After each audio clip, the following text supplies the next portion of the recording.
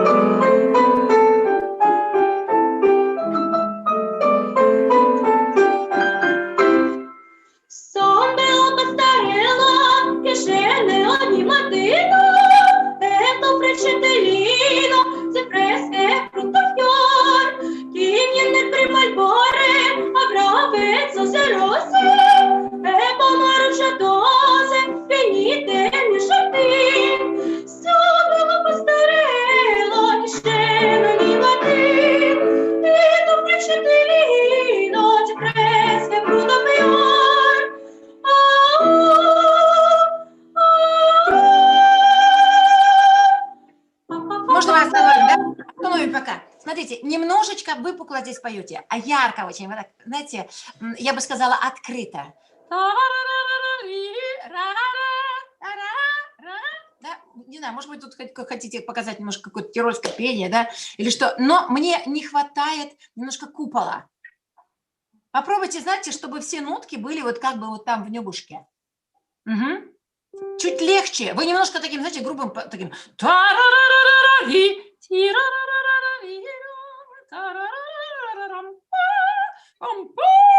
Немножко легче. Это немножко другой, что ли, стиль должен быть, в отличие вот от первого произведения, да? Попробуйте. Вот я еще, знаете, что хотела посоветовать всем, кто участвует в конкурсе? Старайтесь все-таки, если 2 произведения или 3, все-таки показать своих студентов, своих учеников с разных сторон, чтобы это были разносторонние произведения. Пусть это будет одно легатное, одно веселое, одно игровое, понимаете, чтобы можно было. У меня, кстати, некоторые действительно, вот я первые слушаю, ну, думаю, ну, не знаю, пропускать ли во второй тур, и вдруг во втором человек так открывается, что я чуть ли не 9 уже там ставлю. Понимаете, поэтому постарайтесь так, вот хорошо, сейчас одна была кантиленная, одна веселая, но веселая и легкая, она должна быть другая. Хорошо? Давайте, еще разочек. Нет, смотрите, можно останавливаться. Вот она выпала сюда, она не попала уже в резнонатор. У нас, знаете, пение такое, как в церкви мы должны всегда, вот там находиться в куполе. Угу. И помните, есть такие стихи, а где О, а О где У, но не в глотке, а во лбу. Помните, да? Это такой трактат о пении, который идет уже с какого-то 15 века, но там все настолько просто, доступно объяснено. У меня этот трактат висит в классе на стенке, я все время, кто у меня поет, допустим, на У, я говорю, где у нас У? А, во лбу, точно. Чтобы вниз, если вниз вы идете, не теряйте головы, да. Если ж вы наверх надо глубже опирать. Всех тогда переорете, даже нечем заорать. Помните такие стихи? Есть такие. Поэтому, да, не высовываем сюда. Не ла, л, а. Да? Наверное, Симона не были вчера на мастер-классе, нет?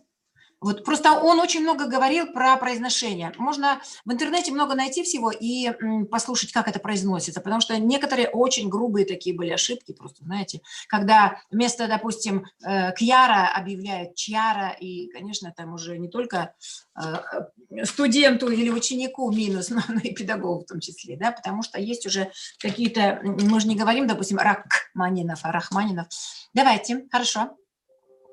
Легче и прикрытая А. А где О? Пасарелла, ла. Не выпячивай сюда.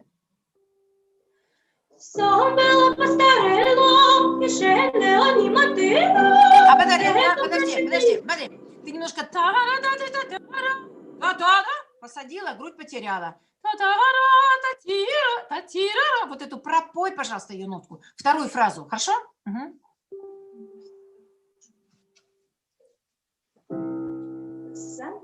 Да, сначала.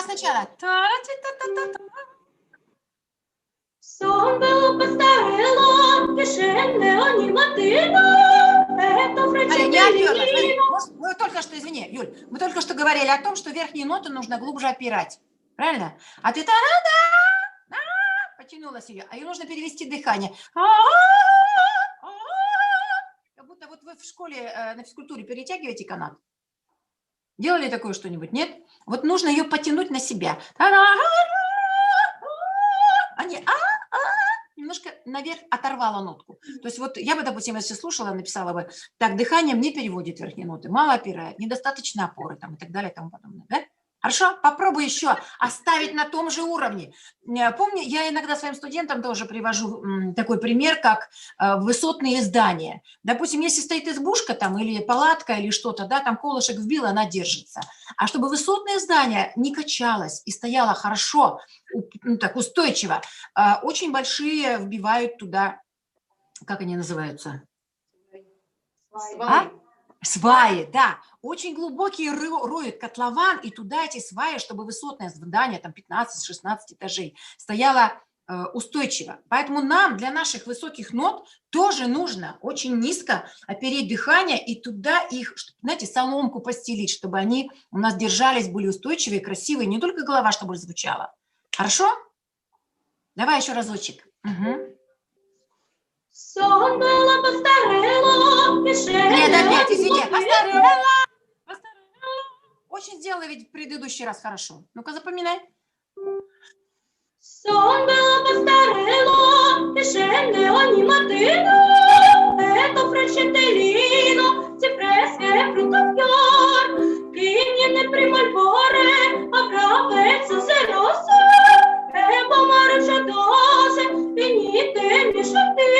Дальше.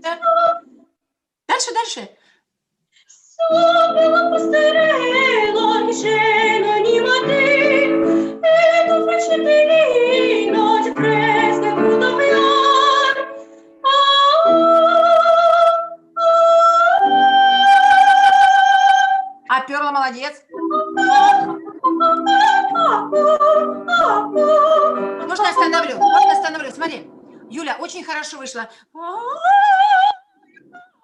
А попробуй. Прямо там же сверху сказать вот эту следующую ноту за высокой.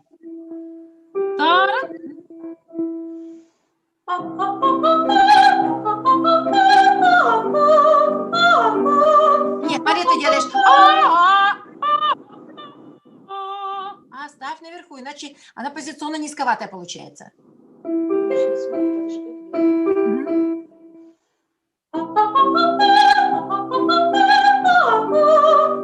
Отлично.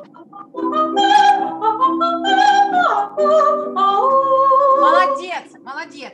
Совсем по-другому зазвучало. И чистенько, самое главное, получается в высокой позиции. Знаешь, вот здесь у нас такие, сама знаешь, да, самые главные головные резонаторы находятся, которые украшают и дают нашему голосу неповторимый тембр. У тебя очень красивый тембр. Да, ты еще молодая у нас девочка, всего-то ничего, 12, да, уже такой богатый у тебя голос. Ладно, молодчинка. Мы перейдем сейчас к следующему, потому что их там очень много, я боюсь, что мы всем не успеем, да, у меня уже где-то минут 20. Да? Спасибо большое. Спасибо вам, замечательные, ага, мне очень понравилась девочка.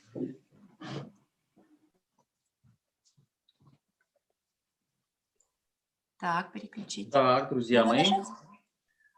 пожалуйста, Блошкина Мария, 12 лет, Беларусь. Где она у нас? Сейчас, Мария, включайся. Отлично. Да. Есть Мария? Да, вот она с нами на экране. Мария, включай микрофон, пожалуйста. Так, ну я сейчас включу тебе его. Ага. Включите Так, мне, пожалуйста, Марию. Так, ну-ка. Так, сейчас, Мария. Ага, помню я Марию, помню, да. Мария, там Мгм. сами, пожалуйста, включите на телефоне или на чем. Взрыв смеха был у нас, Вот, да. да, все, включился. Так, Мария, слышите меня, да? Добрый день.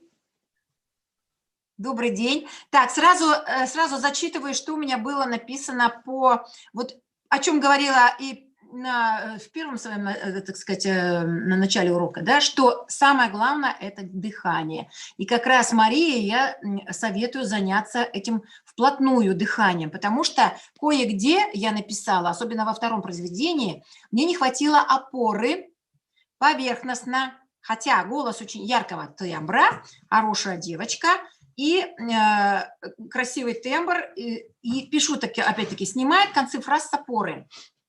До конца нужно каждую ноточку поддержать обязательно, да? Надо их холить или лелеять, все наши ноточки. И еще, смотри, вот во втором ты пела, да, взрыв смеха? Да? Угу. Плохо, я не слышу. Очень плохо слышно пока говоришь, не знаю, как будет Мария, петь. с микрофоном там, пожалуйста, посмотрите еще раз. Погромче. Скажи что-нибудь еще, пожалуйста, Мария. Скажи что-нибудь, поговори. Я вас хорошо слышу. Ну, самое главное, чтобы я пение слышала. Тебя Вот не смотри, очень хорошо. мне Попробуем тут говорит настроить, у да? нас,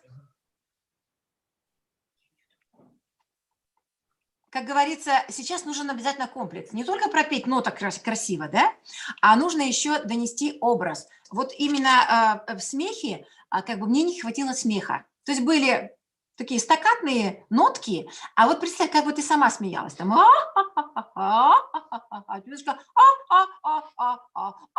то есть сразу о чем я хотела сказать на будущее, да. Сейчас мы будем работать, я так понимаю, с эту-мами, да? Да? Хорошо, давай, покажи, пожалуйста, я буду тогда уже слушать. И вот я о чем хотела сказать. Опора обязательно, потому что там, где не хватает опоры дыхательной, да, немножечко интонационно не добирала. Вот сразу позиция падает, и слышишь уже недостаточно высокая нота. Хорошо? Обрати внимание, пожалуйста, ладно? Угу.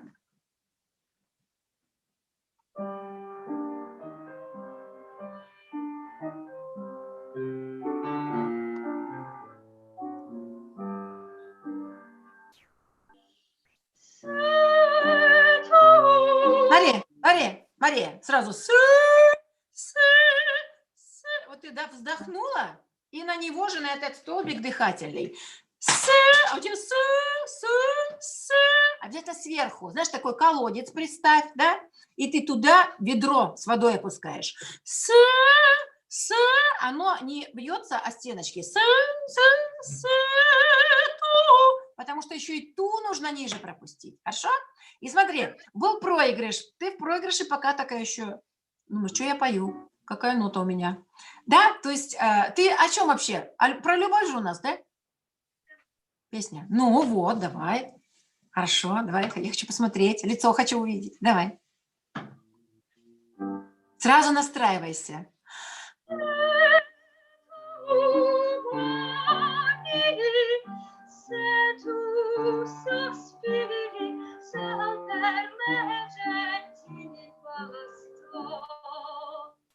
Смотри, можно остановить? Пастесто.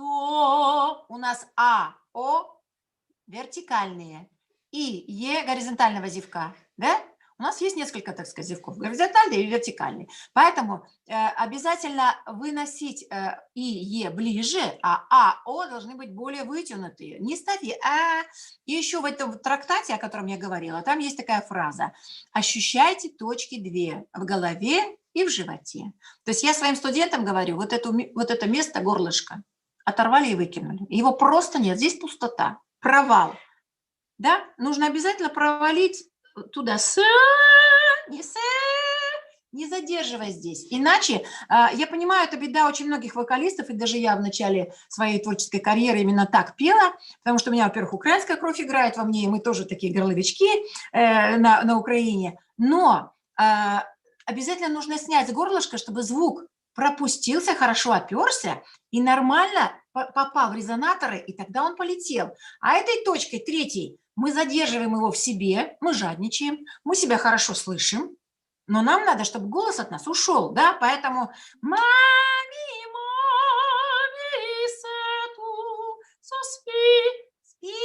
спири, да, тоже все очень должны быть такие проточные нотки, хорошо? Угу. И смотри, вот ты начинай всегда немножечко как будто затаенно, вот там в куполе постучи себе язычком так, да, и в этом месте не и не и туда все следующие. У нас 2 точки в голове и в животе. Голова у нас в куполе, да, как в церкви, знаешь, вот как колокольчики еще есть, вот это, которое там, да? Угу. Давай. Нет, смотри, Эдик, да? Эра. Вот такую букву мне скажи. Угу.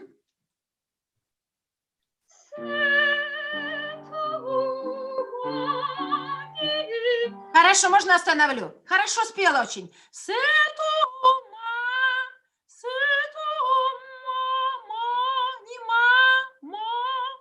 Это ведь у нас старинная ария, да? Мы здесь, это не народная песня, мы не можем здесь сильно раскрывать. Хорошо? Давай еще разочек.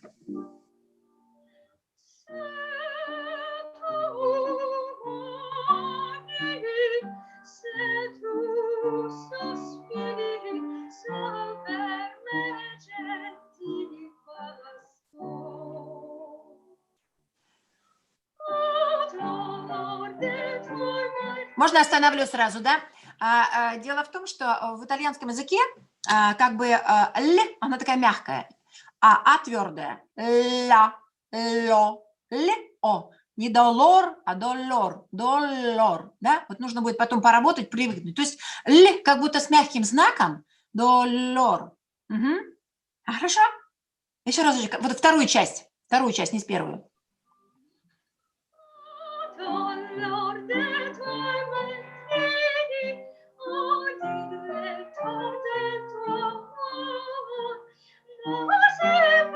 Нет, смотри, вот хорошо спела до этого все, да, смотри, нужно перевести верхнюю нотку, соединить ее дыханием. Немножко потянулась наверх, а мы на верхних нотах опираем дыхание ниже, да, как будто немножечко простонать.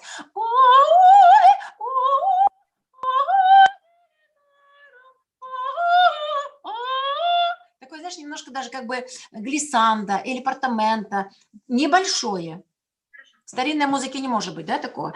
Но ты должна соединить, а на одной веревочке они должны быть. Хорошо? Можно еще раз оттуда. Угу.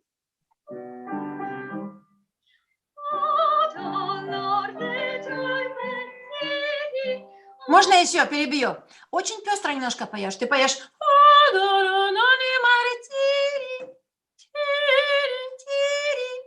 Ага. Вот тут ты там взяла вот так вот, да, вот так себе. И подтягиваешь. Хорошо? Я иногда своих студентов вот так прям беру и тяну. Представь, что у тебя кто-то за крючочек. Давай.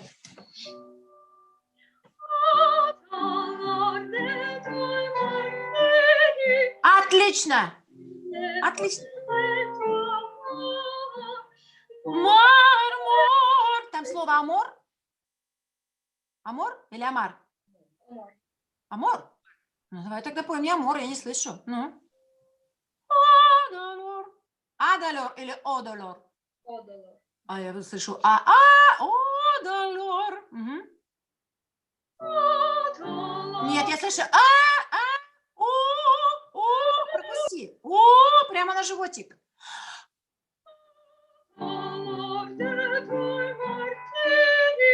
Отлично.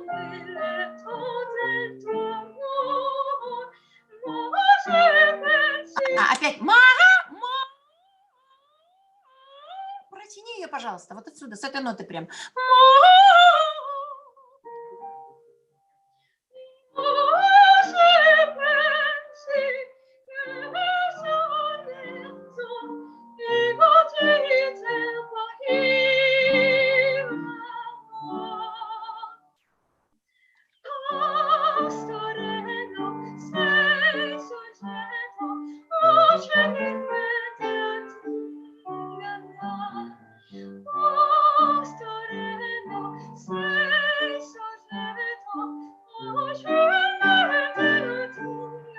А интенционно не добрала. Потому что, опять-таки, о чем я писала в своей записной книжке, когда тебя слушала, нужно глубже опирать, работать над дыханием. Знаешь, какое есть хорошее упражнение? Ты можешь лечь на пол, или знаешь, что вот можешь подружиться со мной ВКонтакте, я как бы открыта для всех, напиши, это я, мы с вами разговаривали. Вот, есть, я тебе пришлю мастер-класс по дыханию как раз нашей звезды Кабалье, которая просто укладывала всех на пол, давала им большие тяжелые книжки, и вот она там up, down, up, то есть вверх, вниз, вверх, вниз. Нужно было всем это дышать. Ты когда почувствуешь, когда немножечко не добираешь, и интонация ползет. Понимаешь, у тебя красивый голос, легкий, ты сама музыкальная девочка. Но когда интонационно где-то чуть-чуть не очень, да, сама понимаешь, что это самая как бы такая ошибка, на которую обращают внимание, и для конкурсов это очень-очень важно. Не только для конкурсов, а всегда, в любом пении. Одно из первых, так сказать, качеств замечательных – это наличие красивого тембра, дыхания и чистая интонация, да? У тебя все это есть, ты прекрасно слышишь, но чуть-чуть не добираешь, потому что не опираешь достаточно. Угу. Хорошо, и смотри, я не помню, сейчас у меня нет нот перед глазами, но вот ты поешь почему-то слово дыхание, там паузы стоят? Ну-ка, подскажи мне. Вот сейчас в самом финале ты пела. Пасторелла, да-да-да-да-да, да-да-да-да-да-да. Ну как ты там поешь? Ну-ка спросим у пианиста, там паузы? Не слышу вас. Нет пауз, да? То смотри. Зачем ты рвешь? Ты рвешь себе дыхание. Ты же уже посадила на него. Вот здесь возьми. Да? Мы за верхними нотами никогда не тянемся. Мы представляем большое 15-этажное здание, которое стоит на хороших длинных сваях, таких внутрь, да? И ты тоже должна стоять хорошо на своих ножках и упираться в эти ножки, да? У меня некоторые студенты начинают там что-то переминаться, такие как цапельки на одной ножке. Я говорю, ну и как вы хотите взять хорошее дыхание? Некоторые педагоги, я такого не делаю, но я знаю, некоторые педагоги просто дают своим студентам стулья в руки, вот для тяжести, вот, чтобы ощутить. Но я хочу сказать, что я сама, допустим, была на мастер-классе в Цюрихе, и у меня там очень хорошая моя знакомая одна певица, мы с ней занимались, и у нее на уроках в рояль прямо такая большая, широкая резина вставлена, такая, знаете, вот резиновая такая, я не знаю, как ее назвать, и когда на верхних нотах студенты оттягивают эту резину, то есть вот так вот, на ней прямо вот так. Можно без резины немножечко, тоже Тамара Дмитриевна Новиченко, такая есть потрясающая педагог из Санкт-Петербурга, из консерватории, наверное, знаете, это педагог Анна Нетребко в свое время, да? Она как раз на верхних нотках советует немножечко сделать вид, как будто ты падаешь назад. То есть когда ты начинаешь немножечко вот так назад отклоняться, у тебя начинает напрягаться пресс. Вот попробуй мне сейчас спой, не дыша. Пасторелла се соджета. Хорошо? а потом нижнюю нотку опереть так хорошо, на дыхание поставить. Она, понимаешь, вот смотри, есть еще вода такая, наверное, у вас тоже есть такие кулеры с водой, да? И наверху помпа, которую нужно эту помпу обязательно нажимать, чтобы пошла вода. Так вот, пока ты не нажмешь, у тебя нотка туда вверх не поднимется, потому что нужно создать такое дыхательное, ну, как сопротивление. Хорошо? Давление. Давай, еще разочек. Угу.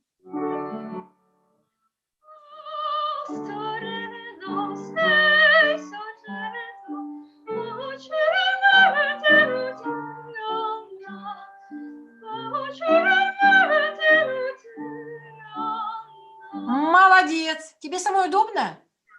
Так чище сразу же стало. Смотри, больше себя чаще записывай, слушай, потому что очень слышно, когда интонационно что-то не так. Ладно? Угу. Мария, какие вопросы? Хочется еще кого-то успеть послушать. Какие вопросы? Задавай. Нет вопросов. Спасибо большое. Ну, пожалуйста. Хороший голос. Развивай, работай над дыханием. Да? Напиши мне ВКонтакте. Хорошо? Пока. Давай. До свидания. До свидания. Друзья мои. Следующий наш участник. К сожалению, вот я не знаю, есть ли у Ирины Присич концертмейстер. Тут у меня стоит знак вопроса. Есть, да. Ну, тогда давайте в первую очередь, Вишнева? друзья мои, да, мы для тех, у кого есть концертмейстер. Сейчас кто у нас, извините? Присич Ирина, да. А сейчас. На следующей странице листка, Ольга Александровна. Сейчас. Присечу. Нашла. Присечь Сочи. Да. 12. Ирина, скажи что-нибудь, несколько слов о себе, и мы заодно послушаем, как звук идет. Представься. Нашла. Так, здравствуйте. Сочи мне... Ирина, да? Угу, хорошо. Так, сейчас я посмотрю, что у вас тут написано у меня. Айва Полилипонька акапелла пела, да? Голос полетный, тембристый, хорошо пользуется головными резонаторами. Немножечко мне не хватило проточности и продыха. Перспективная девочка. Так, что? Проблема немножко с верхним регистром, потому что нужно глубже опирать. А так, верхние ноты, опять-таки пишу, верхние ноты не нужно удалять, а глубже опереть, оставить, опять-таки, в резонаторах У нас одна такая есть тоже очень хорошая наша знакомая, педагог, она многие годы уже преподает, живет сейчас в Финляндии, Галина Химич. И вот она говорила всегда, что, знаете, как это, она сказала, не То есть обязательно должны быть собранный звук, особенно наверху. Не уводить далеко, иначе будешь слышать себя только ты. Да? Чем дальше мы его уводим, это у басов может быть по-другому как-то, а у сопрано у нас головной регистр должен хорошо звучать. Да? Да. Угу. Хорошо, давай, что ты мне покажешь? Ну, что вы хотите, нету ничего. То, что Так, ничего нет. Так, а что из того, что есть? То, что вы хотите, есть что-то, я могу... Давай кукушку покажи. Чайковский есть? Да. Вот, хочу посмотреть как раз, как обыгрываешь. Угу. И можно потом даже посмотреть у его Полилипонька, да? Да, я готова. Пишу, что голос яркий, красивый. Ну-ка, покажи ко мне его. Давай.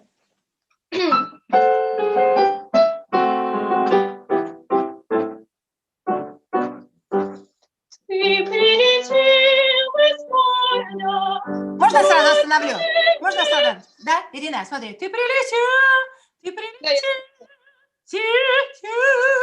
ушла. Ага, ну-ка покажи ко мне. Ровненькие все. Смотри, из города. Если ты внимательно смотрела предыдущую девочку, да, о чем мы говорили? И, Е горизонтального зевка, А, О и они даже такие вот, знаешь, вытянутые, обязательно, как яйцо. Пол яблока и полное яблоко, да? Не обязательно еще нужно грудь добавить. Угу, давай. Ты прилетел из города,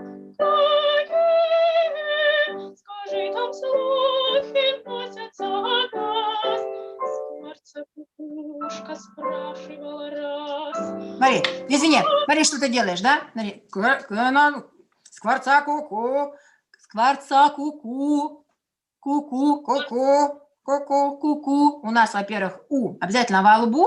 И чтобы был более полетнее нижний регистр, Елена Васильевна Образцова, не знаю, смотрели вы, может быть, по видео, может быть, присутствовали на ее конкурсах или на ее мастер-классы, она вообще клала на стол, знаете, такой череп и показывала, где находятся резонаторы, какие у нас глазницы там, откуда должен идти звук.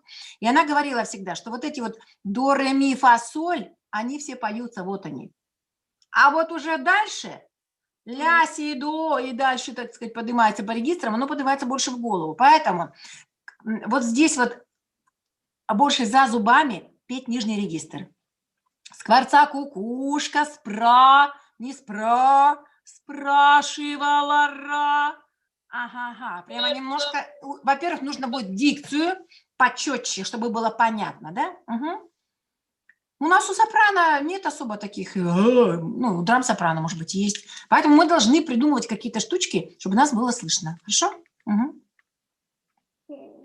Давай еще разочек. Кукушка спрашивала раз. Да. Жители толкуют городские, хоть на привет. А можно перевет? Смотри, ты поешь городские.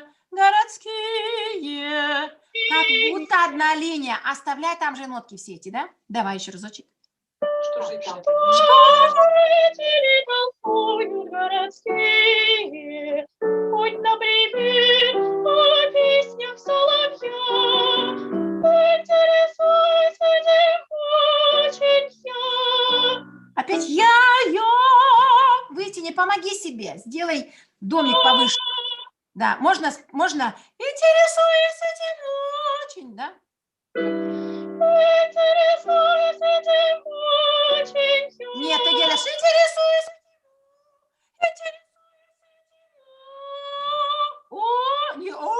Не уводи о.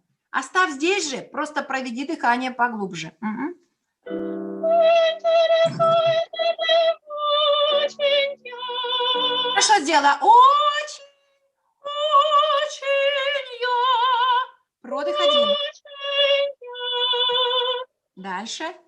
Весь город он приходит в восхищение, когда в саду его раздастся трель пожарная. И жаворонка пение. Нет, смотри, чтобы лучше было слышно, да? Смотри. Жаворонка, пень, жаворонка. Немножко размазываешь, и, получается, пропадает вот эта серединка. Оставь в верхней позиции. Но вверх нужно хорошо делать оперные. И жаворонка, пенье. Да? Угу. Нет, головная. Угу. Нет, пение. Вот здесь вот между буравками представь такую точку, и все за этот крючочек все нотки нужно одеть. Попробуй. Жаворонка пение пленяет очень многих. Неужели? О, каков их отзыв о дросте, да хвалят его хоть не везде. Немножко смотри. Хоть неве. Немножко горлышко.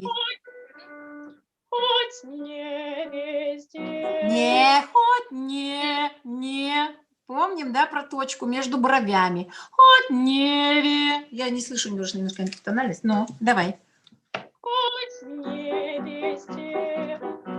Еще хочу спросить. Не, все время сверху. Еще хочу. Еще хочу спросить я, может статься, и обо мне ты слышал кое-что. Вот про тебя, сестрица, так признаться, не говорит решительно никто. Скажи, пожалуйста, тебе не хватает дыхания? Да, Ира? Тебе не хватает дыхания там, да? Нормально. Смотри, Вот о тебе. Та-та-та-та-та-та-та, та-та-та-та-та-та. Можешь спеть на одной фразе? Ну, в смысле, вот одну фразу без дыхания. Вот о тебе, да-да-да. Мгм, давай. Вот про тебя, сестрица, так признаться, Молодец. не говорит решительно никто. Отлично. Если так кукушка возопила, то себе, чтоб людям отомстить, сама весь век, покуда хватит силы, не перестану я твердить. Дальше понятно. Ку-ку понятно. А теперь знаешь, что я тебя попрошу? Как бы это романс очень игровой. Нужно показать кукушку. Всех нужно показать, кто с ней разговаривает, да? Поэтому абсолютно другие голоса можешь делать. Ну Да-да-да, я попробуй. И интонации, и даже внешний вид. Она прямо кукушка возопила. Ты немножко пропеваешь так. Хорошо, ясно, понятно. Но хочется ярче. Да, можно, знаешь, даже вот утрировать сейчас. Потом это все, когда выйдешь на сцену, оно бывает, съедается половина, потому что от волнения, там еще от чего-то, да? Надо нарабатывать в классе. Угу. Да, я понимаю, жители толкуют городские. Давай. Что жители толкуют городские? Мария, ей это интересно. Что жители толкуют? Обо мне-то говорят, нет? Она же вся такая, она хочет быть первой. Жители толкуют. Мгм, мгм.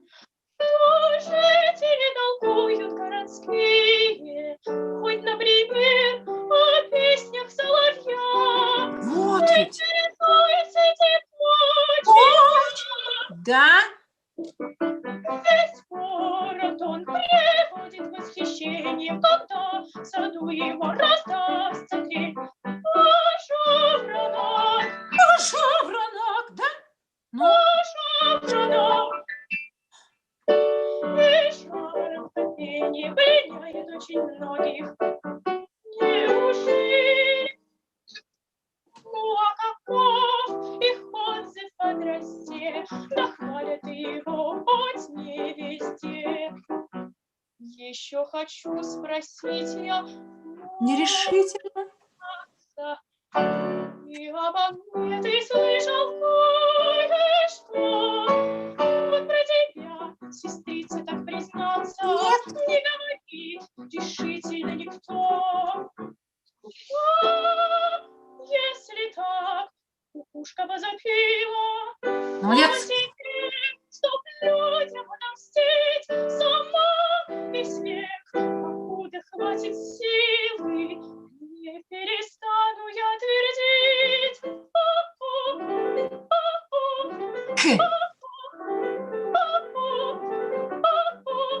Добавляй, добавляй. Ку-ку.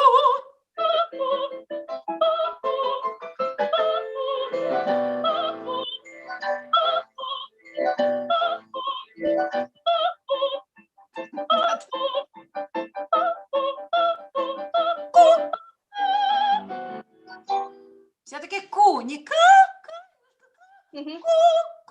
Больше головной, да? И смотри, нагнетай, нагнетай, нагнетай до конца. Ку-ку, ку-ку, ку.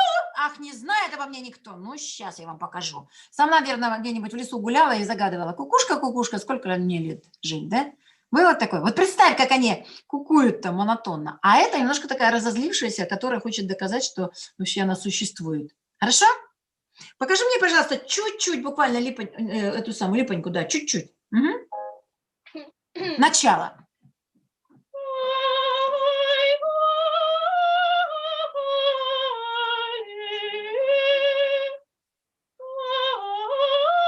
Смотри. Чуть выше.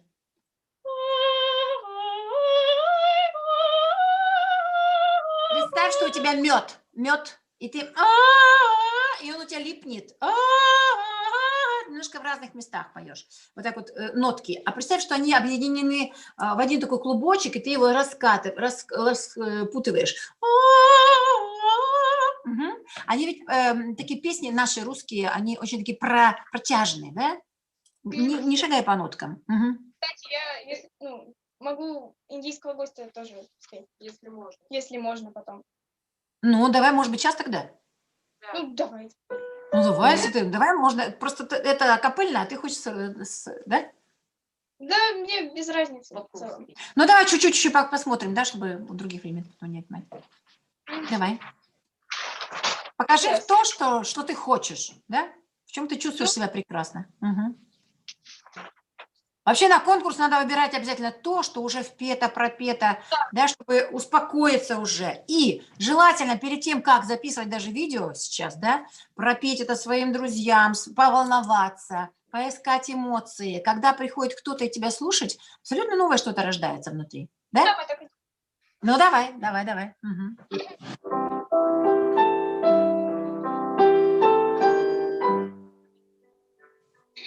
Не честь алмазов каменных пещерах, не честь жемчужин в море полуденном, далекой Индии чудес.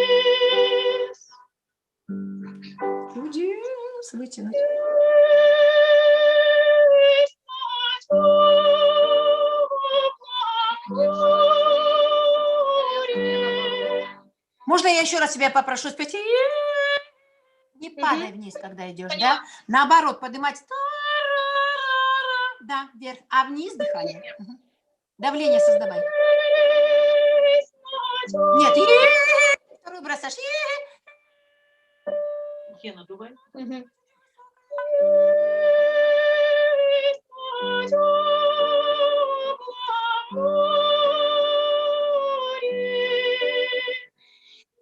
Нет, смотри. Ага, нельзя ее растопить.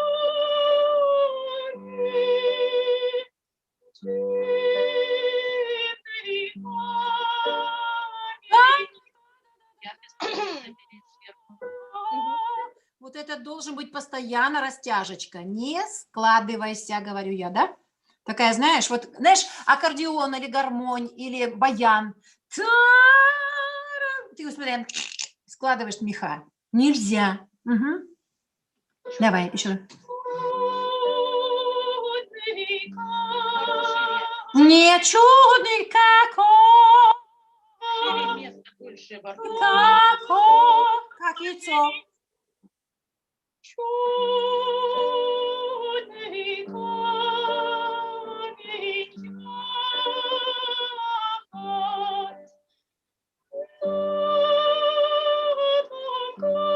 Нет?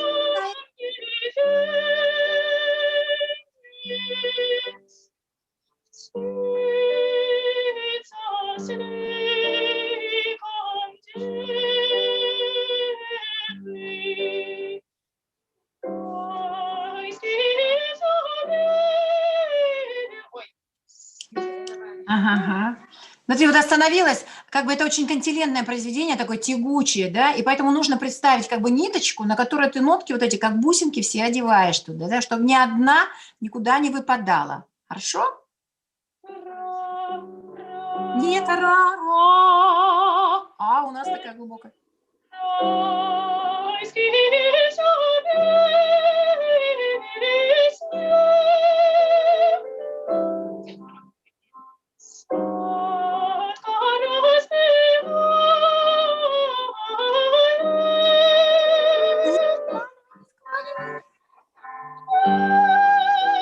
Нет, вот эту верхнюю нотку. Тебе же еще даже выше идти. Не слышу.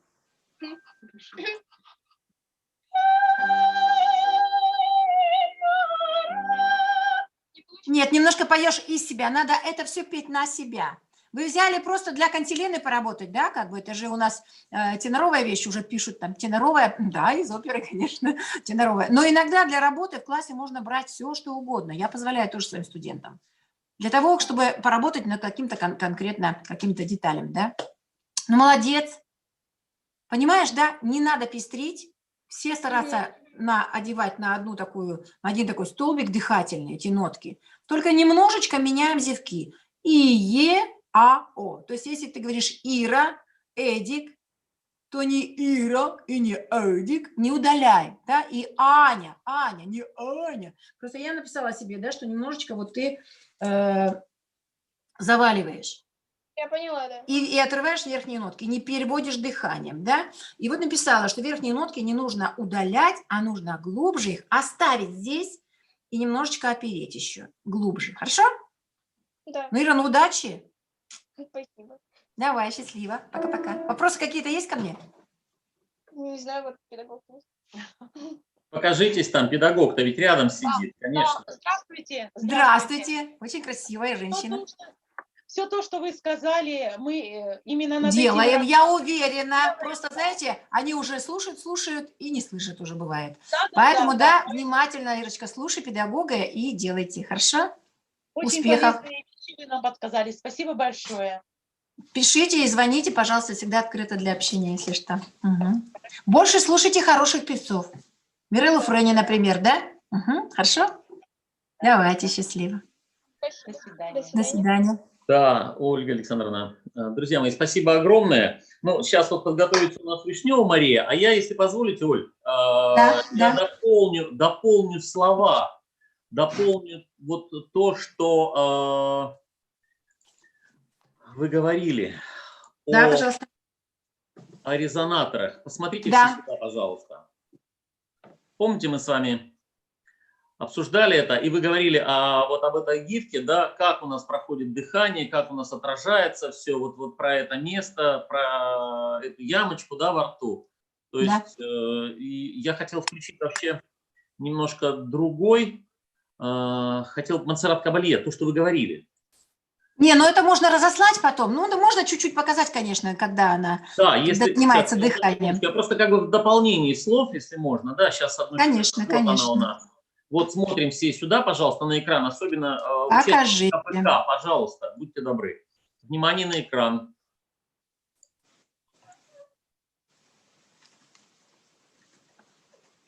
Тут единственное, только сейчас нет звука почему-то. Вот, наверное.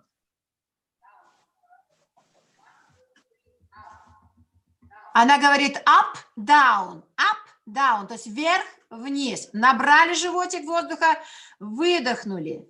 Это очень хорошая тренировка. Также хорошая тренировка на S, когда вы долго тянете через сопротивление. Или прерывисто. Надеюсь, что все педагоги знают, что такое преддыхательная атака и дают эти упражнения, да?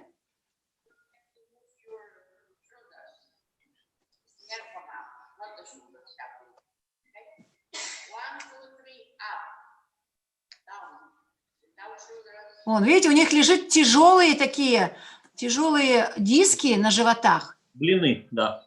Блины такие, да. Вы можете дома попробовать вот так вот подышать, ощутить. Тогда вам хватит дыхания на любую фразу, да, вы не будете дышать через слово. И каждая нотка должна быть поддержанным дыханием до последней нотки. Хорошо. Спасибо, Владимир Иванович. Да, я ссылочку на YouTube на это видео выложу сюда в чат. Да, пускай всем. Угу. Да. Хорошо. Сейчас у нас следующая Вишнева Мария. Да, Маша, Вишнева. есть с нами? Ну-ка, выйди, пожалуйста. Так, Маша. Ой, сейчас одну секундочку, я тут немножечко отвлекся. Так. Ага. Мария с нами здесь? Да.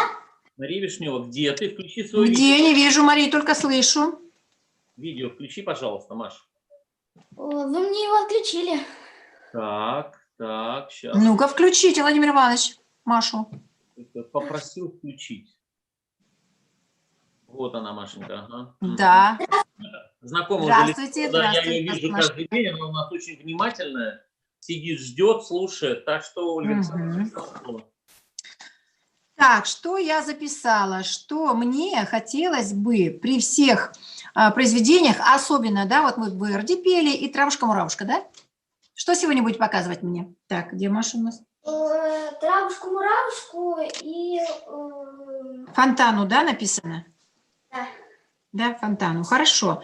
Посмотрим Фонтану и Травушку-муравушку. Мне чего не хватило, допустим, да? Верди мне хотелось бы вот образ этого пажа увидеть, да? Он очень такой веселый, немножко очень так думаешь о нотах, да, как чего взять.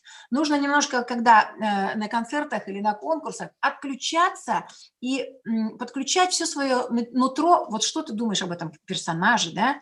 Поэтому травушка-муравушка, она тоже такая ведь заводная, и можно там поиграть. Вот, и у Верди тоже.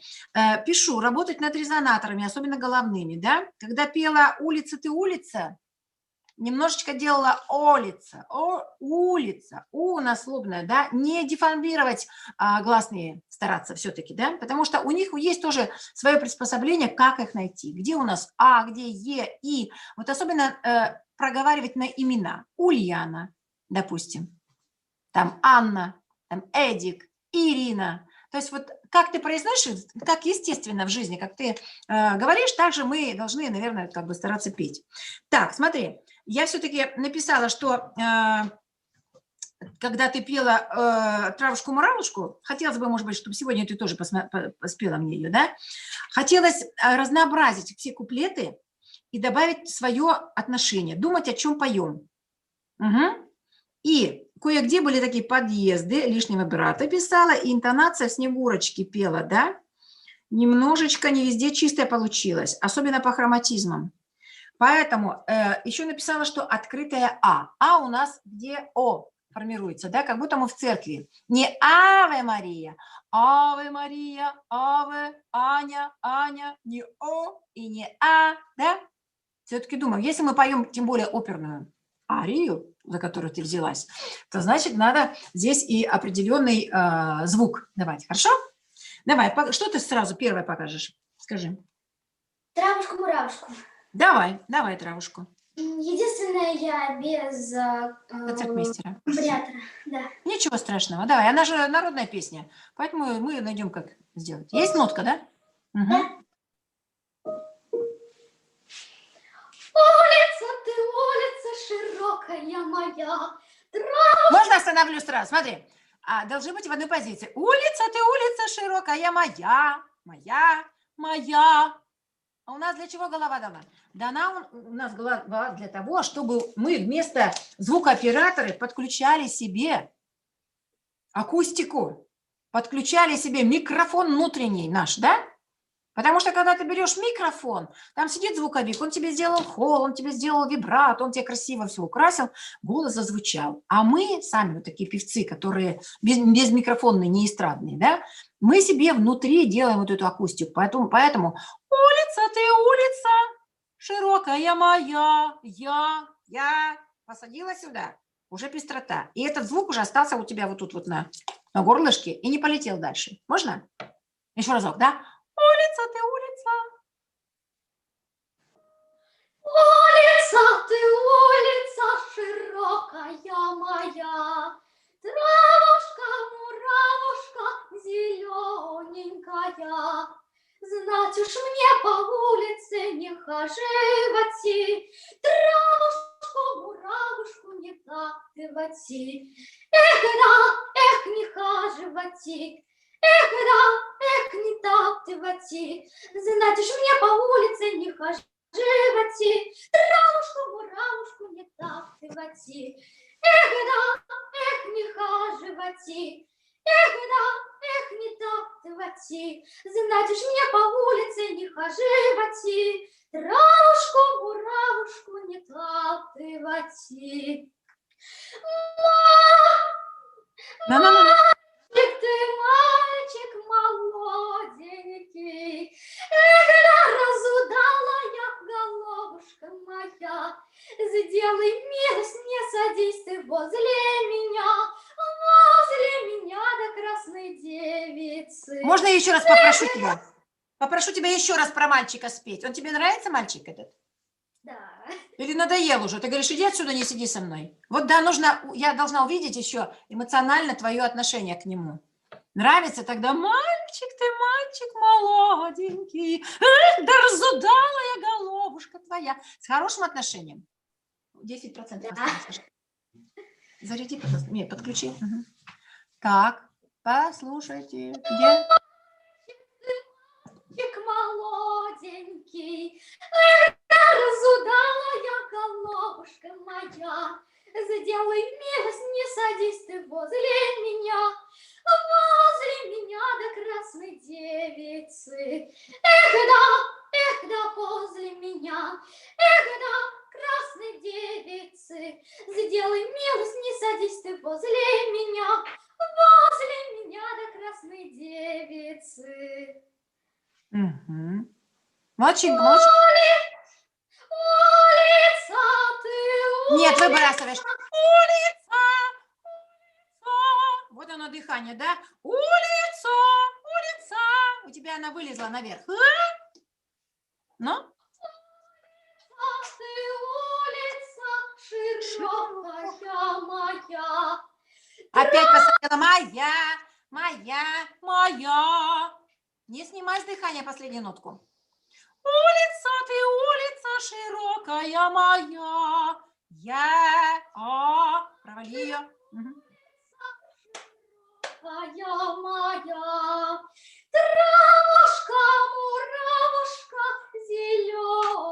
зелененькая, знать уж мне по улице не хаживати, травушку, муравушку не так ты вати, эх да, эх не хаживати, эх да, эх не так ты вати, знать уж мне по улице не хаживати, травушку, муравушку не так ты вати. Попробуй мне еще разочек взять верхнюю нотку. Травушка монета. Вытяни мне ее. Не отрывай ее от дыхания. Не так. Нет, ты немножко... Прям наступи на нее. Травушку.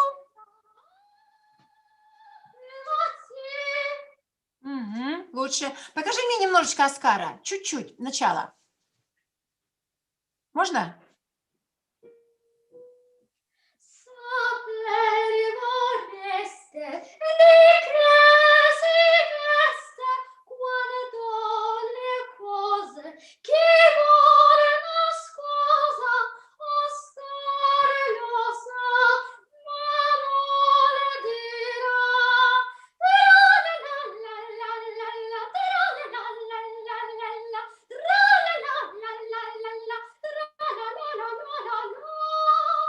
Подожди, стой. Я хотела спросить, скажи, пожалуйста, ты знаешь, о чем поется там?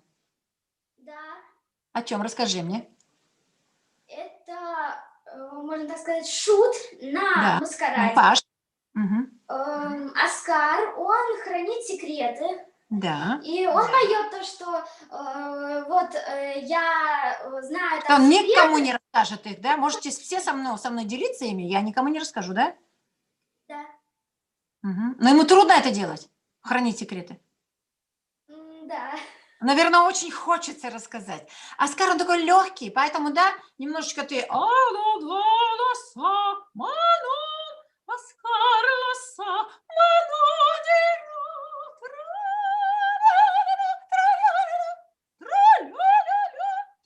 Немножко тяжелеешь. Сделай характер вот этого. Он юный, Паш. Это не старичок, по-моему, да? Ну, по крайней мере, такой в опере записан. Ну?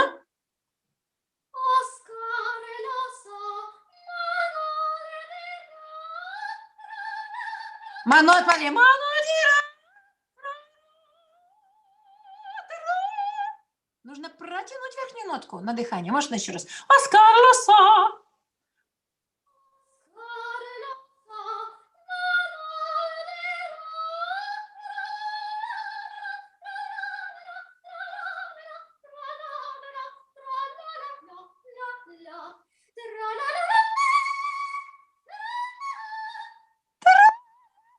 Тра-ля-ля, да? Не тра-а-а, там нет такого, да? Тра-ля-ля-ля-ля, тра-ля-ля, или тра-ля. Перевести нужно немножечко еще. И смотри, ты должна как будто разгоняться с горки. Тра-ля-ля-ля, тра-ля-ля-ля, тра-ля-ля-ля, тра-ля-ля-ля, тра-ля-ля-ля-ля, тра-ля-ля-ля-ля. Особенно во втором куплете, да? Угу. Можно еще раз? Спой мне, пожалуйста. Оскар Лоса.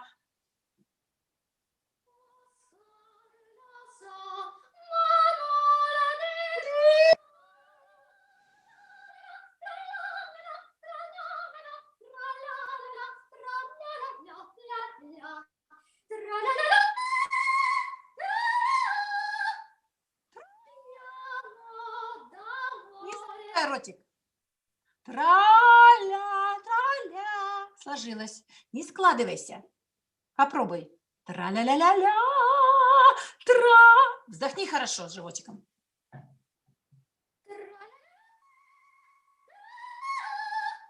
Угу, хорошо.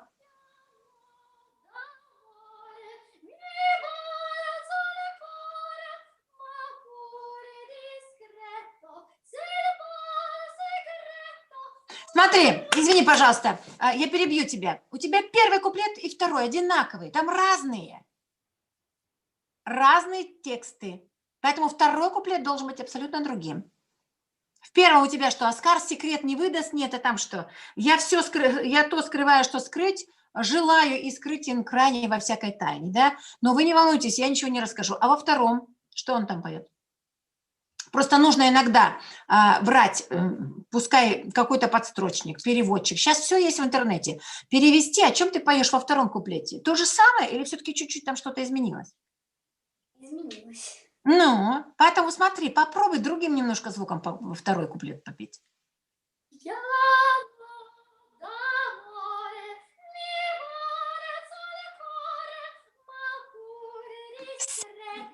Что?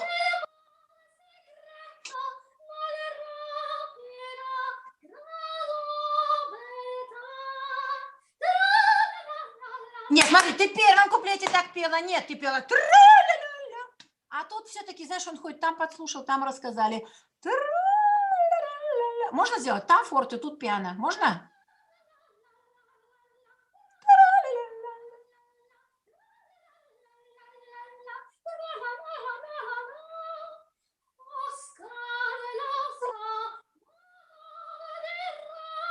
Нету 5 осталось, не работает, сынок. Не включил, видимо, не нажал туда.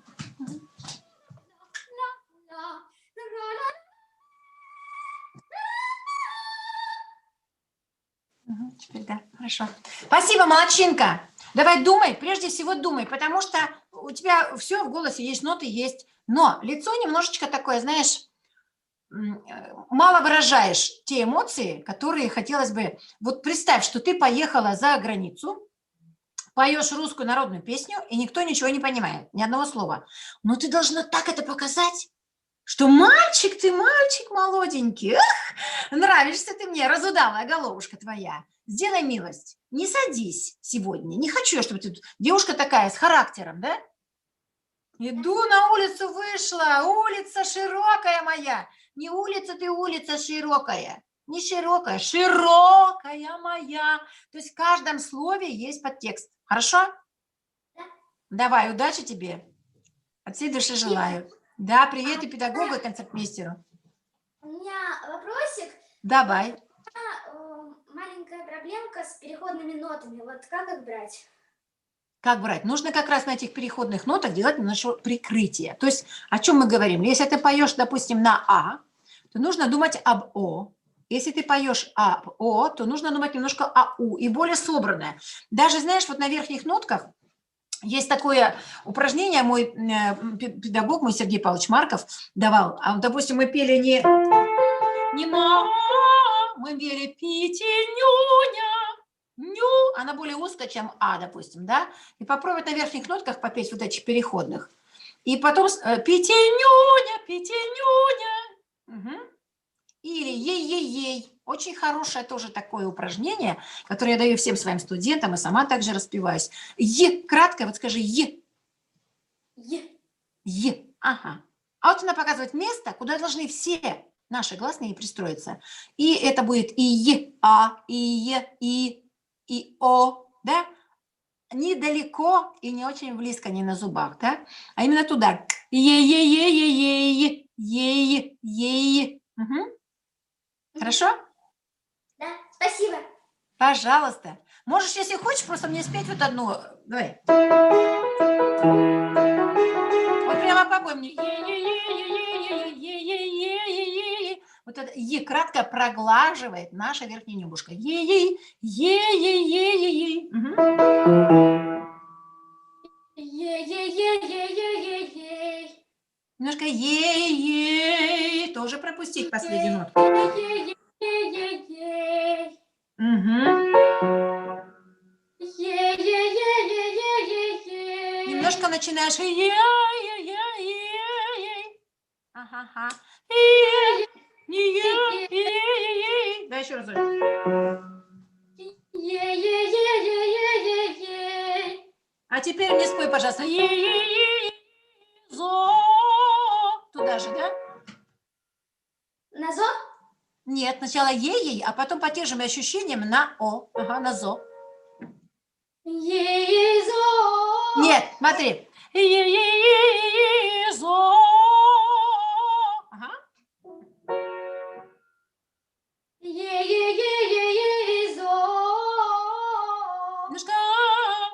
О. Да, ну-ка еще раз повтори, да? Е-е-е-е-е-зо. Вот сейчас хорошенечко попала, молодчинка, да? Старайся просто вот Е краткая, она показывает место, где должны быть нотки. И старайся пристраивать все ноточки туда. И А, и О, чтобы не терялся купол. Хорошо? Да. Хорошо? Спасибо. И будь... Давай, спасибо тебе за урок. Угу. Счастливо. Спасибо, Машенька. Ольга Александровна, там есть вопрос Да. от Ирины Крюковой. Посмотрите, Да, пожалуйста. как произносить две гласные «ы», «у» отдельно или связывать? Ирина, А в покажите, смысле? пожалуйста, Крюкова. В каком конкретно случае? Если вы здесь, выйдите к нам, да, и вот задайте. Да, добрый день. Добрый день. Воркута. Да, Воркута здравствуйте. беспокоит. Улица, улица ты, улица ты, у. Вот улица ты, у. Вот это вот ты. Улица, ты, на То- улице топор, да, ты То есть, улица. то есть связывать. Не Да, так, не с конечно. цезурой брать. Ты, у. Ты, не Нет, так, нет, нет. ты, у. Самое главное, нет, когда идет гласная с гласной, а, и соединяются, и, а, и наоборот, просто немножечко атакуют звук этот. Улица, ты, у, делать немножко как бы небольшой накол, чтобы она не сливалась в одну. Улица, ты, у. Еще раз как бы коснуться лобовых резонаторов, лобных, и небушка произнести внутри себя. Мгм, Не хорошо. обязательно ее бить там. Улица, ты, у, и так далее. Ага. Очень много есть, да, таких соединений гласных, которых и, в общем-то, и у нас в оперном театре, я тоже иногда подхожу к нашим солистам и тоже говорю, вы слили все в одно, непонятно, что за слово получилось, какое-то длинное Мгм, и непонятное. мгм. Чуть-чуть Хорошо, спасибо атаковать. большое. Не за что. Спасибо. Удачи вам. Ага. До Следующий. свидания. Кто у нас следующий? Кто у нас следующий? Кто у нас следующий? Ау. Володя. У вас Пошли. звук, очень вас не слышно. Понял. Мгм. Кто у нас следующий? Хабеева Алина у нас. Хабеева Алина. Хабиева Такая Алина. активная, тоже наша самая активная участница. Всегда Мгм. присутствует с нами. Я надеюсь, тоже ты здесь. Алина, ты здесь? Покажи. Алина, город Орск, правильно, да? Да, вот она. Алина, Да, здравствуй, микрофон 16 включи, лет. Где, покажите мне? Ага, Алина, здравствуйте. Алина, А вот, я написала про вас, да, что у вас из хорошего есть кантилена, голос ровно выстроен, это респект педагогу, да, что нет пестроты, что не хватает как раз опоры, что местами напевает, а академическое пение, как бы, да, оно требует больше такой опертости, не поверхностной. Голос небольшой, но приятного тембра. И мне не хватило какого-то благородства и округлости, да, вот у меня что написано про вас. Хорошо, что вы мне сегодня покажете? Ну, чтобы вы хотели. Дольче Аморе, давайте, да, старинную. На старинной как бы проверяются все голоса. Почему она старинная ария включена в наш, так сказать, конкурсные наши условия? Потому что на старинных как раз ровность проверяется, нюансировка, потому что некоторые арию начинают, точнее, старинную арию начинают петь как оперную и так громко. И... Давайте, покажите мне, пожалуйста.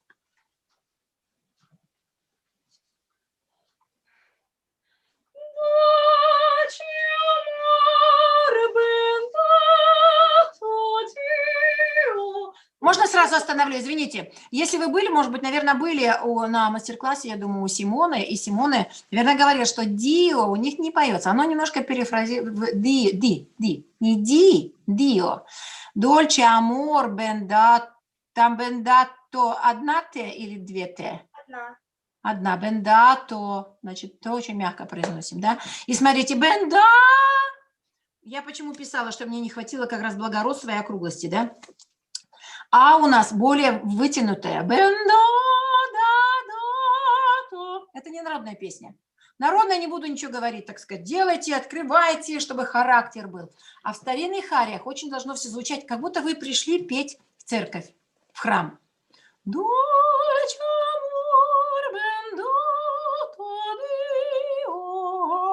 Да, ничего не вываливаем. Угу.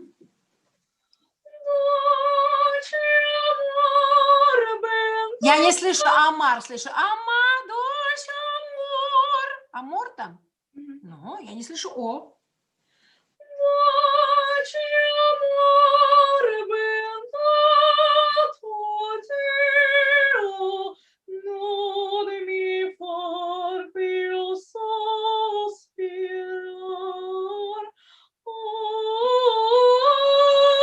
Не, смотрите. Сложились. Еще развить ее как скрипочку. На скрипке видели, да, как первые курсы играют там, допустим, дети, да, начинают только. Они просто ставят еще пальчики, ноты там ищут, а потом доводят, да, у них все время такое движение есть. Вот мы тоже должны довести до резонаторов, до вибрато. Такой непрямой, еще чуть-чуть добавить. И смотрите, должна быть все-таки фраза. У вас немножко тяжеловато вам самой дышать. Дыхание выходит, а вы его должны быть как будто удержать. Почему иногда говорят, нужно петь на вдохе? Не так, конечно, но на удержанном выдохе, так скажем, да? У меня педагог всегда говорил, на вдохе, чтобы вот эта свечка, которую мы держим, допустим, да, рядышком с собой держим ее, чтобы она даже не колыхалась, не то, что не задулась, даже чтобы не колыхалась. Угу.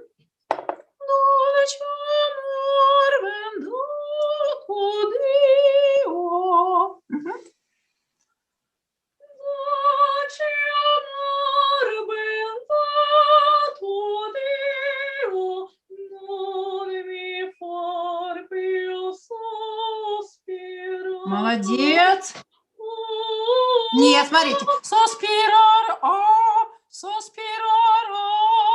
Где наши резонаторы? Заварила немножко назад. Ну-ка вспомним. Соспирар.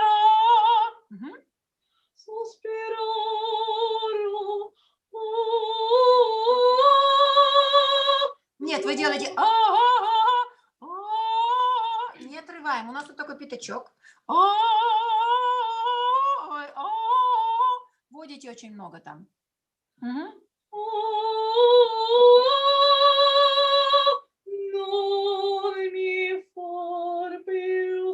Немножко сняли с дыхания. Ми, фа. И дальше у нас речка не остановилась. Вы немножко сели посидеть на стульчик. А вы дальше идете. Да? Ну-ка еще разочек.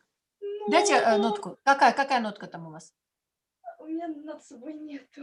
Нет нот, не помните, да? Так, ну хорошо, ладно, давайте.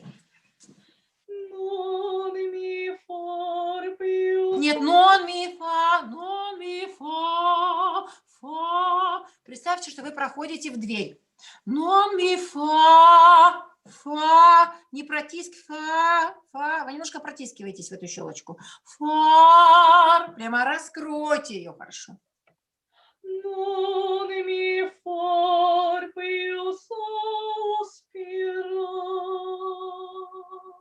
ага. Нет, смотрите, какая сейчас буква у нас идет? И? Ирина, скажите, Ирина. Ирина, и туда же туда же и накол делать. Нет, вы делаете Ирина.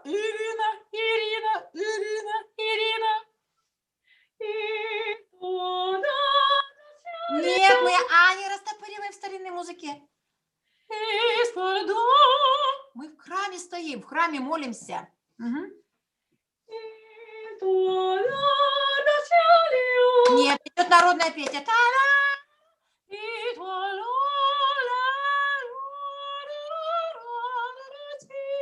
Все, а.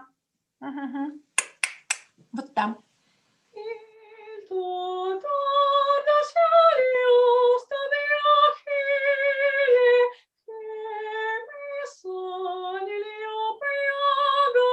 Вот другое дело, молодец.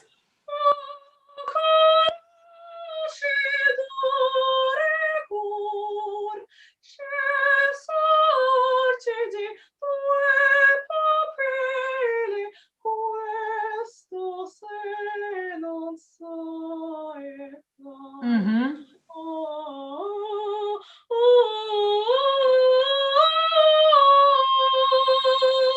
Можно еще раз. Не отводите назад. По резонатам еще раз прогладьте.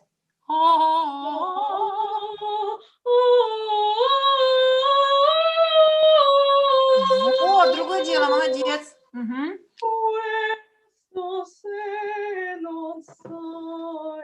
Нет, а мы говорили та-та-ти-да-да-та, дверь открыли, та. Или если играете как бы на аккордеоне, да, та-да-да-да-да-да, растянули меха. Мгм. Можно еще раз?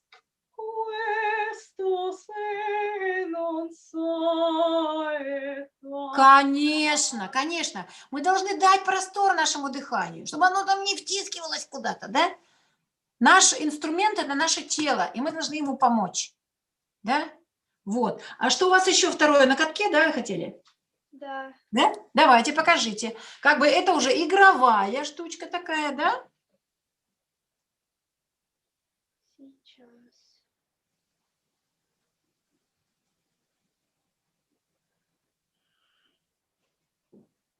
Вот вас даже наша кошка пришла слушать.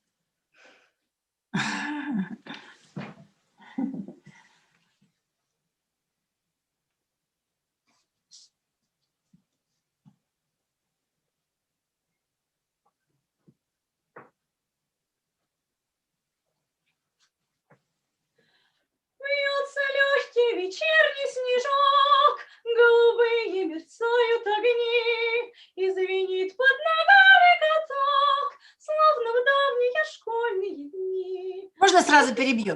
Ногами, ногами, ногами. А мы говорили, что на А мы обязательно открываем дверь. Ну, звучит под ногами, нужно тоже допеть туда, да? Можно еще разок? Сначала.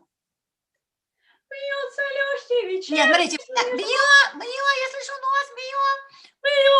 Вот сюда повыше строим, за носом. Не под ноздрями, а за ноздрями, выше.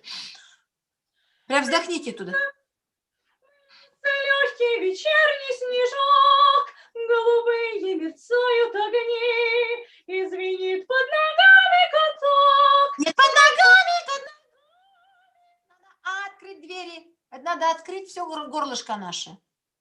Извини, под ногами. А, И звенит под ногами каток. нет, вы поете ногами. А я просила как бы на себя. Дверь ногами. Можно даже откинуться. Звенит под ногами. Чуть-чуть сделайте такой как бы наклон назад. И звенит под ногами каток, словно в давние школьные дни. Вот и мчишься туда, где огни, я зову, но тебя уже нет. Догони, догони, ты лукаво кричишь мне в ответ. Догони, догони, ты лукаво кричишь мне в ответ. Ага, хорошо, хорошо. Давайте я вас немножечко, да, вот мне кажется, что вам помогут немного такие придыхательные упражнения. Вы мне попойте, пожалуйста,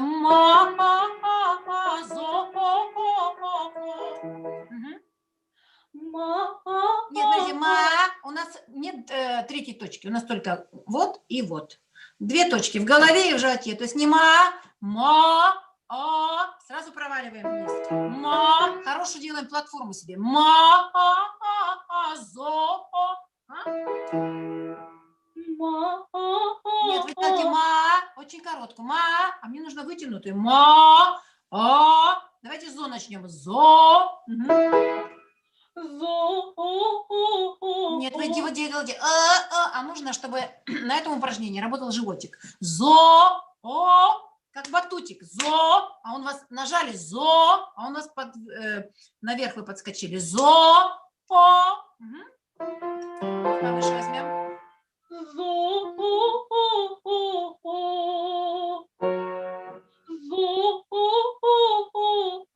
Знаете, на первую хорошенько опираемся. Зо, зо, а вы зо, еще сидите на батуте.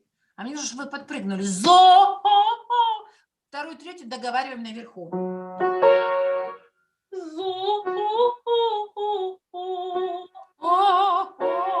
Хорошо, дышим, дверь открыта.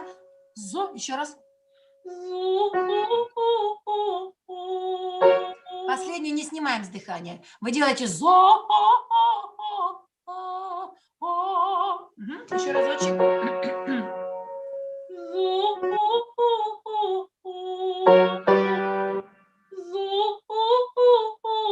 Немножко мелко делайте. Зо. Вот здесь у нас за ушками есть такие замочки. Они открываются. Попробуйте, приложите вот это. Зо, не за. Вы держите челюстью и, получается, закрываете горло. Зо, чтобы дыхание свободно прошло.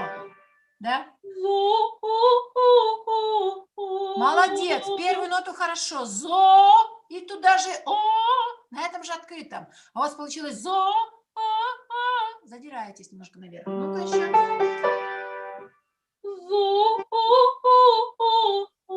Молодчинка, да? Ага. Если вы когда-нибудь на каруселях, называется такое солнышко.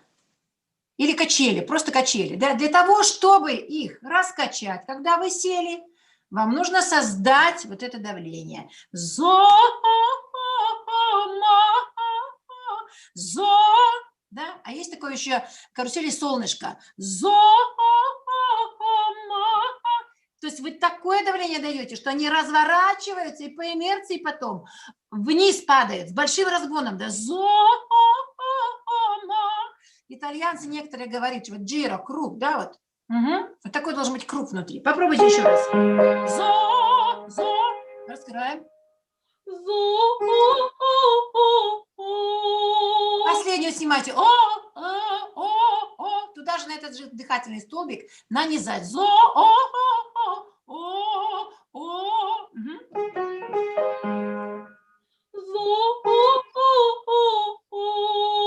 Не облегчаем.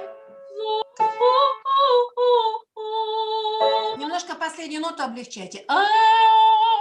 Также. Ну-ка еще разок. Молодец. Смотрите, мы уже идем, нотка ре, она уже такая близкая к переходной ноте, поэтому не зо.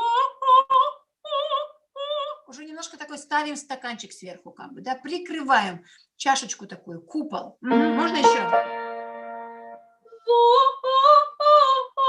Молодец, да, хорошо. Вторая не зо, немножко говорите сюда вперед. Ну-ка, не надо.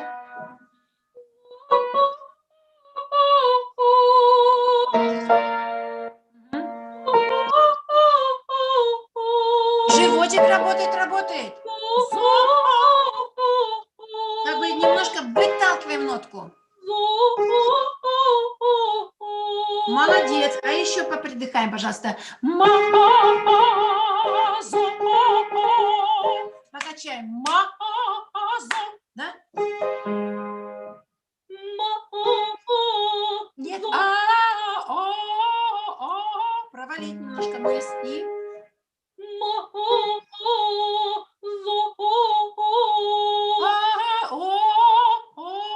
Попробуйте немножко отклониться назад. И...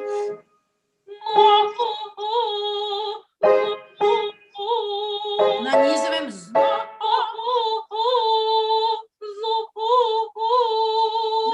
глубоко поете. О, такие берега сделайте. Зо. Мгм.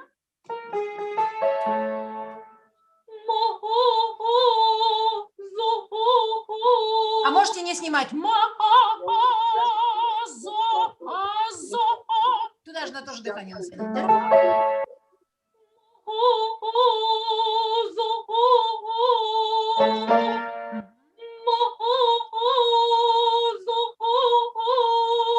Молодец.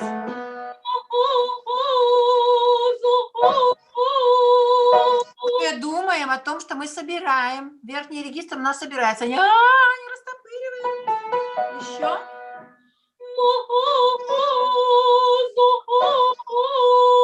Хорошо, при самом работаем. Прям попробуйте, чтобы у вас прыгал животик.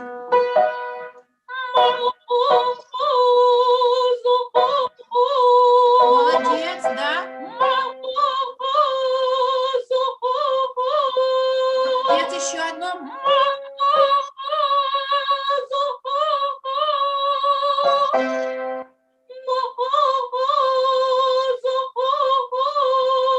Только и где у нас наши резонаторы? Чуть-чуть отпускайте, теряется объемность. Еще.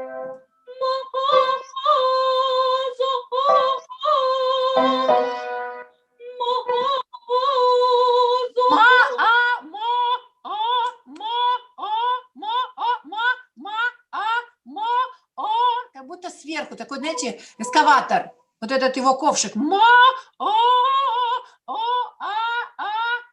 Не площите, не делайте небо квадратным.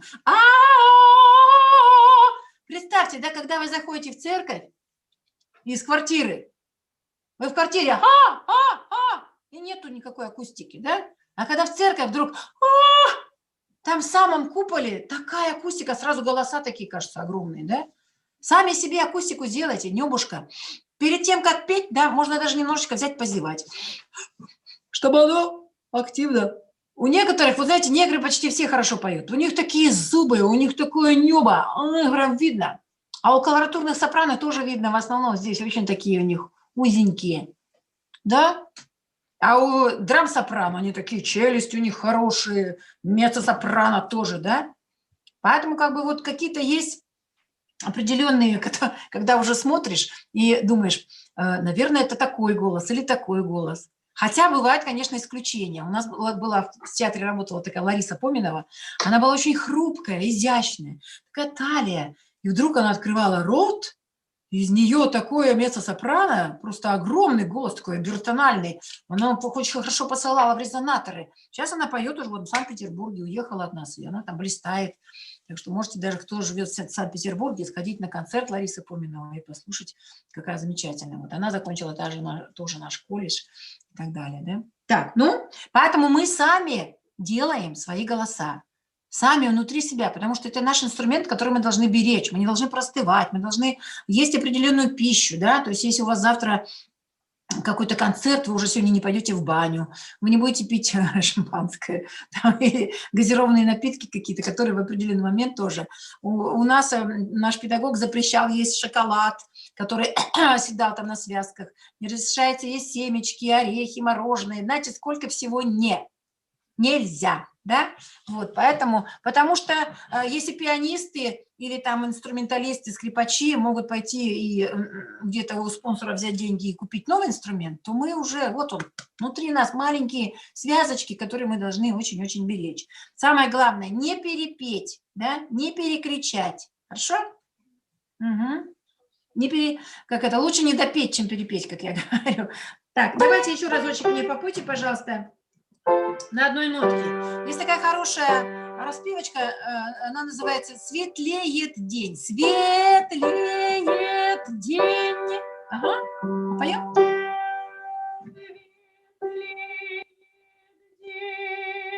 Деде, деде.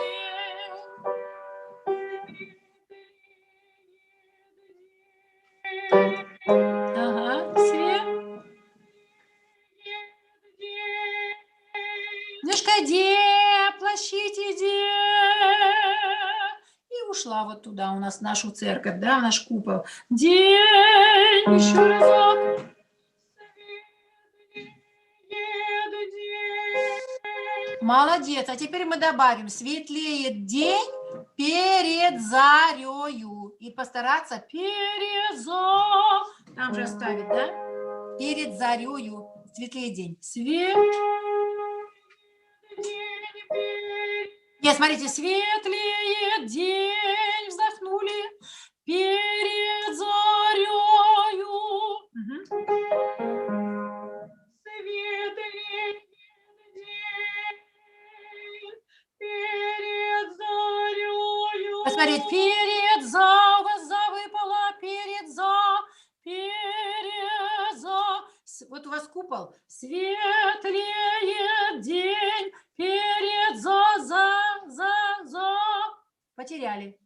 Потому что когда вы будете петь на одной ноте где-то в каких-то произведениях, да, на одной ноте, когда поешь, уходит быстрее дыхание. И надо каждую нотку строить, как будто бы следующая выше. То есть светлеет день. Хорошо? Еще.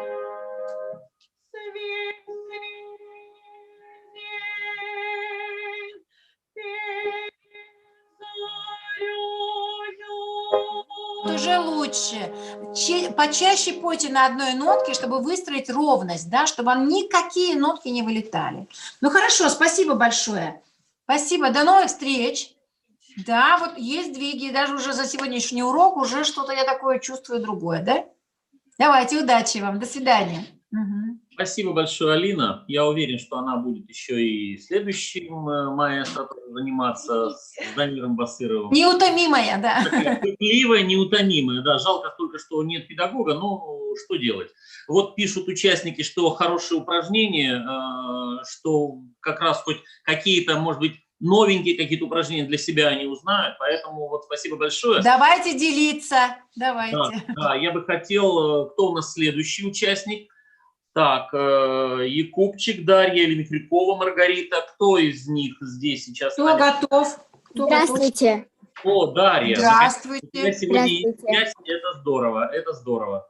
У Дашеньки нет педагога, нет концертмейстера, нет фортепиано, поэтому, Ольга Александровна, ну вот как-то хотя бы...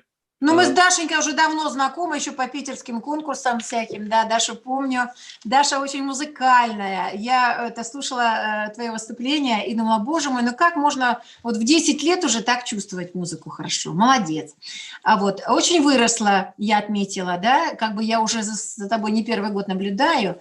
Появилась кантилена, ровность появилась, поэтому большой респект педагогу передай. Да, я знаю, что она сейчас заболела, поэтому все молимся за ее здоровье. Пускай все будет хорошо.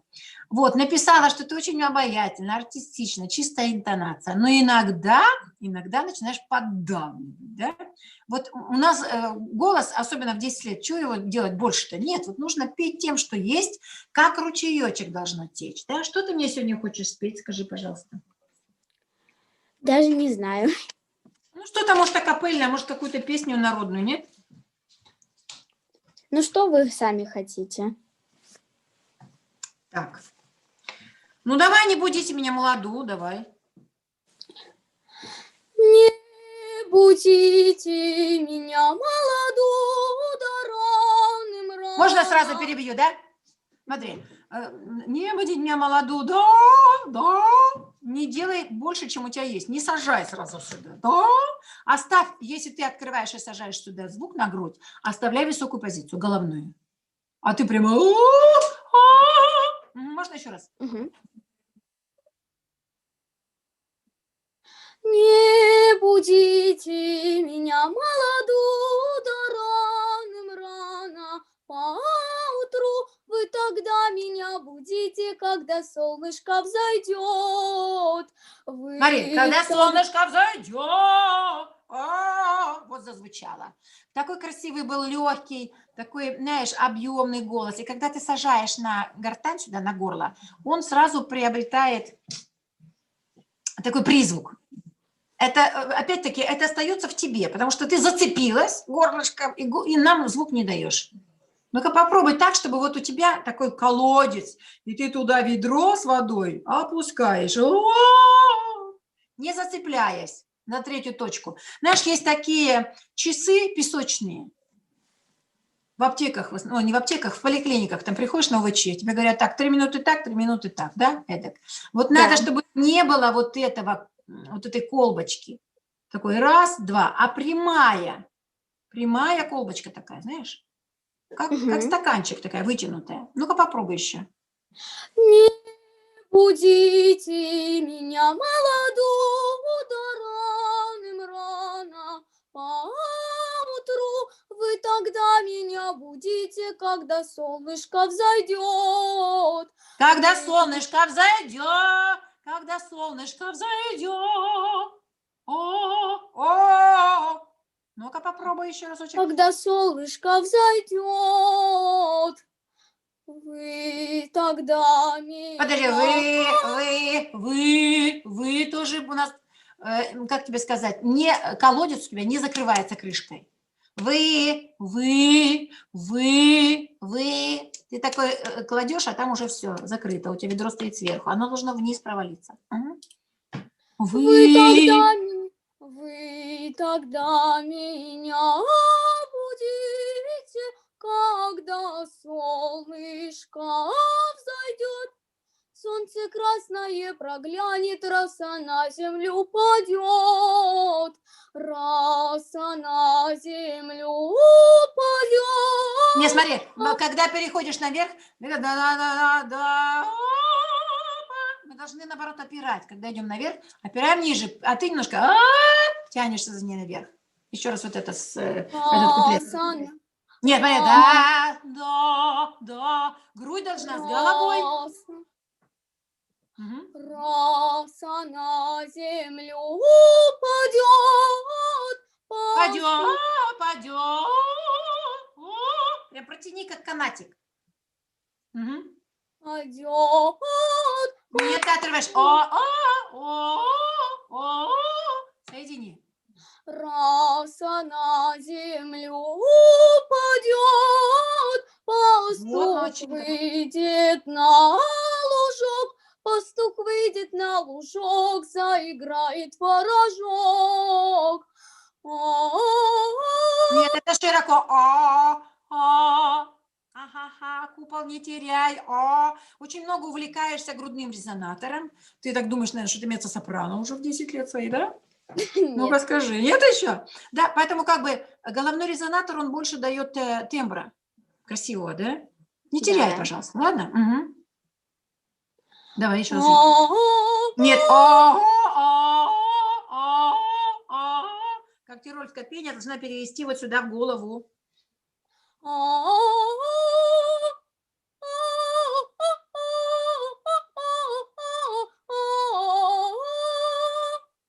Угу. Хорошо, пастух играет. Смотри, пастух. Когда мы идем наверх, мы дыхание создаем давление вниз. Да, ты слышала, нет, если в начале? Я рассказывала про воду, которую мы в бутылях таких носим. Чтобы нажать, чтобы она пошла, мы должны вот эту нажать, чтобы... Или, смотри, вот есть фонтаны, да? Ты когда вот если нет давления в трубе там какой-то внизу, то фонтан, он вот такой вот. Он не течет.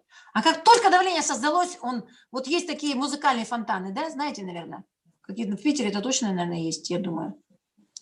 Они под музыку определенное создают высоту. И тебе нужно создавать это давление. А ты потянулась, и тянутка такая все квелая.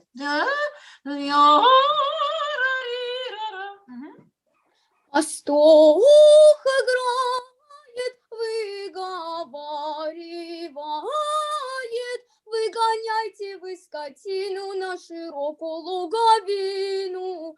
Выгоняли стадо в рук, да остановились. Доста, купол. Вот пощупай где. Доста. У тебя немножко плоское такое. Небушка. А нужно его выгнуть. Доста. Можно? Да остановились девки в круг, одна девка весела в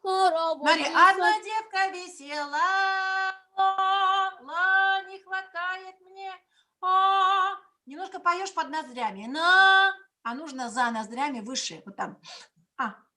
Одна девка весела, идет такой, знаешь, гнусавый. Мгм.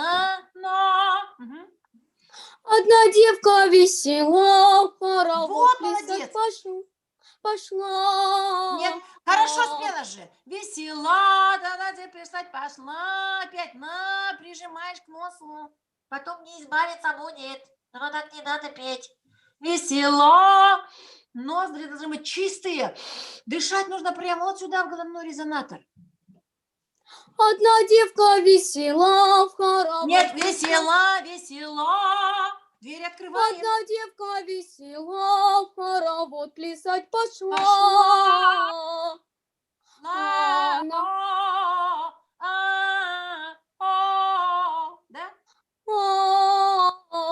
Нет. Немножко делаешь под носом. За. Мгм. Чтобы не было вот этой гнусавости вот этой, да? Мгм. Мгм. Ты себя записывала, слушала ведь? Да. Кое-где идет вот такой призывок небольшой у тебя. Да, мне педагог тоже говорит, я пытаюсь Вот, избавиться. от этого, знаешь, от этого надо сразу избавляться, иначе очень потом трудно уйти от носика. Есть Мгм. упражнения всякие такие, допустим, вот, давай я тебе дам немножко упражнений. Нужно попеть.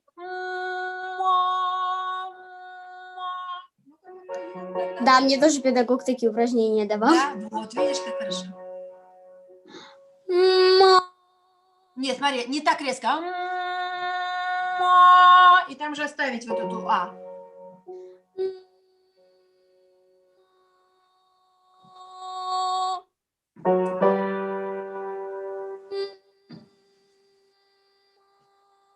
И опять закрой.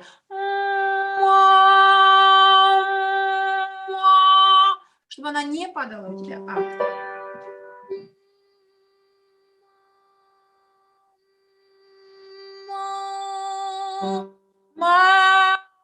Открываем глотку, мы не закрываем горлышко. Еще раз.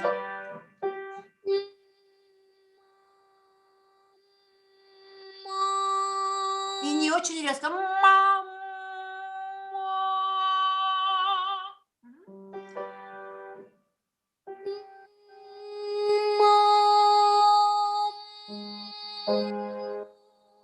Хорошо, молодец.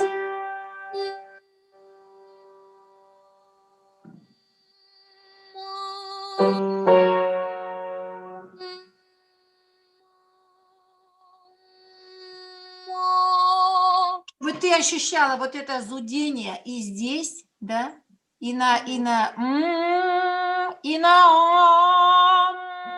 Есть очень хорошее упражнение, я, наверное, уже вам показывала, чтобы разогреть вот эти свои резонаторы, чтобы их, знаешь, подготовить к уроку. 20 раз туда нужно потереть. Давай, 3 вместе. 3. 20 раз хорошенечко. Вот эти пальчики мы кладем. Вот сюда такие есть провалы у нас. Вот какие вот эти? Любые, какие тебе удобно. Вот эти, какие тебе удобно. Лишь бы ты 20 раз туда протереть. И 20 раз обратно. Хорошо, хорошо, хорошо протер. И потом вздохни.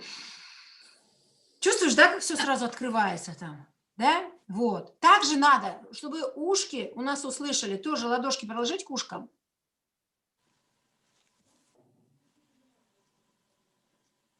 И тогда сразу слышишь лучше, и себя лучше слышишь. И чтобы лобные у нас зазвучали резонаторы, нужно помычать и постучать. Постучим. Опускаемся немножко ниже. А теперь по губам буква В. И еще раз В, только внизу. В. И грудь, конечно.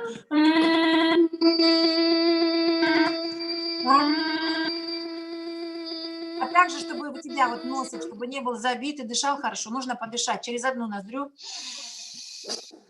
выдохнуть через другую. Еще раз. Да. И еще есть такое хорошее упражнение, я его очень люблю, которое называется... Попробуй. Я не могу. Нужно постепенно, равномерно распределять воздух. Смотри, потому что ты вторую поджимаешь.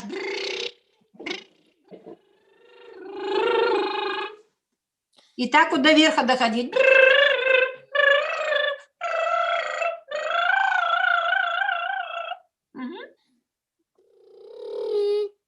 Все тогда разогреется здесь. Особенно следи за носиком, потому что часто поешь вот так вот низко под ноздрями. За. Думаем за. Вот прямо берем пальчик, да? Берем палец, большой палец и Вот там. А не да, сюда не поем ничего. Угу. Хорошо. Ладно, договорились. Там следующие еще уже ждут нас, да? Так что я желаю тебе больших успехов. Хорошо, здоровья педагогу. Спасибо. И тебе здоровья, конечно, творческих успехов. Расти, развивайся и прославляй свой город Санкт-Петербург. А можно у вас еще кое-что спросить? Я у вас Конечно, хотела можно, спросить. да, спрашивай. Я хочу попросить у вас совета. У меня иногда, когда я пою в основном верхние ноты, они у меня получаются какими-то зажатыми. Ну вот вроде купол я делаю, рот открываю, а зажато получается. Почему? Посоветуйте что-нибудь. Я так думаю, что все равно все в дыхании. Все в дыхании, потому что верхняя нота требует, я уже говорила, гораздо нижнего дыхания. Да? Постарайся, вот я немножечко краем глаза подсмотрела мастер-класс Алексея Лаврова, он же вот такие делает, знаешь, да? Посоединяй, прямо октавники, или наоборот, чтобы ты сначала ощутила вот этот, да, ну, как сирена, как скорая помощь, да, чтобы сначала поставить на опору. Хорошо? Можно еще попробовать попеть стаккато сначала, а потом на легато эти ноты. Да, хорошо. Давай, удачи тебе. Если что, звони, пиши, я всегда тебе помогу, ты же знаешь. Мы давно уже дружим. Да, спасибо большое. Давай, удачи, Сашенька. Спасибо большое, Даша. Спасибо всем. Спасибо, Ольга Александровна. Ну, собственно говоря, 14... А всем уже все? Все, 14:00, да. Вот, ну, Маргарита у нас Микрюкова, тоже из Питера, она не появилась. Ну, давайте. Нет, она не появилась в эфире, вот, поэтому я уже не стал ничего останавливать, никого. Вот, теперь нам нужен просто 10-минутный перерыв, прежде чем мы перейдем к мастер-классу с Дамиром Басыровым. Поэтому, друзья мои, выходите, включайте свое видео, давайте поблагодарим вместе Ольгу Александровну. Вот. Спасибо всем за участие. Здорово, что мы все здесь. Рада была всех видеть. Берегите себя, пожалуйста, не болейте. Конкурс не закончился. Даже мы сейчас еще не знаем результатов, мы будем только 30-го все это обсуждать. Но я хочу сказать, что особенно детская группа меня очень поразила, и я наставила там так много десяток, что не знаю, как будем прямо мы там что делать. Так что удачи вам, дорогие мои. Спасибо все потрясающие. Вы знаете, я хочу сказать, что те, у кого есть голос и кто поет, это люди, которых поцеловал Бог.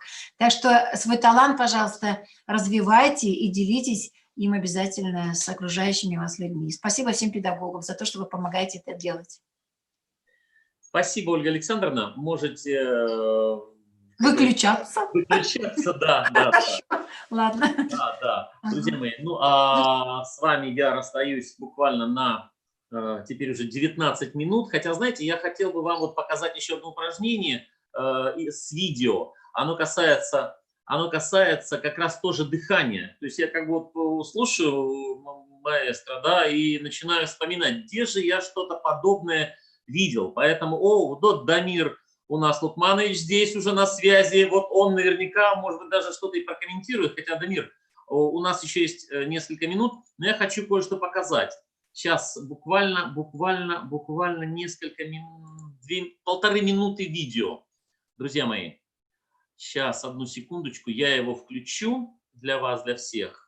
Посмотрите, как работает дыхание. И как раз, может быть, это для мужчин И наверняка я уверен, что Дамир прокомментирует, может быть, даже что-то по этому поводу. Так, друзья мои, включаю вот это видео. Сейчас, одну секундочку, как мне его расширить, раздвинуть, мне его нужно. Так, сейчас я тогда себя уберу.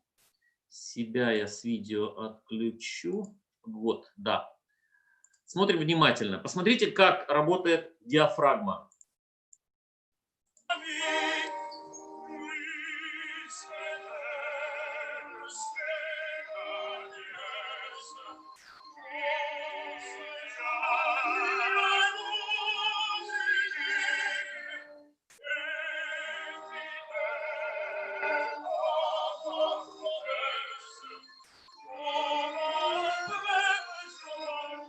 Внимание на живот.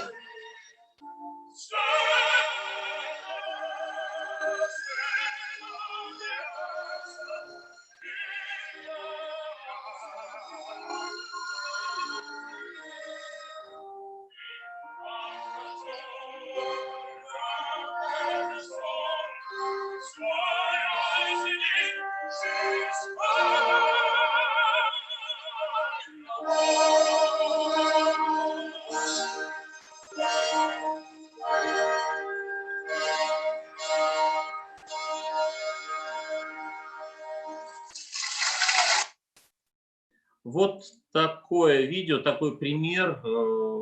Безусловно, это интересно для всех. Это как раз о дыхании.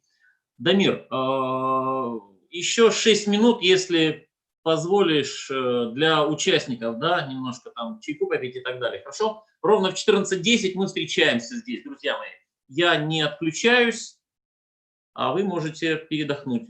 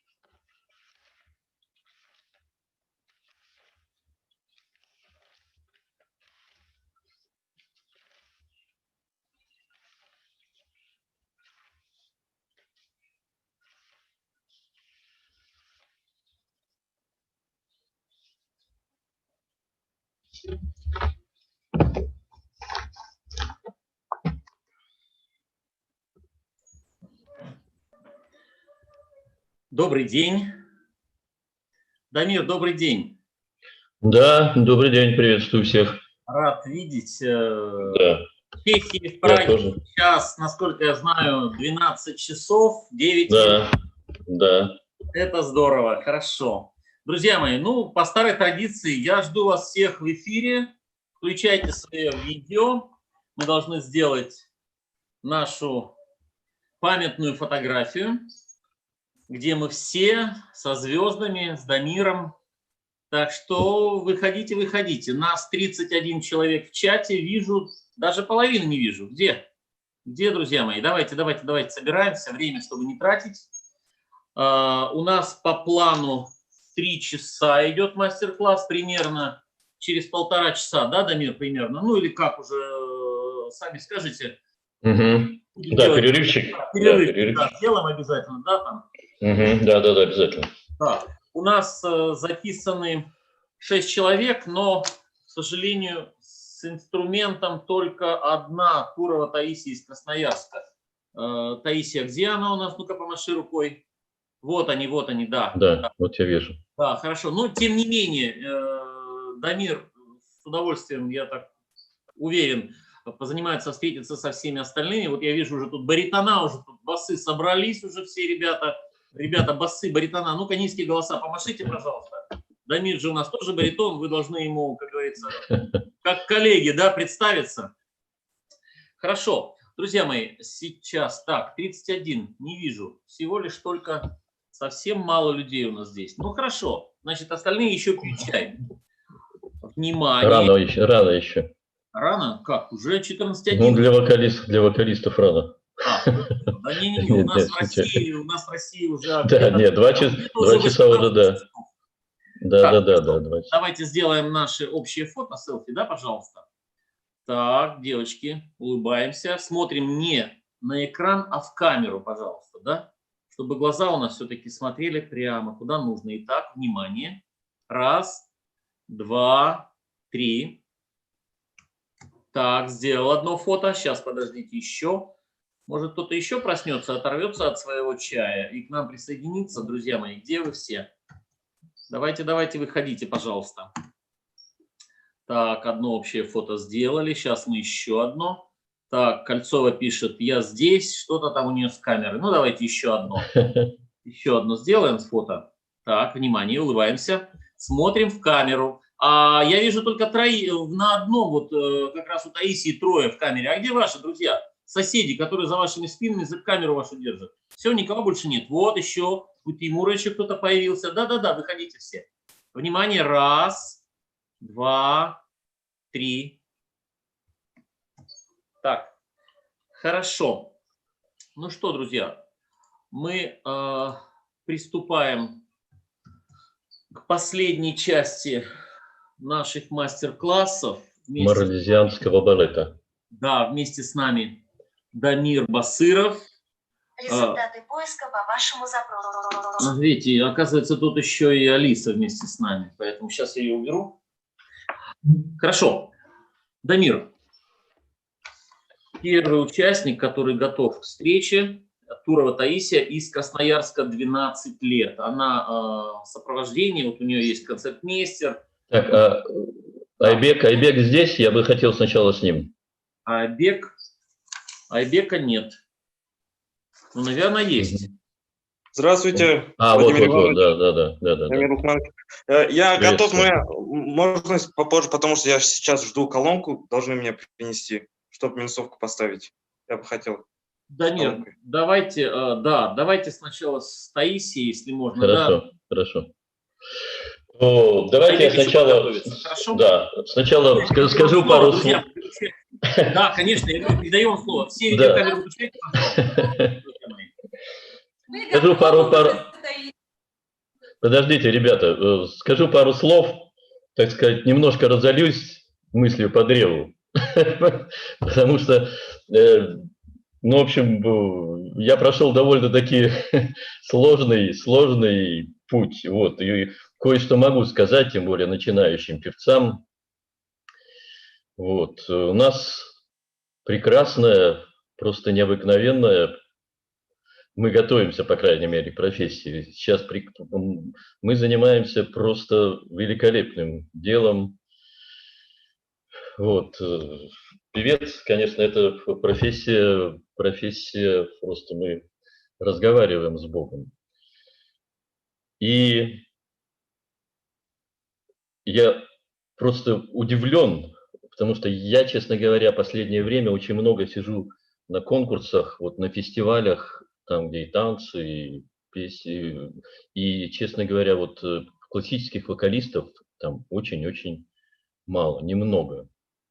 И вот этот конкурс, Владимир Иванович, огромное спасибо, что меня позвал, просто меня удивил, поразил, потому что я даже не ожидал, честно говоря, что вот в России и вообще, ну вот в Швейцарии, в Праге столько талантов, такая россыпь талантов, просто меня поразило, удивило и очень-очень обрадовало, потому что я очень люблю хорошее пение, и нам растет просто великолепная смена.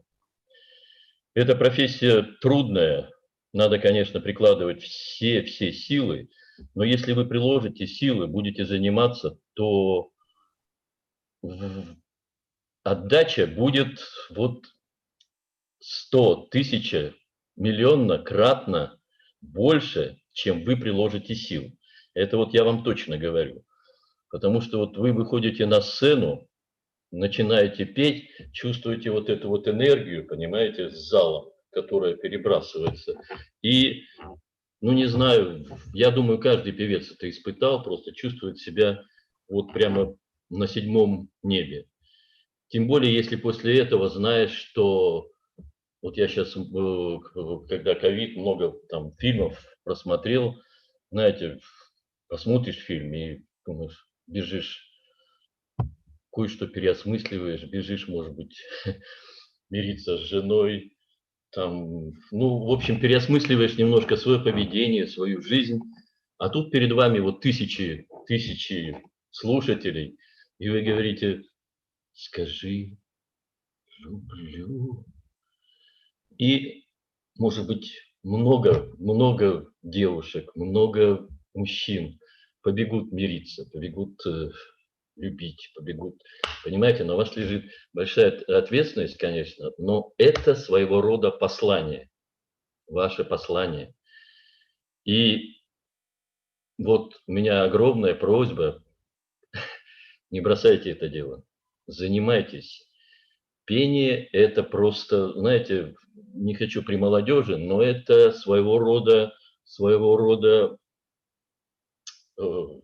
ну, скажу, наркотик, понимаете, который попробуешь один раз, и очень-очень трудно отказаться. Конкурсы – это, понимаете, 123 человека, 122 человека. Ну, у каждого своя подготовка, у каждого, кто не прошел, кто… Не тушуйтесь. потому что пение – это процесс. Это не вы проснулись и запели. Понимаете, это вот каждый день работы. Вот просыпаешься и начинаешь, ну, я начинаю после обеда распеваться, и каждый день ищешь что-то новое. Не бойтесь, это процесс, причем очень сладкий процесс. Конечно, если идешь в правильном направлении. Просто у меня была такая, немножко я расскажу, потому что это для начинающих певцов, мне кажется, это очень важно. Я не хочу говорить, что это с каждым может случиться, но это чтобы тот, кто выбрал профессию певца, или тот, кто хочет быть певцом, или тот, кто вот сейчас занимается, в общем, это будет, мне кажется, интересно. Я закончил школу в Сыктывкаре и ходил в музыкальную школу. Был пианистом, и в принципе, как всем парням, мне это, конечно, не очень нравилось, но потом стал вопрос, естественно, после 8 класса, что делать. И я так немножечко попевал там, даже в лагерях, в лагерях и Френкелю пел, Пахмутовый, Добронраву, там вот типа «Я проснулся сегодня рано, или устала и забыта, колышет». Вот такие вот песни пел. И я думал, у меня все время есть голос. Вот. После 8, 9, ну вот после 10 класса встал вопрос, что делать, потому что армия нужна, армию я не хотел, естественно. И вот очень известный педагог Сергей Павлович Марков, вот, учитель 2 народных России, вот, заслуженная артистка Ольга Сосновская. Вот он мне сказал: нет, у тебя нет голоса. Не надо, нет голоса у тебя. Это было вот уже 17 лет. Я поступил в МАИ, Московский авиационный институт. Ну, на гитарке все время, конечно, играл там, в компаниях. Вот. Но МАИ, ну вот если что не мое, то это. Просто я не мог. Вот. Я его закончил в конце концов. Представляете, вот закончил. Но это не мое. И на 3-м курсе встал вопрос, что же делать дальше. Мне уже было 20 лет. Я начал ходить, Тасенька, не волнуйся, это тебе тоже очень, послушай. Это, я считаю, что это очень важно для певцов. Вот, уже было 20 лет. Я начал ходить во Дворце культуры МАИ, была вокальная студия, там, кстати, вот Задорнов, там вот со своим, начинал тоже со своим этим отрядом, они ездили по студотрядам, театр у него был. Вот, и у нас была педагог, бывшая солистка театра Станиславского Немировича Данченко, Ирина Лазаренко, и мы занимались, и я этим загорелся. Вот я не знаю почему, знаете, вот загорелся, причем я там на гитаре, я загорелся вокалом, именно вот классическим вокалом. А там была очень хороший концертмейстер, просто, ну вот супер, знаете, вот старая школа. И вот они мне в один голос: нет голоса. Там рядом вместе со мной аспирант был, Петя, вот помню, и у него бас такой. И они говорят: о, вот Петя, вот это бас. А со мной, вот я хотел заняться, ну, нет. Ну да, слух есть, да, но голоса нет. Я думаю, что ж такое? Пошел поступать после года обучения, пошел поступать в Мерзляковское училище. Вот. Спел там, вышел такой Горячкин, профессор, говорит: молодой человек. Я говорю: ну что, как? Говорит: где вы учитесь? Я говорю: МАИ. Давайте, учитесь. У вас голоса нет. Я говорю: ну, может, вы... Нет, он говорит: у вас никогда не будет голоса. Вот эти слова я помню до сих пор. Никогда не будет голоса. понимаете? Мне был уже 21 год. А я уже женился, понимаете, мне уже надо думать о будущем, о профессии определенной. И я, честно говоря, вот тогда просто я стоял, я помню это состояние, я стоял и не понимал, что мне делать, потому что ну я учился, но я уже знал, что я этим не буду заниматься. Ко мне подошел парень, и пойдем, я тебя отведу к хорошему педагогу, Татьяна Николаевна Миронова, вот, детская музыкальная школа Дунаевского. Это вот примерно то, что у вас у всех, понимаете? 2 раза в неделю. И она начала со мной заниматься. Я ходил и, понимаете, вот какой-то произошел перелом, вот 21 год, я начал ходить на все концерты. Я начал слушать музыку, вот от и до, понимаете, вот начал сидеть, слушать. У меня ничего, честно говоря, ничего не оставалось, потому что мне надо было искать свой путь, искать свою профессию. Вот, и мы с ней прозанимались 3 года. Татьяна Николаевна очень хороший была профессор. Ну, были определенные недостатки, которые, но в ее случае это я, так сказать, все принимал как должное, потому что она была очень хороший человек, и ее не очень хотелось бросать. Но факт тот, что после 3 лет я поступил в Мерзляковское училище на вечернее отделение, вот, где тоже начал учиться. У меня был профессор Петр Глубокий. Наверняка знаете, он только начинал, бас солист Большого театра. А Татьяна Николаевна давала дыхание, но она вот таким звуком. И, понимаете, он особо со мной не занимался, но и его, я очень хорошо помню его фразу: таким звуком ты петь не будешь.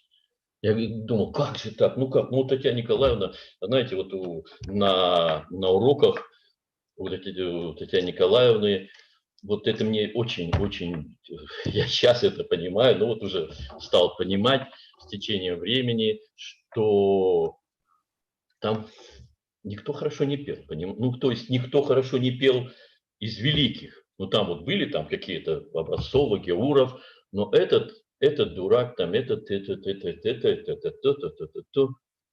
понимаете, я думал, какую ерунду он говорит. Но потом, понимаете, вот одно слово буквально, но я-то чувствовал, понимаете, что таким звуком я никогда вверх не пойду. Ну, то есть я не шел вверх, понимаете, у меня ми бемоль, да, дыхание было, но все, затык, понимаете. Бах, вот эти слова, понимаете. Это я к тому, что, понимаете, вот не просто так конкурсы проводятся. Вот Владимир Иванович и Ольга огромные молодцы. Не так просто проводятся, понимаете. Конкурс – это определенный скачок, определенный этап, который даст вам вот следующий посыл, понимаете. Вот не на всяких конкурсах, я много очень раз был на конкурсах, и, ну, споешь, там, ты или пройдешь, но никто с тобой вот не поговорит, не скажет ошибки. Ну, там в коридоре где-то поймаешь, никаких мастер-классов, а здесь, смотрите, это просто здорово.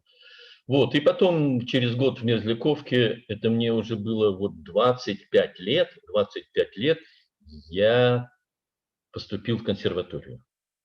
Тоже уже голос был, уже все. Вот. Ну, а потом вот там через 4 года я уже пел в театре, понимаете, там за год сделал партий 7, наверное, первого репертуара. Вот, ну, понимаете, никогда не надо. У нас у всех есть голоса. Безусловно, вот я считаю, что слух, может быть, не у всех есть. Но голоса есть у всех, тем более, кто хочет, очень хочет пойти нашу профессию и чего-то достичь. Знаете, я здесь вот уже 30 лет живу, вот, и как приехал, зашел в супермаркет, и очень красивая девушка сидела на кассе. Я так нее это, ну, тогда еще плохо по-чешски, и как-то побоялся к ней. Но очень, вот просто думаю, что она здесь делает? Такая красавица. И вот прошло 30 лет, я зашел в этот супермаркет, и у каждого свои, конечно, проблемы, у каждого своя жизнь. Это, я к этому вообще не хочу даже, этого не хочу касаться. Но через 30 лет, вот она вот на 30 лет постарела, она сидит на той же самой кассе.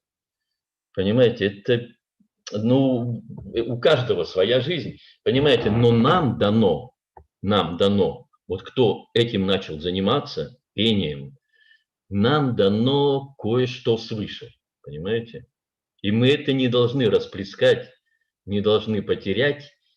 И давайте трудиться, давайте, ну, кто пробьется, тот будет, ну, просто счастливый человек. Вот еще, понимаете, такое удовольствие, такое просто, ну, вот эйфория даже, вот я бы сказал. А еще за это и питаешься, еще за это деньги платят. Поэтому это очень хорошая профессия. И давайте, ребята, я просто вот... И для меня огромное удовольствие и послушать вас, и порадоваться за вас.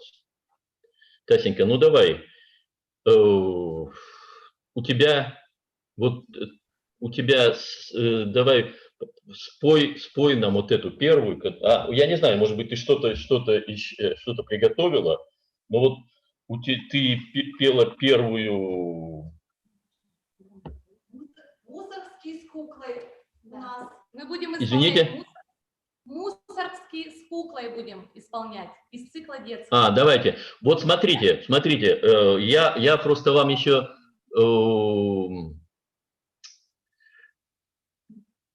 пару слов.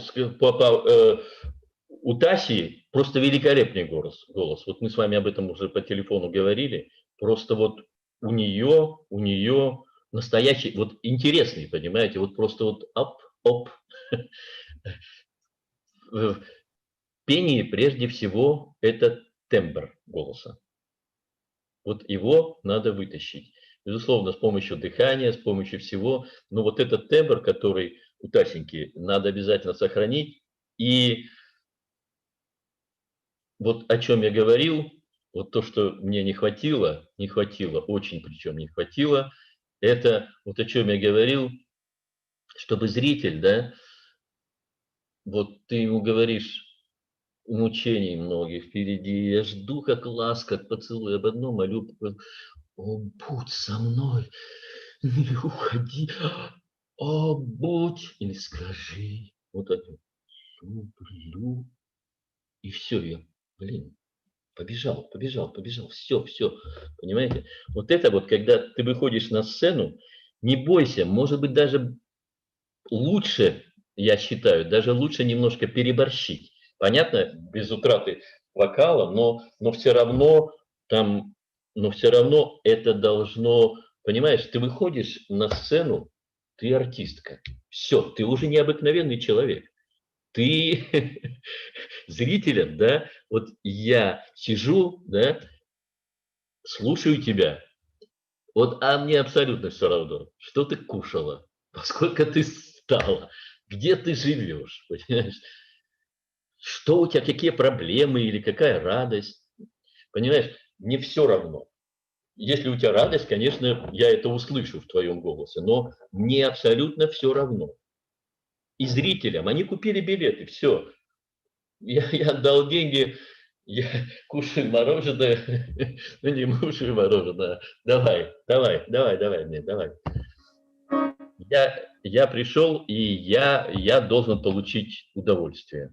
Подождите. Поэтому, Тасенька, вот с этим чувством, да, вот видишь, у тебя классная улыбка, смотри, ты красавица просто, красавица. на сцене немножко это все деревянно, понимаешь? Это, я понимаю, что это развивается все, но вот на это ты должна обратить очень пристальное внимание, понимаешь? Вот ты встала, и все, и ты... Произведения же тоже пишутся, вот композитор, там, поэт тем более вскакивает в эту ночью, ага, вот строчка, или любит, или девушка его бросила, или ненавидит. Знаете, композитор тоже, он не просто же, ему надо деньги заработать, понимаете? Ага, вот это вот терция, тут кварта. У него тоже процесс, творческий процесс, это все чувства, это все эмоции. Понимаешь? И ты должна, на ты, можно к тебе, да? Можно к тебе на ты обращаться? Слышите меня, да? Ты должна вот эти эмоции, понимаешь, перенести. Вот о чем я говорил, вот как с Богом. Вот ты должна вот эти вот чувства, эмоции перенести на зрителя. Понимаешь? Если ты будешь в себе немножко, мы этого не очень поймем. Даже при всей красоте твоего необыкновенного, густого, а голос у тебя, правда, вот просто супер, супер, супер голос с необыкновенной краской, понимаешь, такая редко встречается, редкий голос. Давай, спой нам. Нет, подожди, нет. А там у вас сцена, да? Да. А вот около рояля поближе нельзя встать, а? Поближе к роялю можно сейчас. Не, вот на сцену. И чуть-чуть камеру можно подвинуть? Мы находимся в музыкальной школе. Ну, хотя бы так, да, хотя бы так. Понимаешь, это ты встаешь на сцену, заиграл рояль, все. Ты артистка, никаких опираний, ничего. Ты в этом. А так перед камерой, понимаешь, ты должна слушать рояль обязательно, слушать вступление. Потому что это тоже, понимаешь, сразу начинается музыка, и ты уже в ней. Все. Давайте.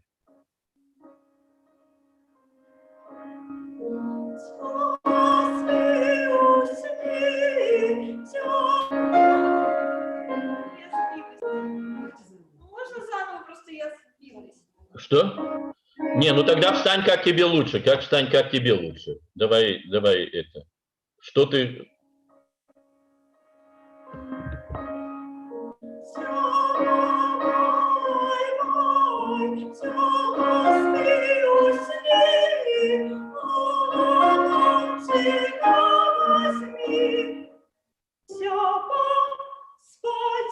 Надо, все поспи, усни, все мука съест, серый волк возьмет, темный лес несет.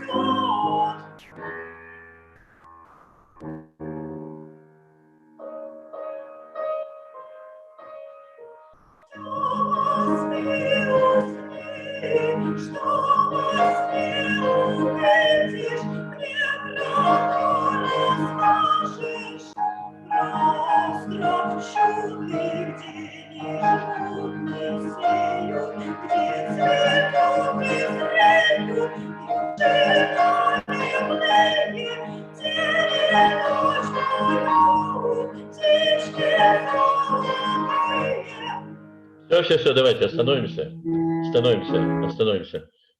пока. Ты понимаешь, о чем поешь, да?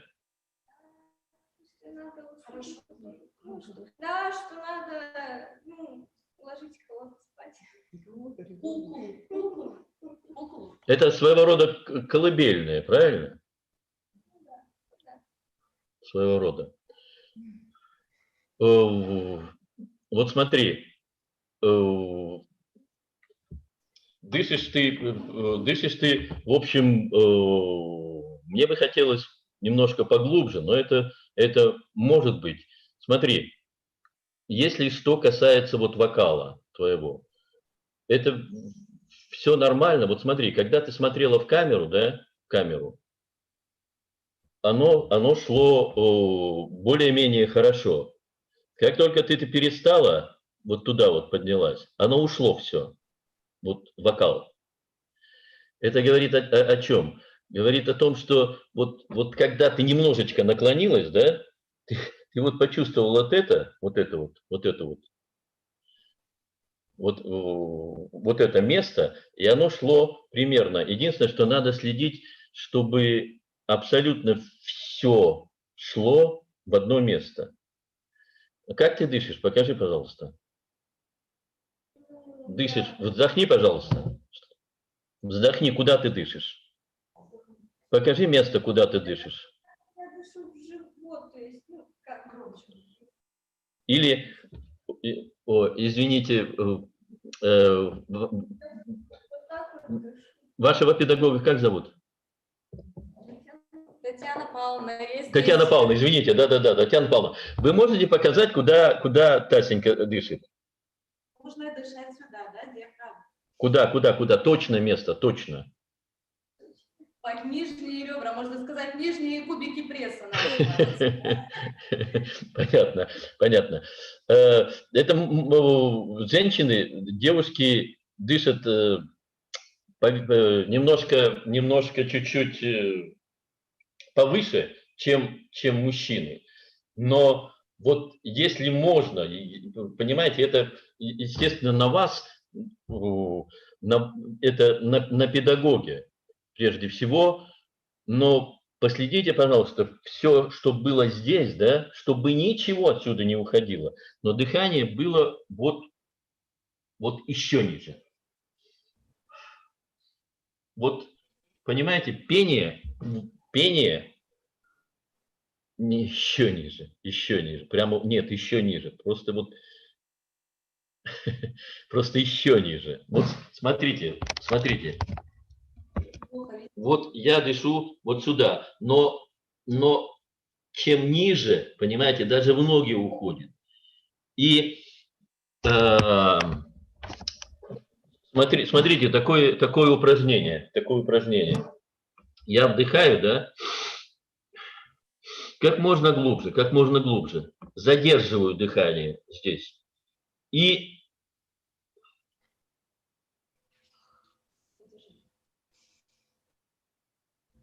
И потихоньку выпуская. И все время чувствую вот это вот нижнее место. Вот это нижнее. Внизу. Вот как можно ниже. Как можно ниже. Татьяна Павловна, вы понимаете, да? Это у вас будут упражнения. Хотите, прислушивайтесь. Хотите, нет. Вот как можно ниже. Вот я дышу вот сюда, вот сюда. Вот. Я сейчас покажу. Вот сюда, вот под ремень. У мужчин, еще раз говорю, дыхание, оно глубже, чем у женщин. Ничего не скажу. Но сюда, вот как вы показываете, просто исключено. Вот просто исключено. Понимаете, я вам объясню такую вещь. Смотрите. У нас связки, да, вот Николай Георов, знаете такого баса, да, знаменитого, болгарского, умер недавно. Он говорил, если у меня отрубить голову, я буду петь, я буду очень хорошо петь. Но если у меня убрать грудь, я не буду петь.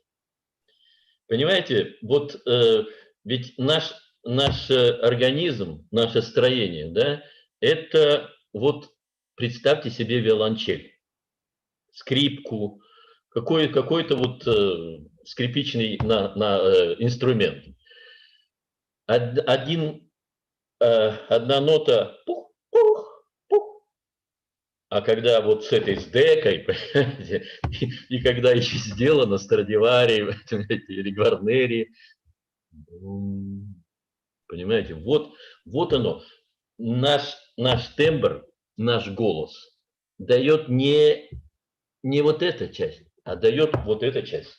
Вот эта часть, понимаете?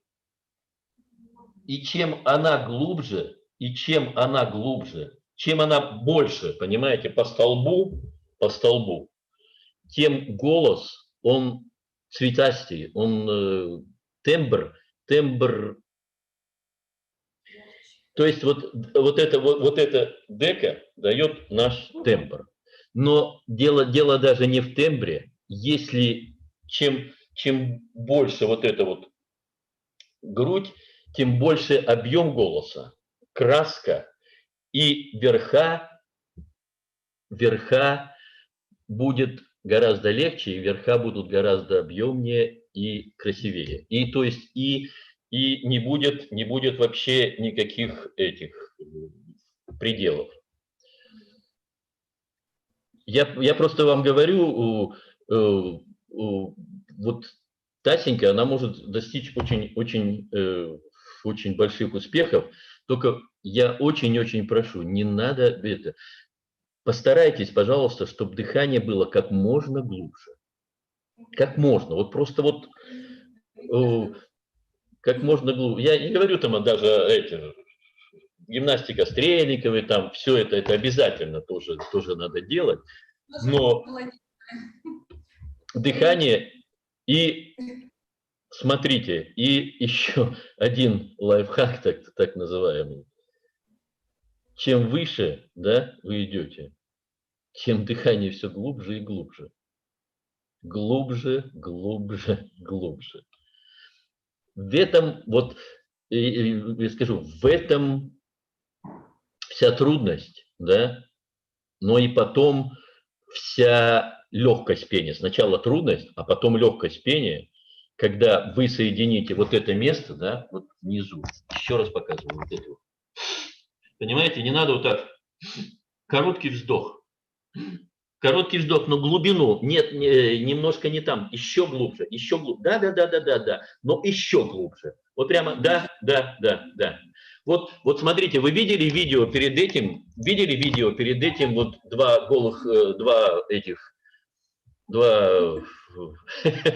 полуголых человека были, да? Видели, да?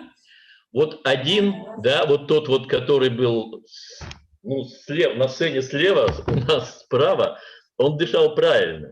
На мой взгляд, он неправильно его сразу задвигал, потому что дыхание, оно должно туда уходить и все время там держаться. Причем вот не внутрь, а наоборот. Оно должно... Я не знаю, вот Алексей Лавров, он хорошо проводил этот мастер-класс, хорошо проводил, и оно должно быть глубже, понимаете?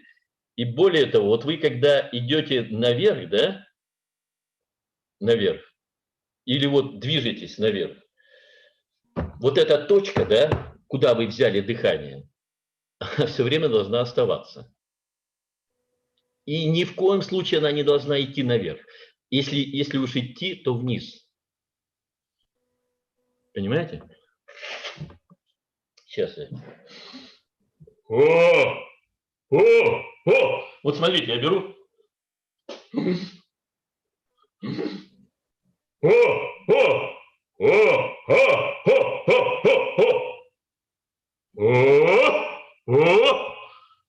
Слышно, да? Смотрите, вот из самого-самого низа, прямо вот из самого низа, а здесь, вот когда, Тасенька, вы нагнулись, да, немножко вот так вот, звук пошел абсолютно хороший вот именно здесь, понимаете? Грудь, и вот это, в принципе, вот это Мусоргский, он хорошо может настроить, только все надо держать. Вот здесь очень хорошо, может быть, вы постонете.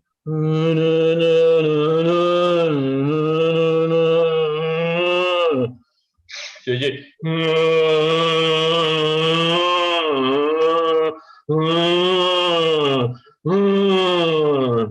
Прямо вот снизу, как можно снизу.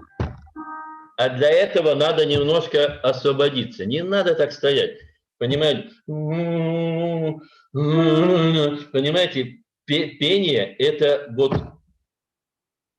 ну, мужчины это, понимаете, это вот, это так или иначе, это я называю это рвать кулису. Вот в любом произведении, понимаете, даже в самом интимном, это все равно рвать кулису. Это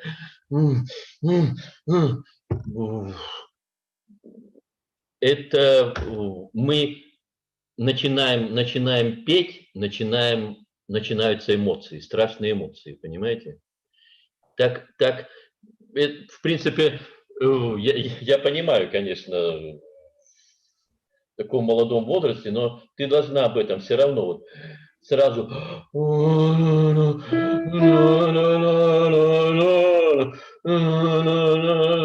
Еще один лайфхак даю, это подойдет, но это всегда это на педагоге. Татьяна Павловна, это на вас, потому что Тасенька, конечно,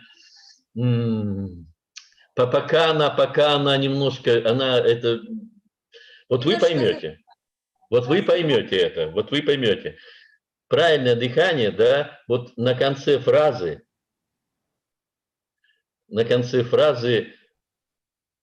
вперед, прямо, знаете, и тут же вдох. Можно даже со звуком. Покажу.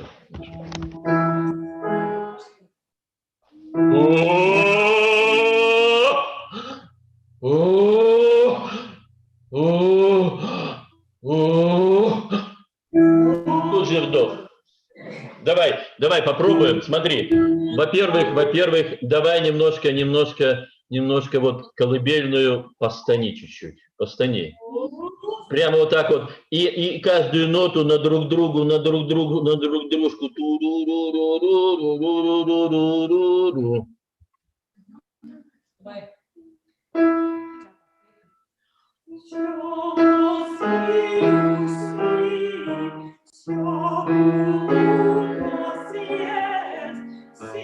Чуть-чуть, подожди, чуть-чуть нагнись и почувствуй еще больше. Просто вот прямо вот в маску вот это. Чуть-чуть это расплывается. Давай. Не бойся. Давай.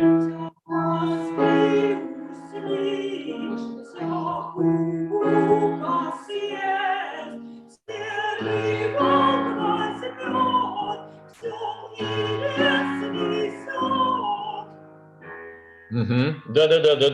Это лучше. Все равно немножко, конечно, не хватает глубины дыхания. Попробуй. Возьми дыхание нормальное. Я почему это сказал вот со звуком? Потому что когда мы начинаем, у нас дыхание нормальное, ну, более-менее. Но когда мы начинаем петь, у нас все дыхание поднимается. Особенно тогда, когда мы выходим на сцену, еще начинаем волноваться, оно начинает задираться, и это все, конец. Чуть-чуть делай паузы небольшие, ладно, перед этим. Так.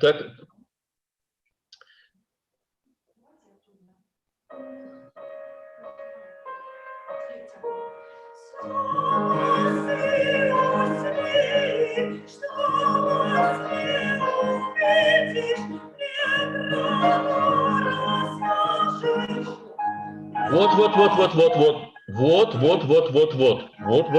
да, в этом направлении, да, молодец.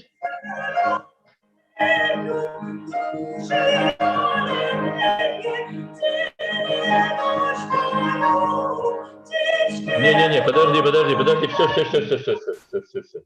Вот первые фразы были хорошие, потом опять задралось дыхание, потом опять началось на горлышке немножко все это. Скажите, а вот вы пели на первом туре, вы не можете вот ее сейчас? Да, очесатую, да, хотя бы немножко. Потому что Мусорский все-таки, понимаете, он русский композитор, для вокала Нет, это здорово, что Тасенька поет, но для того, чтобы работать над вокалом. Но единственное, что скажу, вот сейчас совсем другое немножко и даже пение, когда ты начала, понимаешь, она так и написана, он жалует, она так и написана, понимаешь, что ты должна, мы должны сидеть и понимать, да, тяжело, да, жилось. В 19 веке кое-кому. Давай, попробуй вот итальянскую. Она у тебя просто здорово была. Просто ты меня поразила.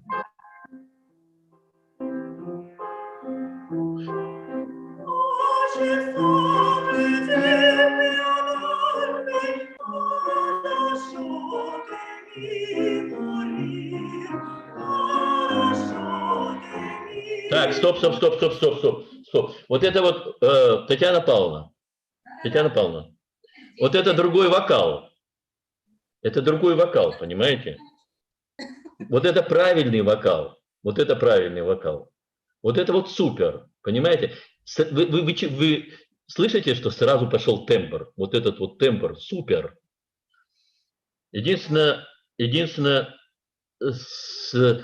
вот последите, пожалуйста, я бы хотел еще вперед. Чуть-чуть еще вперед, но на этом же наполнении, еще вперед. И смотрите.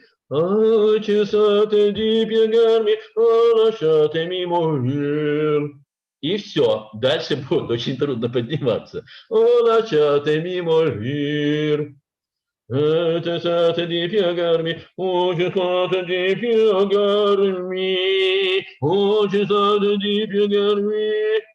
Понимаете, вот как она встала на это, да? Если она упадет, потом надо будет подниматься вот именно этим способом.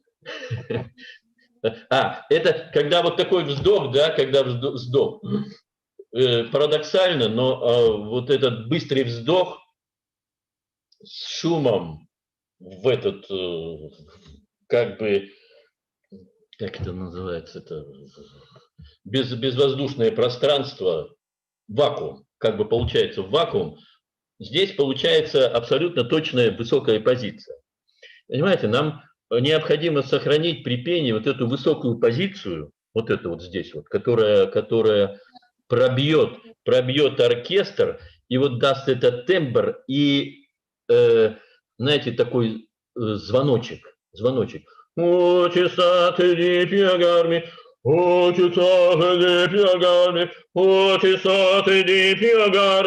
этот вот звоночек, вот этот вот, понимаете, который пробьет и который нам на сердце ляжет.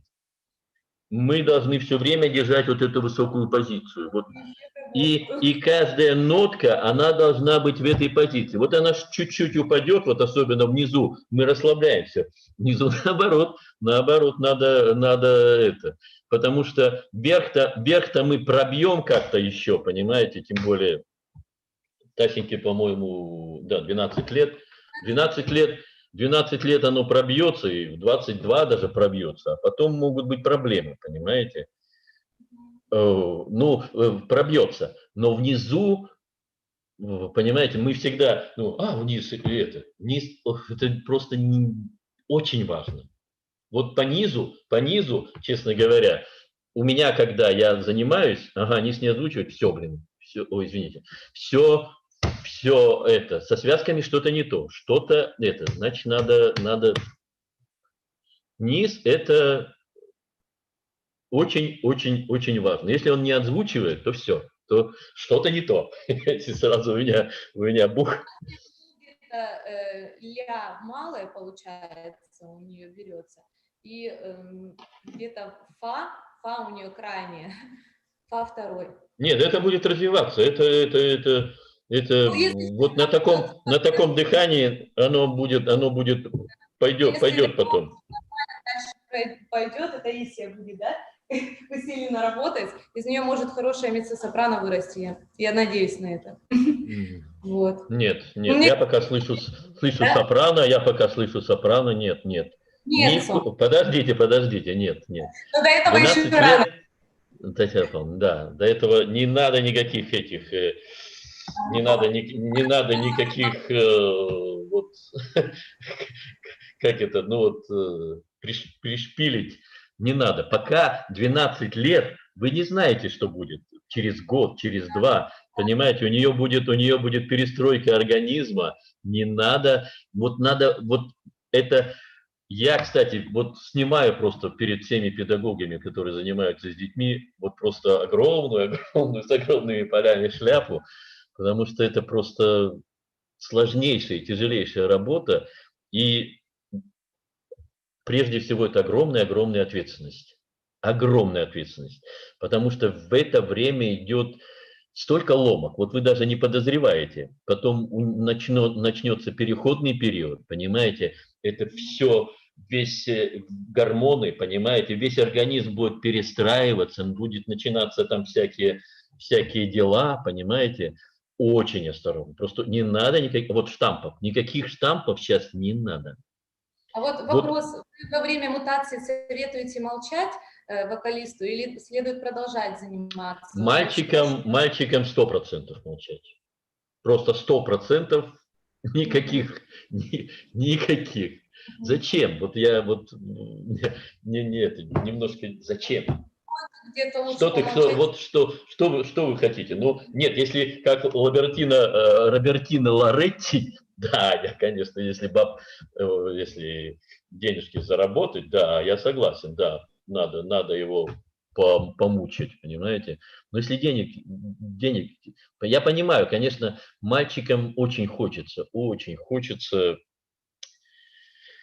петь, это, это своего рода тоже наркотик, да, петь, но вот педагоги, для этого началась ломка, все, зашить, никаких, потому что это самое опасное время, понимаете? Потом просто потеряется тембр, потеряются все эти ощущения, и все, и парень останется... А с девочками как? С девочками это на вас, потому что вы слышите, вы начнете слышать, как голос немножко меняется, у девочек более оно спокойнее проходит. Да. То есть девочкам можно петь, но, опять же, очень-очень осторожно, понимаете? Ведь и конкурсы это ведь не показ высоких нот там, понимаете, или вот то, что мы умеем, вот сейчас споем, я не знаю, что, какую-нибудь, арию царицы ночи, вот мы сейчас всех удивим. Жюри не удивите. Я вам точно говорю. Мы все это прошли, понимаете, мы все это знаем. Вы удивите вот тембром и голосом такой, как у Таси. Вот этим вы удивите. Вчера разговаривали, я не буду сейчас говорить, вот тембром, голосом и подачей, понимаете, и каким-то артистизмом вы удивите, вот просто вот сразу удивите. Если вы возьмете какую-то сложную арию и с ней не справитесь, как жалко, понимаете, вот здесь был парень, который, я просто балдеж. Я отсылал, понимаете, зачем? Понимаете, не надо. Тем более вот дети, есть, конечно, я ничего не говорю, есть подвинутые дети, которые удивляют там какими-то сложными ариями, если они хорошо исполнены, понимаете? Если они плохо исполнены, то вот это наоборот сразу несколько минусов, не просто минус, несколько минусов за то, что взял сложную арию, за то, что не справился с ней, и за то, что педагог думает, что и за то, что педагог мучает ребенка, понимаете? Это вот на всех конкурсах такое будет. Но я думаю, Тася пройдет нормально. Вот я так слышу, но не надо сейчас ставить штампов, не надо ничего загадывать, надо просто работать. Татьяна Павловна, раскрепощайте ее. У тебя есть любовь? Да-да. Зависает. Нет пока, да? Или ты скрываешь? Нет. Еще рано. Ну, рано, но все равно кто-то нравится. Ты же так перед ним понимаешь, ты все равно ты на сцену, вот у меня есть друг, тенор. Я по природе своей, я до сих пор, у меня, не скажу, что поджилки, но я боюсь выходить на сцену. Когда я начинаю петь и чувствую, что все нормально, там уже все в порядке. Но когда у меня есть определенный страх, и это, кстати, хорошо, если это не теряется дыхание и не мешает пению. Это хорошо, это как раз настраивает, как раз вот эмоции. У меня есть друг, тенор, вот, тоже мы с ним очень много там вместе по всему миру летали, особенно с Карминой Бураной. Я вообще никогда не волнуюсь, вообще. Говорит, я говорю, а что ты делаешь? Говорит, я король.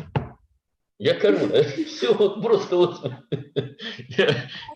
Я выхожу, да мне пофигу. Я король. Да. Это кто? Нет, конечно, не с таким настроем, это кто? А я король. Вот вы меня все слушаете. Это, конечно, тоже перебор. Это надо все время чувствовать градацию, все время чувствовать это, чтобы было 50-50. Вот. Но у тебя ты выходишь на сцену, все, мы тебя слушаем. Ты должна, понимаешь, ты прочитать произведение, о чем это поется, понимаешь? Понимаешь, о чем вот ты по-итальянски поешь?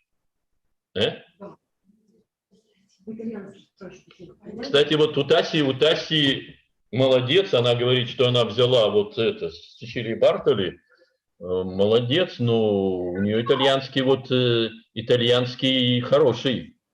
Ну, я не скажу, что там идеально, но по крайней мере, вот по сравнению с многими, я понимаю, конечно, откуда сейчас взять итальянский язык, в общем, 12 лет, но итальянский хороший, значит, у него отличный слух и отличные музыкальные способности. Стараемся больше музыки слушать других исполнителей. Часто отправляем видеозаписи таких авторитетных вокалистов, чтобы они слушали, потому что это очень большой, конечно, тоже опыт откладывается. Когда мы слушаем, надо больше слушать музыки, это точно. Касенька, давай еще раз, да, вот начни. И смотри, давай сейчас вот чувствуешь свои пальчики, да, внизу, да, на ногах, да? Вот смотри, от самых-самых нижних пальчиков на ногах, да, до вот самых кончиков волос ты вся поешь сейчас. Ты вот все твое тело, да, поет. Не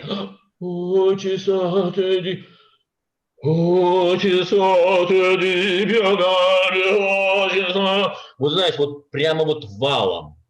Не бойся, вот прямо, я не знаю, что у тебя какие будут эмоции.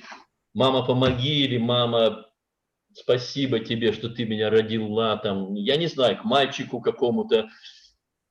Петя, что ж ты со мной делаешь, там, понимаешь, вот вся, ноги, глубокое дыхание, вот то, что вниз, как можно ниже, вот прямо вот как можно ниже дыхание, и вся пропой вот несколько фраз, вот это, но все в одном месте, за низом следи.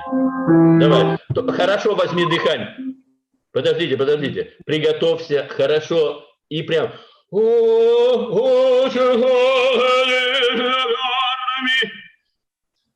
Давай.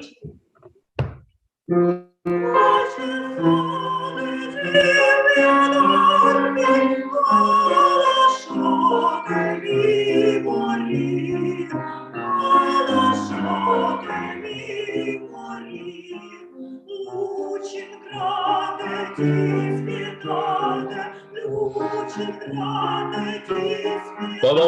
Поволнуйся, поволнуйся.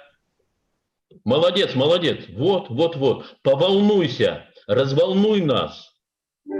Вот, вот, вот. Вот это мы понимаем, что ты волнуешься, что у тебя что-то, это, понимаешь?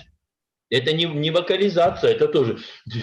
Но это можно, понимаешь, есть разные стили, но это вот для тебя сейчас нужно вот именно это, именно волнение, именно стресс, именно вот не стресс, что ты зажимаешься, а стресс, что ты должна что-то сделать на сцене, понимаешь, что ты должна нас удивить и поразить, понимаешь? И вот сейчас вот очень, очень хорошее пение, только опять же последи за низкими нотами, я понимаю, что это сложно, но вот специально, можете даже по фразам, здесь тесситура небольшая, можете по фразам, специально следите, чтобы низ не опускался, чтобы все было в одном месте. Вот сейчас хорошее место, немножечко чуть-чуть расширяешь, немножечко, но это понятно. Татьяна Павловна, и вот не расширяйте, ладно, немножко сейчас, вот очень хорошее место, очень хорошее место. Сразу пошел голос, понимаете? Ей сейчас надо вот просто все выплескивать, просто вот прямо на подаче такой, знаете, ну вот закусив у дела, или рвать кулису, что называют, вот в театре это называется, понимаете? Прямо не стоять так, делай руки как хочешь, делай руки как не стоять, делай, можно так вот так вот, понимаешь, вот как. Прямо.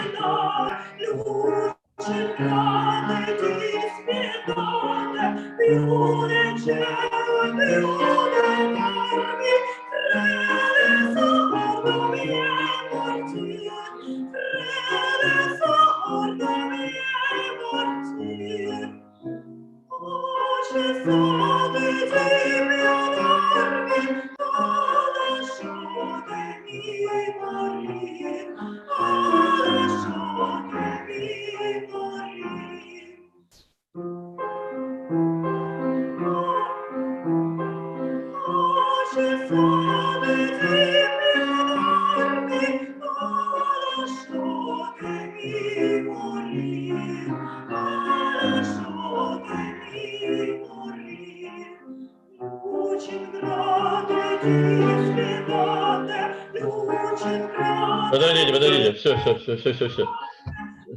подождите, стоп. Морир, очень хорошая морир, у тебя вся прямо вот здесь вот это вот и прямо вот в очень хорошем месте. Вот это вот наверху, это хорошо.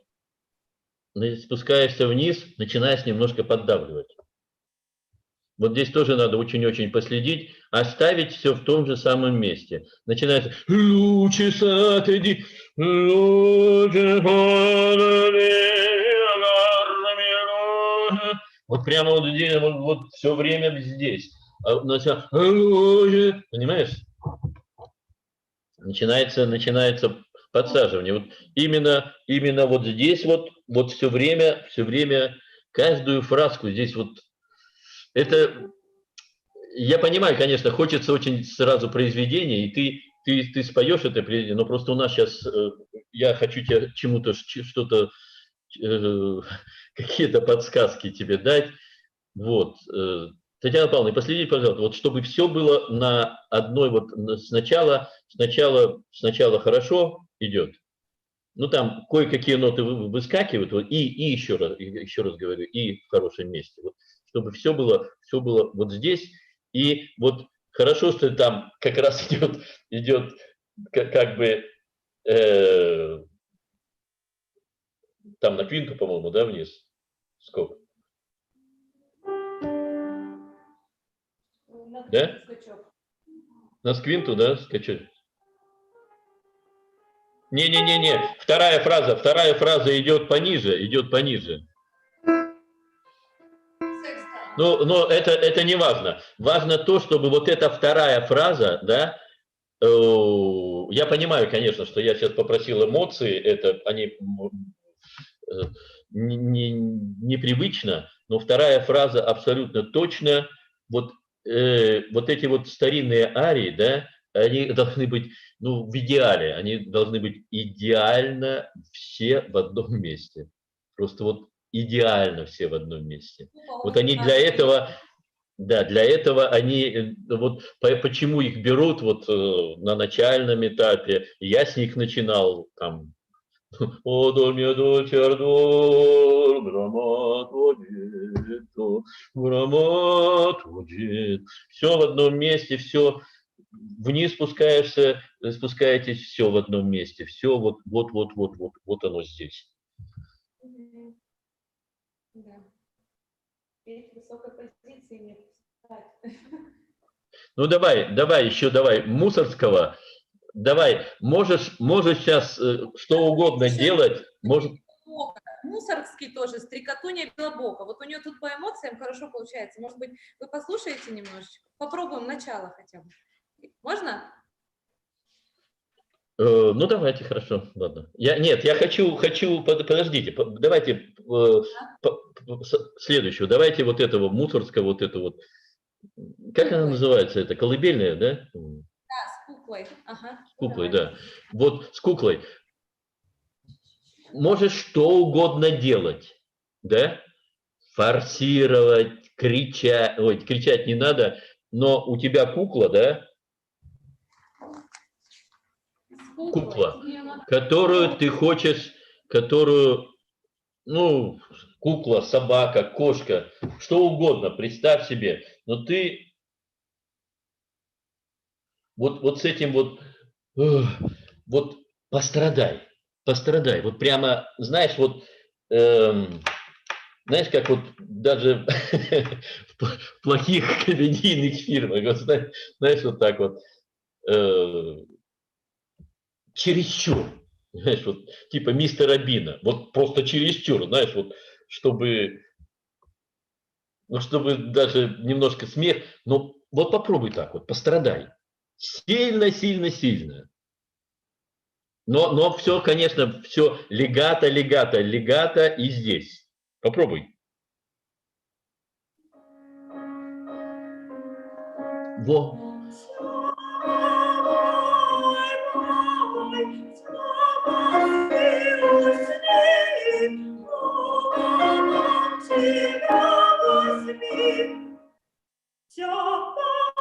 Спать надо. Спи, усни, все кукла съест, серый волк возьмет, темный лес несет.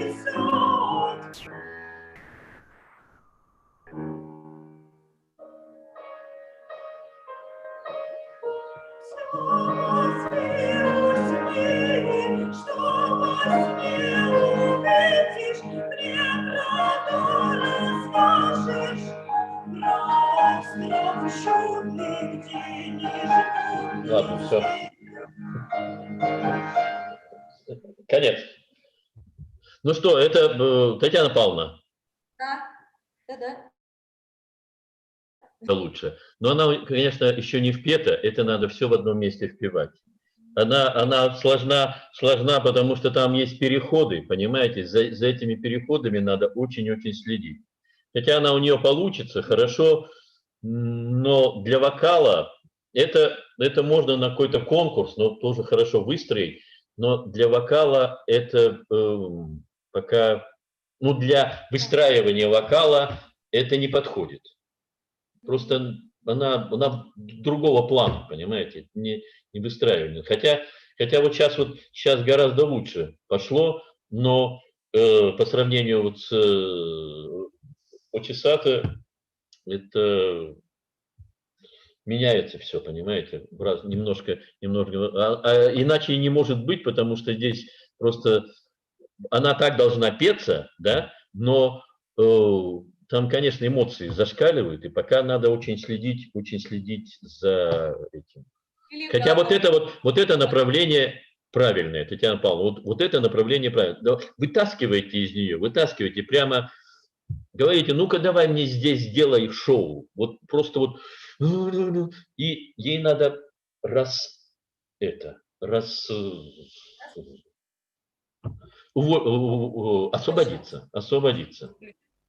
освободиться. И вокал гораздо лучше пойдет. И, Тасенька, вот поделай такие упражнения, ладно? Глубоко вдохни.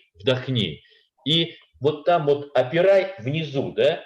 И можешь даже чуть-чуть вниз, но ни в коем случае. Просто держи вот это вот внизу. Еще раз покажу.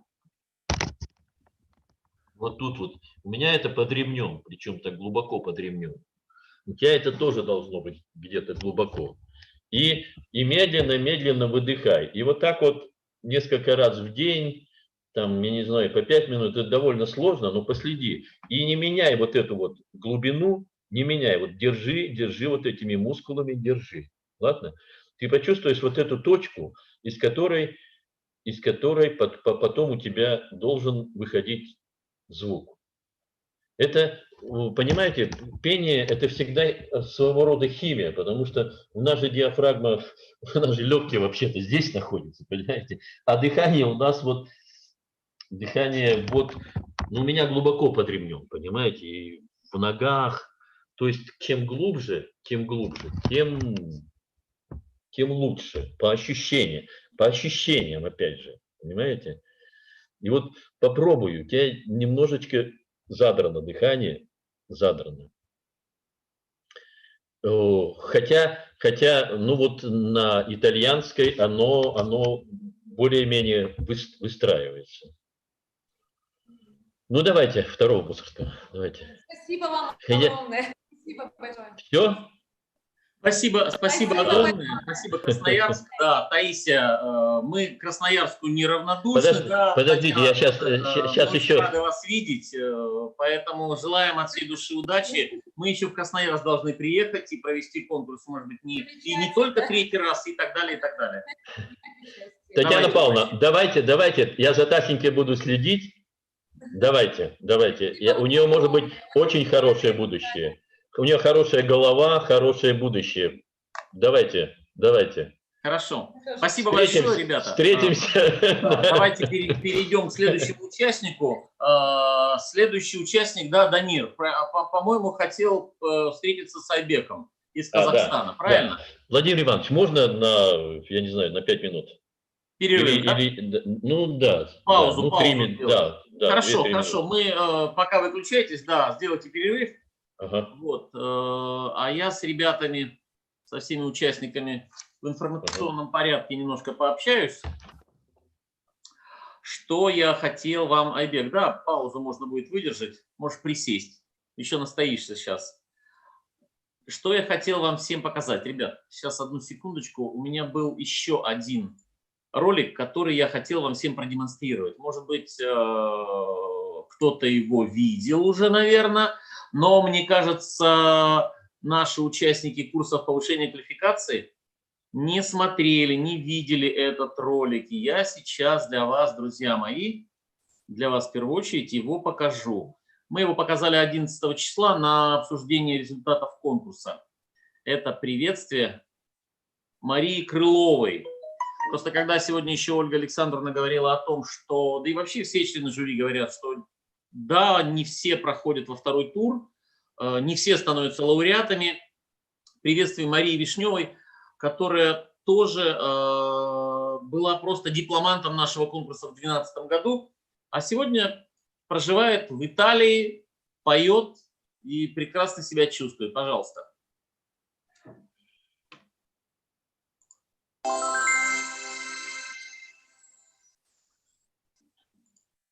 Ciao ragazzi, siete pronti per il concorso? Ребята, всем привет. Меня зовут Мария Крылова, я сопрано.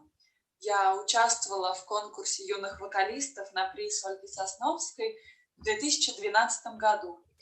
Тогда для меня это был первый серьезный юношеский конкурс, 2 тура с высококомпетентным жюри, с мастер-классами, поэтому даже само участие я воспринимала как большую удачу и возможность научиться чему-то новому.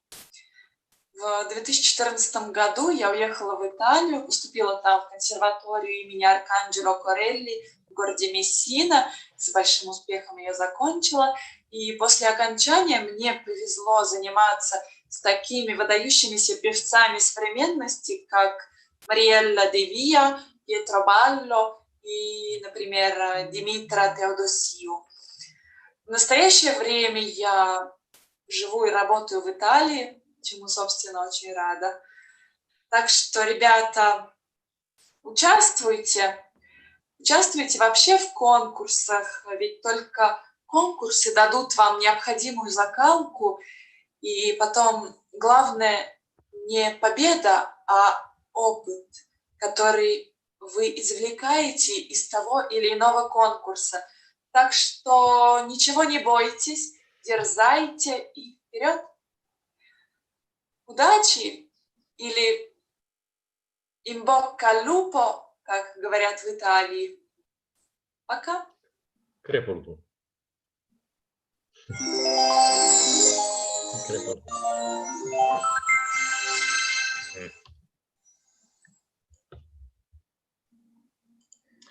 Да, друзья мои, вот к вопросу о том, да, почему я не прошел во второй тур. Не имеет значения. И Дамир, и все остальные, да, так, я прошу прощения, все говорят именно о том, что самое главное участие и тот опыт, который приобретается на конкурсах. Правильно, Дамир? Абсолютно. Да, я передаю Дамиру слово. Дамир, вот у нас здесь Тимур Кизымов сидит, ждет, да, уже. Вот, Айбек из Казахстана. Давайте с Айбеком. Абдашимулы, да. Пожалуйста, тогда, ребята. Предоставляю вам слово, пожалуйста. Всем здравствуйте. Я сейчас исполню арию графа Альмавивы из оперы «Свадьба Фигаро». Подождите, Айбек, подождите. Альмавиву мы услышали уже. Ну, что там, зачем? Айбек, подождите, Айбек, подождите, не чистите. Вокал это может быть 20% пения. Остальное это все вот практика, опыт, вот голова, понимаете, это петь это потом. Давайте сначала выясним. Вам 21 год, да? Да, мне 21 год. Вы женаты? Нет еще. Студент. Нет? Студент? Нет. Да. Кто у вас педагог? Малик Азат Бисембиевич. А вы в училище, да, учитесь? В университете. Я закончил колледж, сейчас учусь в университете искусств в городе Нур-Султан. Но там же есть у вас консерватория. Да, университет искусств. Консерватория это в Алмате, а университет искусств. Ну то есть вы в высшем учебном заведении учитесь, да? Да. А в Астане это самое высшее, да, вот это вот университет, да? Да, Шабыт. Ага, понял. У вас великолепный концертмейстер. Спасибо. Просто супер. Кабилову нельзя было попасть, да? Ау? Кабилову нельзя было попасть? Ага. Профессор Кабилову. Нет, не получилось. Понятно. Нет. Я несколько раз был в Астане, и вот для вашего президента пел несколько раз. Там хороший город, но Алмата гораздо лучше, конечно. Ну, значит, смотрите. Давайте сначала выясним, что вот вы к Алексею Лаврову обратились, ко мне, что вам хватает и что вам не хватает в вашем пении? Даже не знаю, может, со стороны виднее, может, вы скажете. Не, подождите, со стороны виднее, да, но что вы именно думаете? Вот, Айбек, вы меня, давайте, смотрите, это редкий конкурс, да? Еще раз огромная благодарность Владимиру Ивановичу и Ольге Александровне, да? что они сделали мастер-классы. Понимаете, еще раз, я вот говорил, Таисия, что вы приедете на конкурс, да, вам поставят оценки и до свидания. Никто с вами не поговорит, понимаете, никто с вами не позанимается, а каждый, вот вы для чего-то обращаетесь, понимаете, значит, у вас, значит, вы хотите чего-то достичь, правильно? Каждое слово, каждое направление, каждое вот такое занятие, оно дает толчок. Но оно дает толчок в том случае, если вы к этому сами чувствуете, что что-то не то или что-то, понимаете? Вот у меня, я по себе просто сужу, я, например, думаю, ага, вот это не хватает, не хватает. Это же не то, что мне пришло в голову, а на протяжении какого-то. И вот мне кто-то дает буквально вот пару фраз. Ох, ёлки-палки, блин, точно. И пробую это, и подходит. Что-то не подходит, понимаете? Поэтому давайте этих конкурсов, понимаете, будет у вас еще просто море, понимаете? Места, вот еще раз говорю, здесь абсолютно нет никакого, понимаете? Ну займете вы, ну не займете, что вам это место? Ну, другое дело, если вы куда-то поедете там, я не знаю, на Опералию, Доминго, понимаете, ну там да, понимаете, вы потом будете писать, что я лауреат второй премии конкурса. Здесь вот именно давайте отбросим все вот эти это, и давайте сделаем так, чтобы вот этот полчаса, час вам принесли пользу. Хорошо? Для этого скажите, что вам кажется, что вам не хватает. Во мне, кажется, не хватает уверенности в верхних нотах. Я бы хотел проконсультироваться с вами насчет верхних нотах, переходных нотах. Еще? Еще, ну, по стилистике арии, например, граф Альмавивы, то, что я исполню по стилистике. Ну, браво. Вот оно. Вот оно, что вам не хватает. Браво. Это не каждый певец это понимает. Молодец. Вот от этого, понимаете, певец это не... Это очень сложная профессия. Сегодня так, завтра не так, понимаете, потом еще пробиваться надо, как в театре заставляют.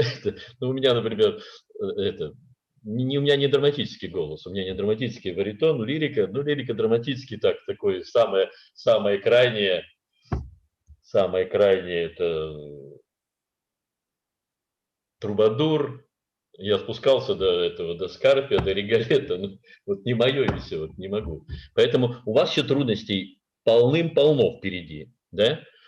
И очень хорошо, что вы вот это понимаете. Вот для меня лично, да, как певца, как баритона, который знает все вот эти вот, ты еще раз перепел это, вот первое, у вас великолепный голос. Просто вообще абсолютно нет никаких. И именно вот на этом фундаменте вы должны строить свой голос, а потом дальнейшую карьеру. У вас может быть очень хорошая карьера, вот, но 21 год вы должны уже закусить удила. Не должны сидеть это. Вот правильно делаете, что обращаетесь, должны работать.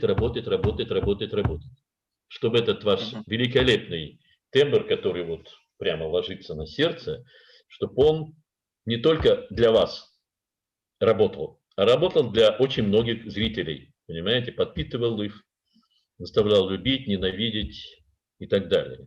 Вы уже считайте, что вы уже себе не принадлежите. Вы принадлежите большому количеству людей, да, народу, поэтому вы должны работать вдвойне, втройне. Во-первых, я И давайте сейчас на чистоту, ладно? Потому что вот всяких, я не люблю всяких экибоков, особенно когда человеку 21 год, он должен уже пробиваться вот прямо вот лбом, понимаете? С первой ноты слышно, вот с первой ноты слышно, что у вас нет верхов. Тембр, да. С первой ноты вверх, верхов, к великому сожалению. Понимаете?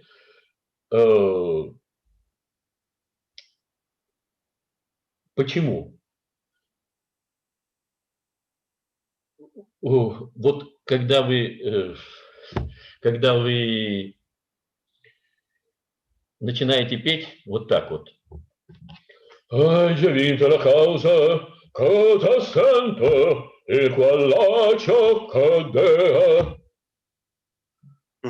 Я понимаю, что верха не будет.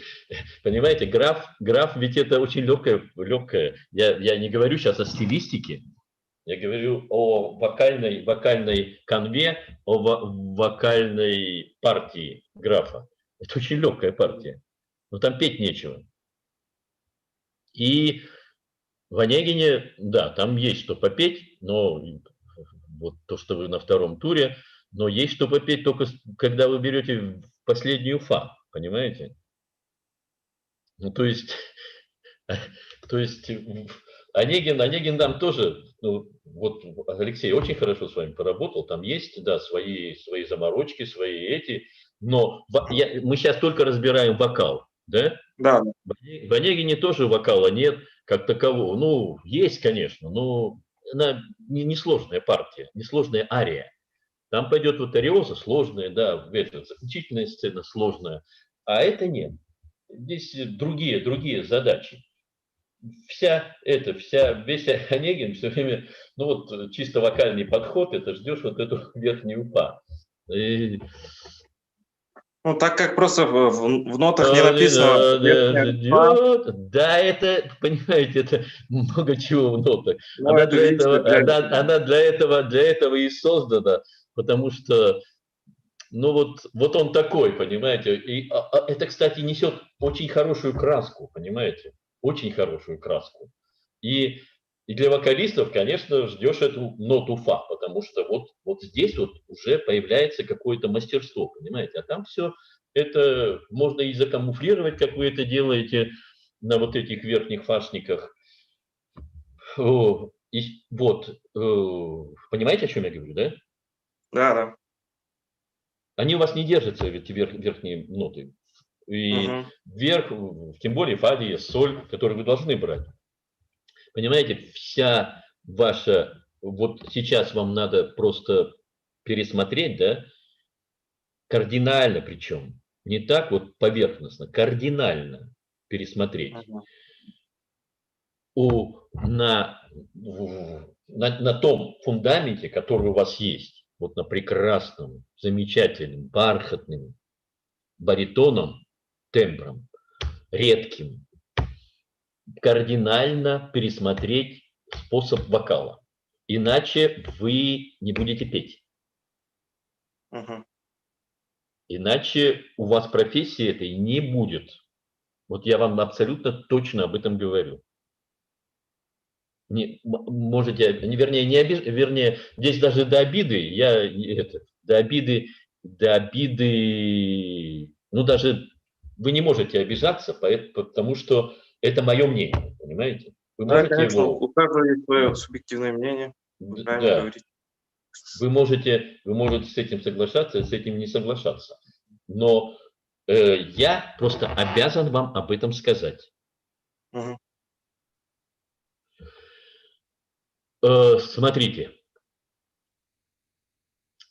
Вот Алексей там кое-что правильно, но здесь вот кардинально надо пересмотреть вам способ дыхания, оно у вас поверхностное немножко.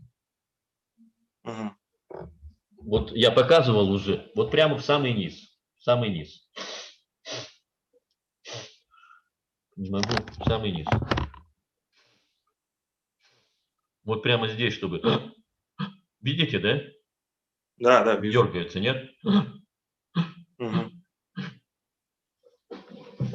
Глубокое дыхание, и все здесь. Пока, вот, на мой взгляд, вы должны просто вот все здесь петь, может быть, даже ценой какого-то подснятого дыхания. Может быть, это должны вы сами поискать, но все здесь. Не надо, вам голос не надо показывать, он у вас есть. И вот только не просто вот исключено. Вот этот голос просто, понимаете, ну, это, я вам сейчас даже грубовато немного скажу, это катастрофа, понимаете? Катастрофа, вот такой голос. Вот вы можете где-то в этом есть Дима Хворостовский показывал на каком-то концерте, он просто вот Олега вот этим голосом. Здесь там спит, луна над ним полночной красотою блещет. Все, затык, все. Но еще больше вам скажу. Понимаете, вы можете с этим соглашаться, с этим нет. Но вот когда у вас, причем то, что я говорю, это вот только для вашего блага. Айбек, вы поймите правильно. Я вас не критикую. Я хочу, чтобы вы стали певцом. Нет, я критику нормально отношусь. Да, с вашим великолепным... Да, с вашим великолепным... Это не критика, Айбек. Даже это не критика. Пожелание, да. Да, это пожелание.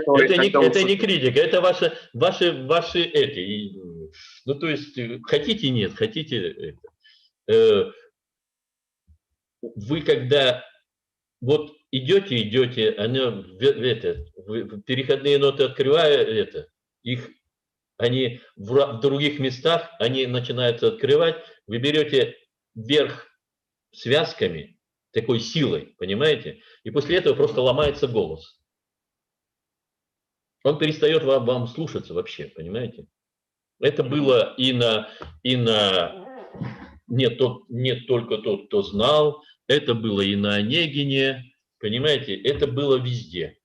Он просто, вот вы берете этими связками неподготовленные верхние ноты, да, вот на этом вот, они получаются так, понимаете, вот все, вроде вы поете вот этим, а вверх бах, он у вас вылазит, понимаете, он уже идет в другой абсолютно, то есть он идет уже без груди, потому что грудь, она не удерживается таким образом, понимаете, не может удержаться, она идет без груди, уже переходные ноты на связках, фашники на связках, я уж не говорю, там фа, диез, соль, если будет, и все, голос не выдерживает, голос ломается, и все, идет в разнос. Уже идет этот, ну то есть он уже, как это назвать, ломается, то есть уже не идет легато, то есть он уже видно, что он сломался, вот так вот даже, понимаете? Это может кто-то, я слышу это очень-очень хорошо. И вот ваша задача сейчас, да, вот это дыхание и все вот приблизить вот максимально сюда. Алексей говорил там мягкие, твердые. Я, честно говоря, это, об этом не задумывался. Но вот все здесь. Я вот специально, если я здесь не... Вот прямо да. Луна над ним полночной красотою блещет. Понимаете, все здесь. И тогда с помощью дыхания, о прикрытии вообще не надо думать, оно само прикроется. Ну, понятно, что где-то в голове нужно, но вот таким способом, когда у вас глубокое дыхание, вы вот это глубокое дыхание держите, да, чем больше вверх, тем глубже дыхание. Парадоксально. И вот эти сольки, ля бемоль, да, фа диез, вы должны брать, вы приближаетесь к ним, ну так, ну вы просто с самого начала поете не в том месте, понимаете, с самого начала, причем вот с первой ноты. И оно вот так задирается, понимаете, а вы должны вот это все наоборот. Чем парадоксально, что вот драматические баритоны, да, они тесситуру гораздо лучше держат, чем лирические баритоны. Никогда об этом не задумывались? Нет, не задумывался. Задумайтесь. Потому что драматические баритоны, они держат все на груди, но все здесь. И у них вот эти верха, они даже о них не задумываются. Вот именно драматические баритоны. Фа диез, соль для них не существует. И они все тянут. Вот соль, оно еще глубже. Не здесь, не это, оно еще глубже. Понимаете? Вот даже сама, вот таким, таким образом, что вот прямо не здесь берется соль, а вот тут вот прямо, вот тут. Понимаете? Лирические баритоны на моем веку просто столько потеряло голосов, тут же Ворошила, Мальченко, там, Кипкала, просто очень много. Понимаете? Потому что начинается открывать ре. Баритоны вообще, в принципе, даже до диез. Ну, до диез, ладно. Но все равно, это все равно в определенной прикрытой манере, в определенной. Не все. Ре это уж точно, понимаете? Это уж ми бемольное, это вообще, это даже. И вот это вот здесь вот, но вот я не знаю, как вы это будете делать, да? Ну, то есть, вот я вам путь сказал здесь, и все время вот все на груди, но все здесь. Вот все абсолютно, никаких вот, вообще. Просто Айбек, сейчас ваша задача, первая задача, не думать, что вы просто царь и бог. У вас великолепный голос, и вот на этом, вот сейчас вот пересмотрите свое, пересмотрите. Очень вас прошу. Я Давайте часто сейчас... пересматриваю. Нет, часто не надо пересматривать. Зачем часто пересматривать? Не надо часто пересматривать. Школа вокала одна. Зачем? Какой часто пересматривать? Вот найдите где-нибудь этого Хворостовского. Он там очень хорошо, Олега вот таким, но он специально говорит, что я сейчас это вот как вот в России пою. Вот так вот. Часто милым лепетанием упоительным, я даже сейчас более упоительным лапзанием. Все вот прямо вот отсюда никуда. Лучше, вот, я не знаю, вот это вот спорно, конечно, но мое личное мнение, что даже ценой в вашем случае ценой потери какого-то дыхания. Все сюда, все в маску, никаких, иначе просто 21 год это у вас сейчас прямо вот вы должны, понимаете, профессия. А с таким просто это профессии не будет с таким пением. Давайте сейчас попробуем. Давайте, знаете что, попробуем. Вот вы вчера сказали, это абсолютно новый. Ну насчет графа я скажу, абсолютно правильно вы говорите, что это стилистика. Понимаете, тут должен быть абсолютно четкий в графе, абсолютно четкий переход от речитатива к арии. Это Моцарт, понимаете, там и Граф – это очень-очень игровая вещь. Очень игровая. Понимаете, вот вспомните Ширвинта, как он играл. Ну, да вспомни это, посмотрите вот этого Фишера Дискау. Много-много хороших, очень супер графьев. Но здесь в графе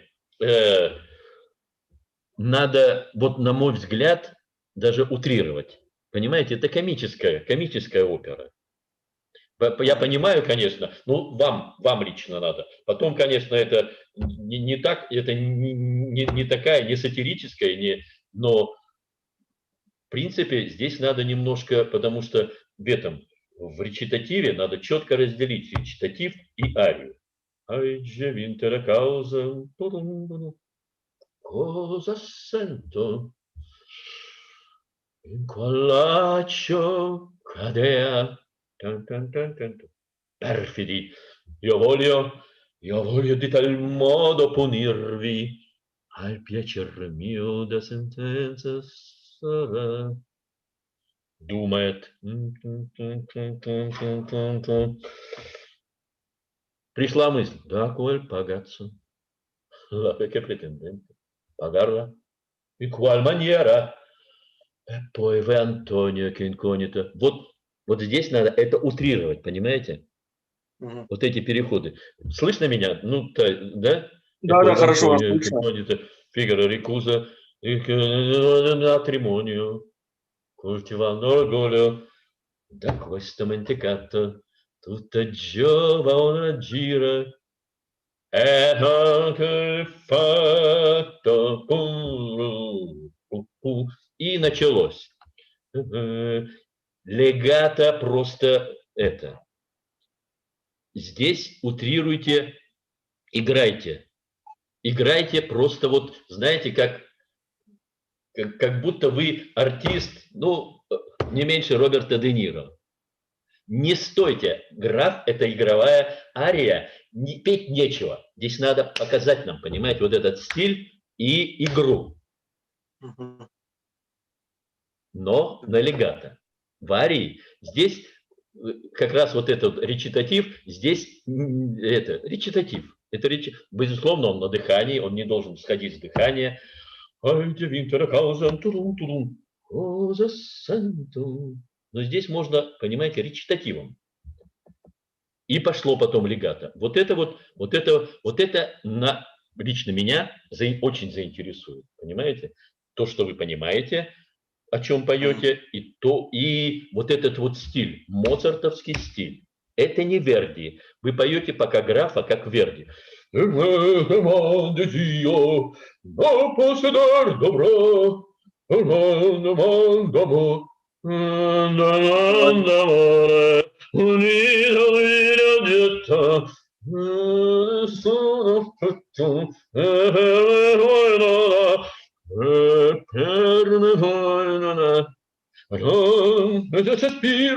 Понимаете? На каждой фразе какие-то свои, он думает, это не Верди.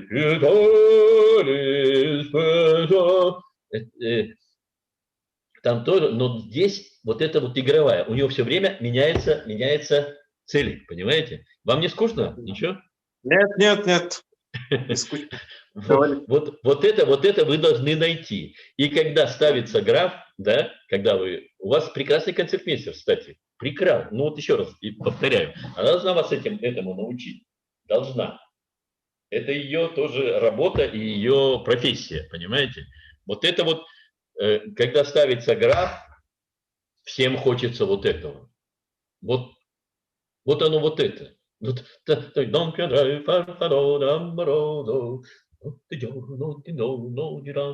Также здесь. Но Фигаро еще там можно, понимаете? Граф – это просто 100% игра.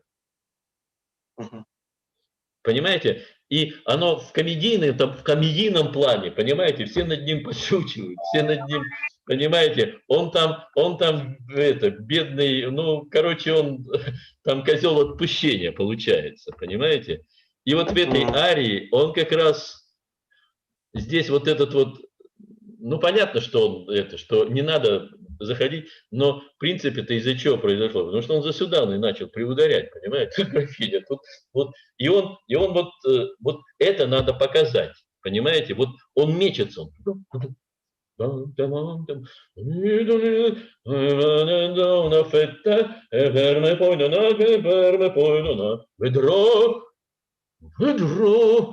Ведро. Он принял решение. На счастье, удачи. На счастье, удачи. Понимаете? Графа ни в коем случае, когда поют графа.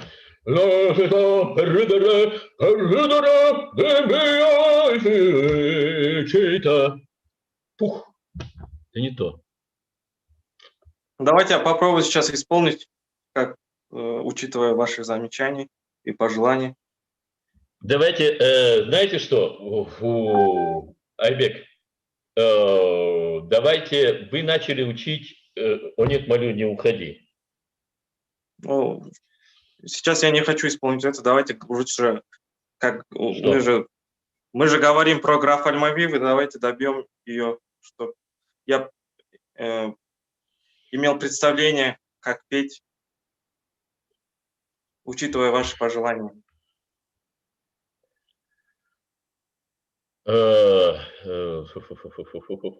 Давайте возьмем только, давайте верхние ноты, вот этого «нет, молю». Понимаете, граф, я с удовольствием с вами займусь графом. Здесь, во-первых, нужен концертмейстер, во-вторых, она у вас запета, понимаете? Запета неправильным звуком. Вы же сейчас не сможете вот это вот. Я постараюсь сделать. Не, ну давайте, хорошо, давайте начните речитатив. Я просто хочу вам, вот если у нас состоялась такая возможность, да, я хочу, чтобы вы, стиль, понимаете, это все делается на раз, понимаете. Самое главное вот сейчас для вас – это вокал. Самое главное. Стиль, ну, раскрепоститесь, понимаете, вам концертмейстер покажет, и вы это сделаете. Стиль, это... Стиль делается элементарно. Ну, вот так скажем. Конечно, это не элементарно, но это делается, понимаете. Делается с опытом. Вокал. Давайте вернемся к графу. Все-таки возьмите мне, пожалуйста, вот «О нет, молю». «О, будь со мной, не уходи». Или давайте начнем. «О нет, молю, не уходи». Давайте. Сейчас.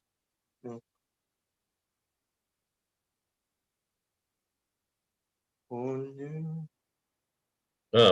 это. Ну или давайте, я не знаю, давайте или Олеко. Что вы начали учить, но не так запето. О нет, молю. Нет. Смотрите, все здесь. О нет. Прямо вот здесь. Нет. О нет. Вот давайте одной головой попробуйте. О нет. Вот. Нет. Да. Чуть-чуть ушла. Молю, не уходи. Да, и чуть-чуть ушла. Смотрите, о нет, супер. Молю, чуть-чуть ушла. Не уходи, чуть-чуть ушла. Вот о нет, вот туда же. Молю, не уходи. Вот прямо сюда. Прямо вот в маску. Сделайте это прямо вот, я не знаю, 150%. Проутрируйте это. О нет. Нет, нет, нет, подожди. О, нет, очень узенько.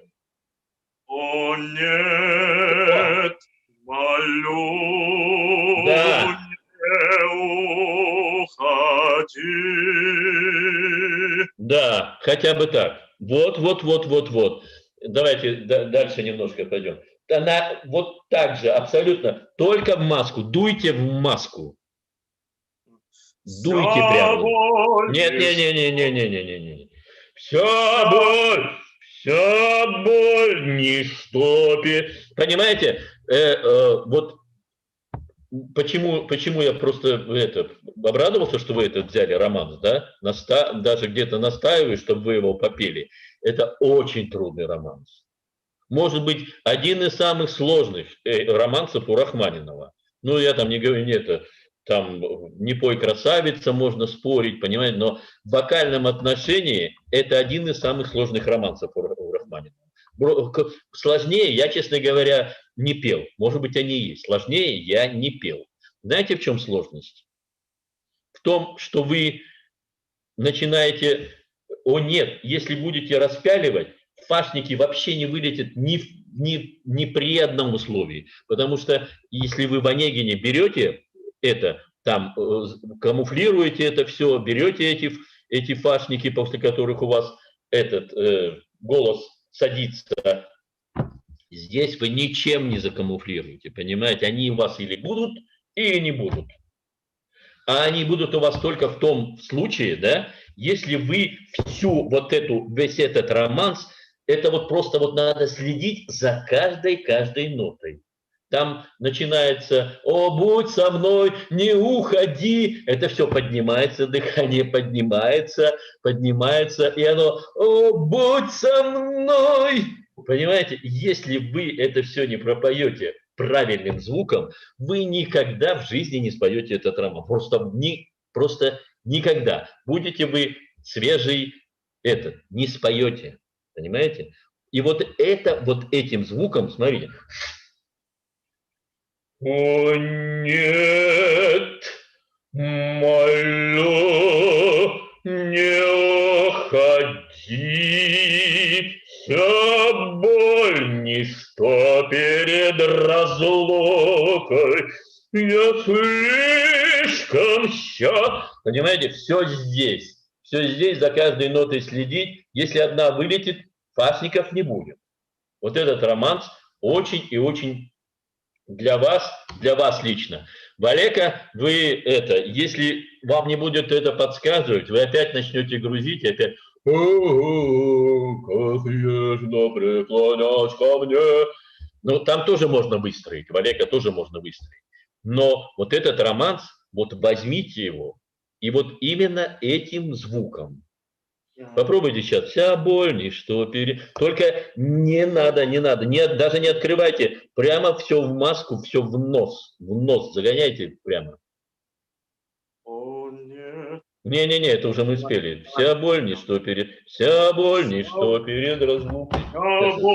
Вся боль, ничто перед Не, это тоже распяленный и получается немножко старческий голос даже. Понимаете, когда вы начинаете распяливать, начинаете широко петь, он становится старый голос. Вот поэтому поет 70-летний дедушка, понимаете? А вот сейчас, о нет, понимаете, вы вот здесь вы соединяете грудь, и вот этот вот тембр, вот этот вот звон вы посылаете. Давайте возьмите вся боль. Ля, возьмите, пожалуйста. Вся боль, ничто. Не, это низко. Подождите, это низко. Вот смотрите, еще большой недостаток вот этого распяленного пения широкого. Это все время низко. Все время низко по позиции, понимаете? И для слушателя это все время низко. Низко, понимаете, нечистота, и начинается... Попробуйте прямо загнать нос. Вот прямо вся боль. Вот прямо вся боль, вся боль, вся боль. В нос. Вся боль, ничто перед разлукой. Вот это лучше. Слишком счастлив. Счастлив не распяливайте. Счастлив не распяливайте. Это лучше, гораздо лучше. Еще раз. Вся боль, еще по утрированию. По утрированию в нос. Не. Нет, это уже не то ушло. А перед этим отлично было.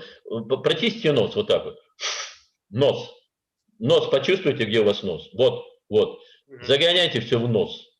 Нет, да, загоняйте по своим ощущениям, загоняйте все. Вся боль, ничто перед разлукой. Вот так вот.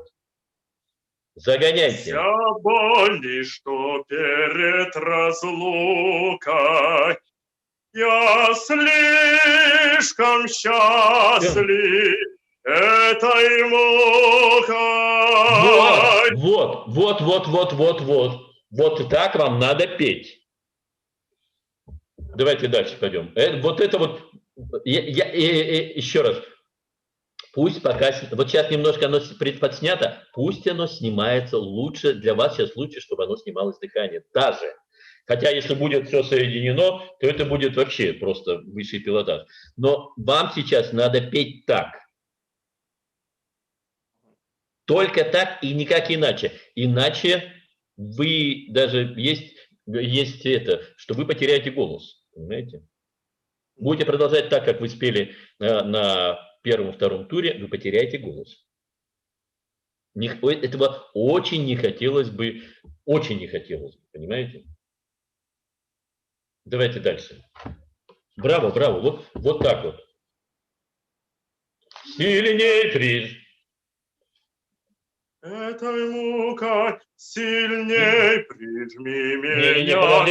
Подождите. Стоп. Возьмите дыхание. Сейчас совсем... Сильней. Прямо сюда, смотрите. Сильней прижми меня к груди. Вот утрируйте, утрируйте так. Сильней прижми меня к груди. Да. Скажи, люблю. Да, это ушла. Перед этим было неплохо. Люблю ушла совсем туда. Но это... И перед этим, вы понимаете, что это? Скажи, люблю. Но давайте, это потом. Люблю. Скажите, люблю.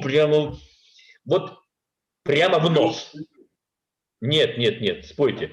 Где лю, возьмите близко. Никуда не отдаляйте. Скажи, люблю. Хотя бы так. Вот у вас сейчас подключилось дыхание внизу. Вот оно прямо подключилось, понимаете? Прямо вот соединилось. И для вас сейчас, я не хочу, честно говоря, этого. Я просто очень хочу помочь вам. У вас прекрасный голос. Для вас сейчас лучше распеваться на вот это У. Я, по крайней мере, распеваюсь на У. Прямо близкое У. Но не так, оно, понимаете, оно не дает сильно подниматься дыханию, понимаете, и, оно может чуть, здесь главное, чтобы было все близко. Попробуйте на У. Я, по крайней мере, я на У распеваюсь. Это мне ближе. Я на У распеваю, да, и причем так вот. Потом сверху.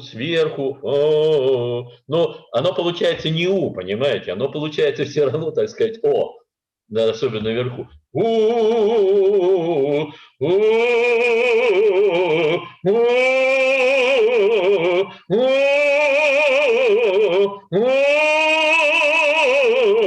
Чувствуете, да? Вот оно туда, а здесь оно все равно вылезает.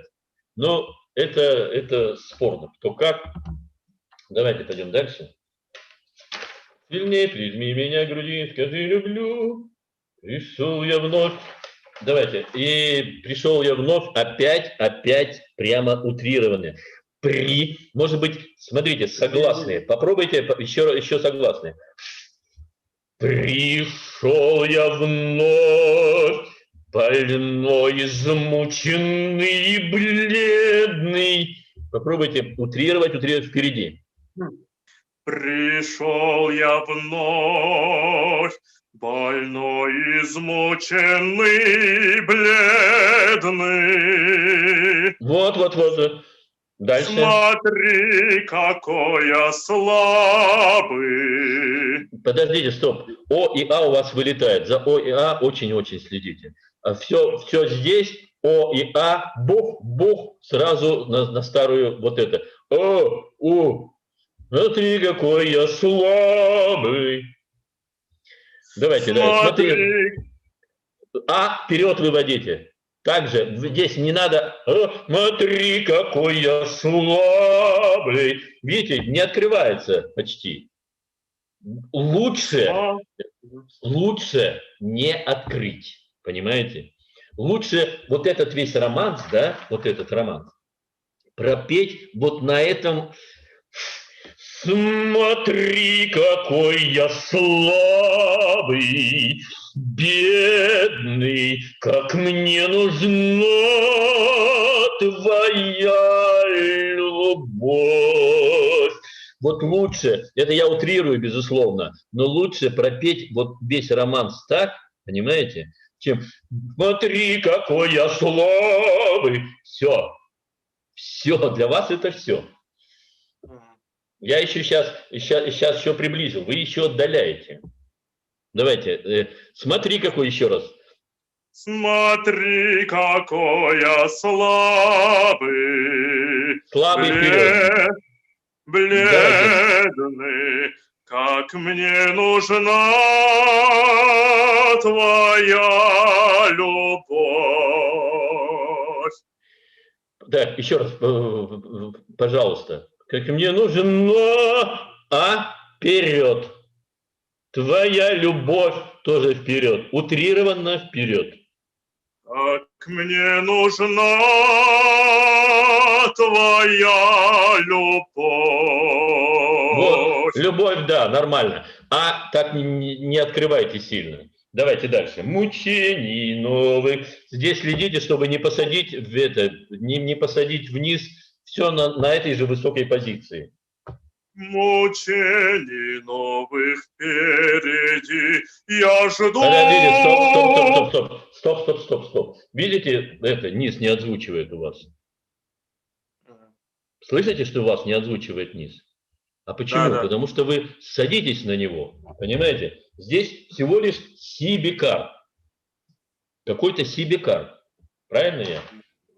Си-бикар. Это для этого. Баритона соль должно звучать просто это. Это не звук. Смотрите. Мучений новых. Нет. Мучений новых впереди. Вот это все так пропеваем, да, чтобы ни одна нота не была сюда опущена, вот она была, вы ее садите. Все в высокой позиции, все вот в носу, понимаете? Особенно вот эти нижние. Еще раз, спойте. Мучений новых впереди. Не садитесь, нет, подождите, стоп, еще раз. Смотрите. Мучений новых. Все в одном том же месте, все вверху. Мучений новых впереди. Да, хотя бы я так. Я жду, как ласка. Нет, давайте. Дальше. Нет.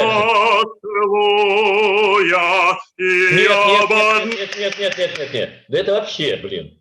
Как поцелуя. Нет.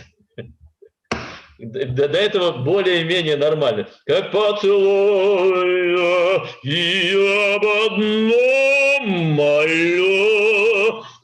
все в одно додо, все вверху. Не возьмете фа. Вот что, не возьмете фа. Я вам 100% причем говорю. Давайте. Откуда? Ну давайте, мучений новых. Мучений новых, все в одном месте вверху. Там же, где мучений, там новых. Мучений новых впереди, я жду, как ласк, как поцелуя,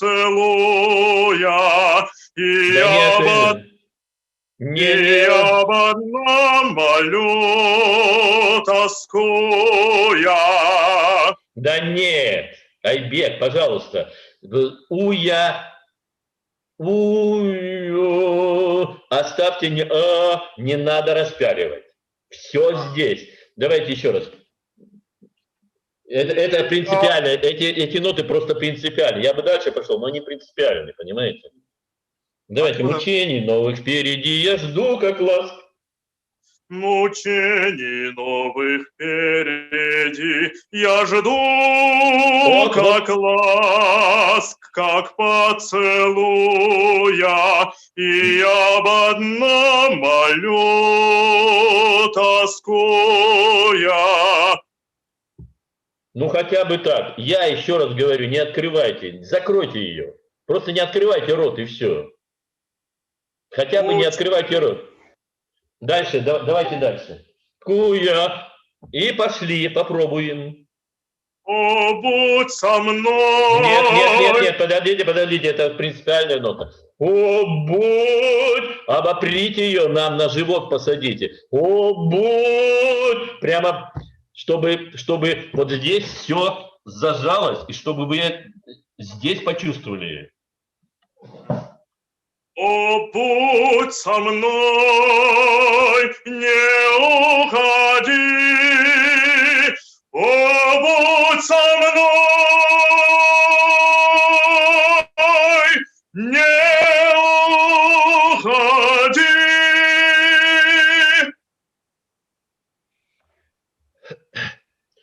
Ну, более-менее. Давайте отдельно. Смотрите, возьмите хорошенько дыхание, и вот на том, просто оно задралось у вас. А так более-менее, кстати.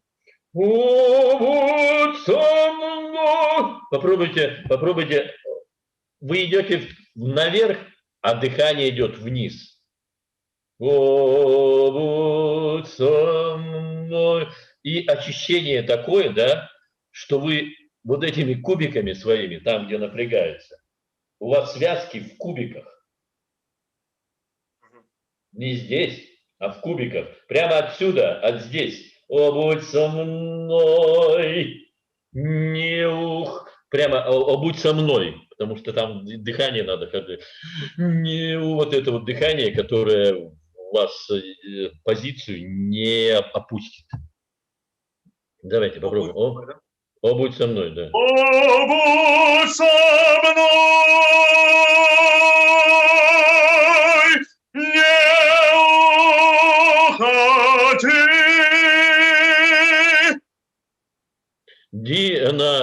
уходи. Она сама по себе закрывается, а будь со мной, она низкая и то есть без обертонов, она воем взята. Воем взята вот поэтому, потому что вы ее расширяете. И поэтому она выбивается из тембра, и она некрасивая у вас, понимаете? Давайте еще раз. О, будь со мной. Возьмите ее на ум, попробуйте. Подождите, стоп. Подождите. Еще раз. Дыхание мозгами все время вниз, и эту фашник берите кубиками с живота. О, будь со мной. Не-не-не-не-не-не. Только не. О, будь со мной. Вот здесь вот. Но нет, тоже не у, а место для у. Понимаете? Сусьте ее, не расширяйте. Давайте. О, будь со мной. Возьмите, только приготовьтесь. Вы немножко я себя вспоминаю. Я такой же, наверное, был нетерпеливый вокалист. Давайте не будем вокалистами, хорошо? Будем певцами, хорошо?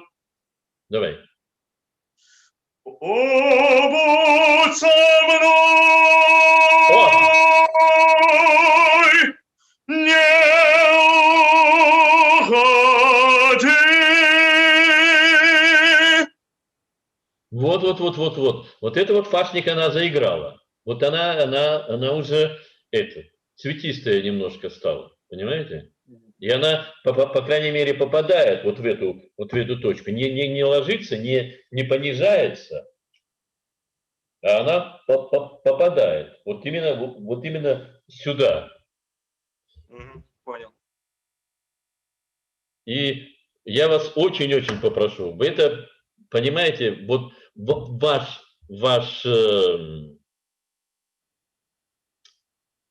случай, да, Айбек, послушайте меня просто, прислушайтесь, подумайте, да, ваш случай принципиальный. Просто принципиальный, понимаете? Вот это сгусток вокала, вот это сгусток пения, понимаете? Вам 21 год, у вас профессия, у вас впереди жизнь, семья, вы должны ее прокормить, понимаете? И это будет супер, если у вас красивый голос, который вы не должны потерять, и которым вы должны зарабатывать деньги, понимаете, для семьи. И вы должны научиться нормально, правильно петь.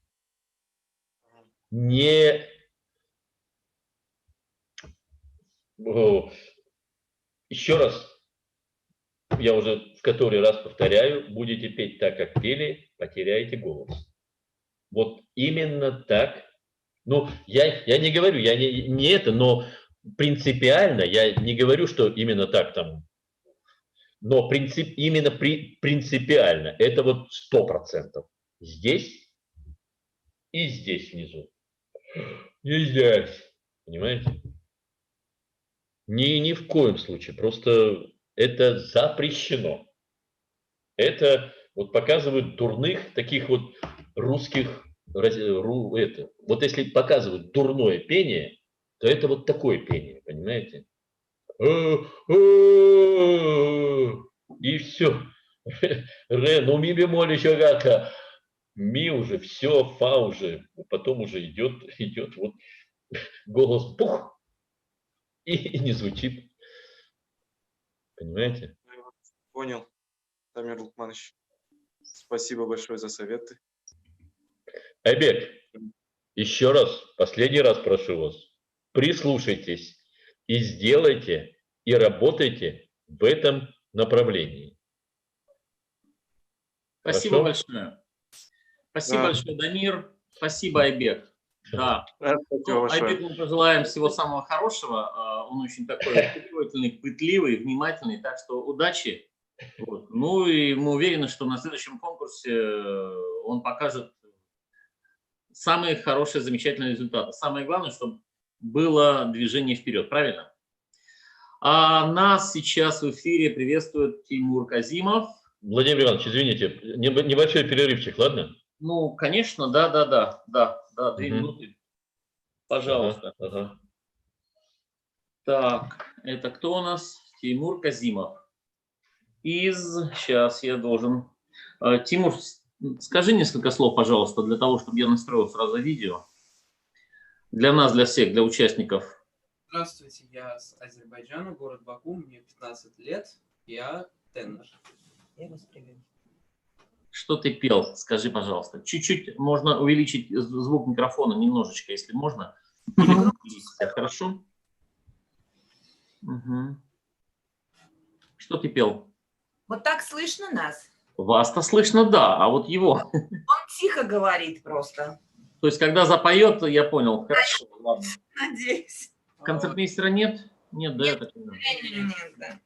Ну, хорошо. Хорошо, ничего, как с Айбеком. Такие карантинные меры у нас немножечко сложно. Да, ну ничего, берегите себя, все будет хорошо. Так, я напоминаю, что всем участникам сегодняшнего мероприятия, что завтра, в понедельник, в 15 часов по Москве будет обсуждение результатов конкурса. То есть не результатов даже, а обсуждение самого конкурса. Члены жюри не будут еще знать даже итоговые баллы, у кого сколько, кто на первом, втором, третьем, в какой последовательности, да, на какой позиции находится. Вот. Но они с удовольствием сделают какие-то свои общие рекомендации, может быть, даже индивидуально к кому-то еще успеет обратиться. Вот. Но эти выступления, их будут совершенно небольшие, коротенькие, просто имейте в виду, да. Желательно, конечно, чтобы все были, потому что общее какое-то мнение будет высказано наверняка. Хорошо. Завтра в 15 часов по Москве мы встречаемся в Зуме. Ссылочка тоже будет для участников КПК разослана. Она у вас, наверное, уже есть. А для участников конкурса секретарь конкурса Елена все вам отправит. Итак, Дамир Лукманович с нами. Пожалуйста. Тимур. Дамир, я предоставляю вам слово. Так, подождите, скажите, Тимур... Ага, да, помню. Угу. Представься еще раз, пожалуйста. Я Казымов Тимур, мне 15 лет. Я с Азербайджана, город Баку. Являюсь тенором. Супер. Был я в Баку в 1987 году на конкурсе имени Глинки. Очень приятно. Ой, извините, а вы педагог, да, Тимур? Нет, я мама. Мы из дома. Понял. Ага. У нас немножко карантинные проблемы в Баку. Из-за этого мы сидим по домам пока. Война, да, карантин. Да. Все вместе, точно. Да. Ну что, я могу сказать. Тимур, хороший голос у вас. Браво, вам надо учиться, обязательно учиться. Просто вот у кого хороший голос, так просто надо заставлять. Мама у вас замечательная. Спасибо. Наверное, да, нет, он бы где-нибудь гонял бы где-нибудь по дворам. Да, а тут это поет. Он сам по себе еще такой, очень такой, почему-то серьезный вот. Ну, супер. Поет итальянские песни. Нет, голос очень красивый, молодец вообще. В Азербайджане, конечно, с голосами все в порядке. Ну, в принципе, везде, наверное. Ну, мы еще закончили 7-летку музыкальную, как пианист он закончил. С отличием. Так что мы еще играем тоже немножко. Но больше поем. Супер. Конечно. Ну, супер. А какие планы потом? Вот мы думаем, куда нам поступать. Вот у нас проблемы, не знаю. Как? А какие альтернативы, варианты? Наша государственная консерватория. Мы сейчас в школе-студии при государственной консерватории, то есть у него сейчас 9 класс. Туда пошел. Ну, а потом... А потом подготовительные, да, или училище? Нет, сразу консерватория идет уже. У нас так возможно, потому что мы фактически 11-летку заканчиваем музыкальной школы, и этого достаточно. Уже 7-летки тоже достаточно, как бы по законодательству. Нет, ну подождите, 15 лет, ну, еще рановато. Да, но это еще 2 года у нас. Это получается 17-18 лет для выступления. 17, да, будет? 16, 17 будет, да. 17. А ломка, слышу, ведь уже прошла, да? Основная, да. Говорят, что еще в разгаре. Некоторые говорят, что ну, немножко есть, да. Есть, конечно, да. Еще что-то осталось. Потому что еще рано. Фактически ему 15,5. Просто высокие, вот нас прослушивали, когда специалисты, да, вот я уже вчера это говорила, они говорят, что у него очень высокие ноты есть, ля, допустим, которые не присущи, да, этому возрасту. То есть вот такой момент. Но мы не форсируем их, конечно, мы не берем их в таких произведениях, потому что надо сейчас середину разрабатывать. Нет, Вы берете, потому что, понимаете, очень слышно, что у него нет верхов. Берете, к сожалению, большому. Сейчас, видимо, вообще надо немножко отказаться от верхних нот. Вот не знаем. А говорят, с одной стороны, что если сейчас не будем развивать, то потом теноровых вот таких вот нот высоких не будет. Вот сейчас я говорю, до ля он берет. Даже вот так вот. То есть даже это. Но мы не поем с ними. Максимум до соль. Ну, в редких случаях соль диез. И редчайших случаях. И то максимум они переходные ноты. А при распевках вот и ля бемоль, ля, вот это все. При распевках иногда даже до си бемоля. Просто вот момент такой вот, что же нам все-таки делать? Брать нам вот эти вот, тянуться к этим сейчас нотам высоким, ну хотя бы потихонечку вот как-то. Или все-таки нам на середине где-то. Вот тут вот такой момент у нас сейчас. Потому что мы боимся, что потом и этих нот верхних как бы не будет, теноровых. Понимаете, я не, честно говоря, вот я как профессионал, я не понимаю вообще вот этого, честно говоря, даже постановки вопроса, потому что верха, да, для меня, вот лично для меня, они ничего не значат. Вот просто ничего. Понятно. Вот если середину я слышу, да, я знаю, что верха будут, но просто они не могут не быть. Понимаете? Просто они не могут не быть. Верх, середина нормально построена. Куда голос? Вы слышали с самого начала, как я говорил свою историю? Да, мы слушали. Да, поэтому... Это очень интересно, да, вообще почему? Да, поэтому, понимаете, а вот случай я вам приведу, ваш земляк из Баку, он хотел стать певцом на конкурсе.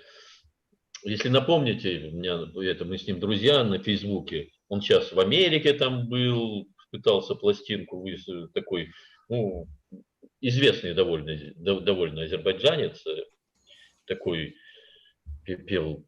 Ну, короче, сейчас где-то в Лондоне. Да, вот.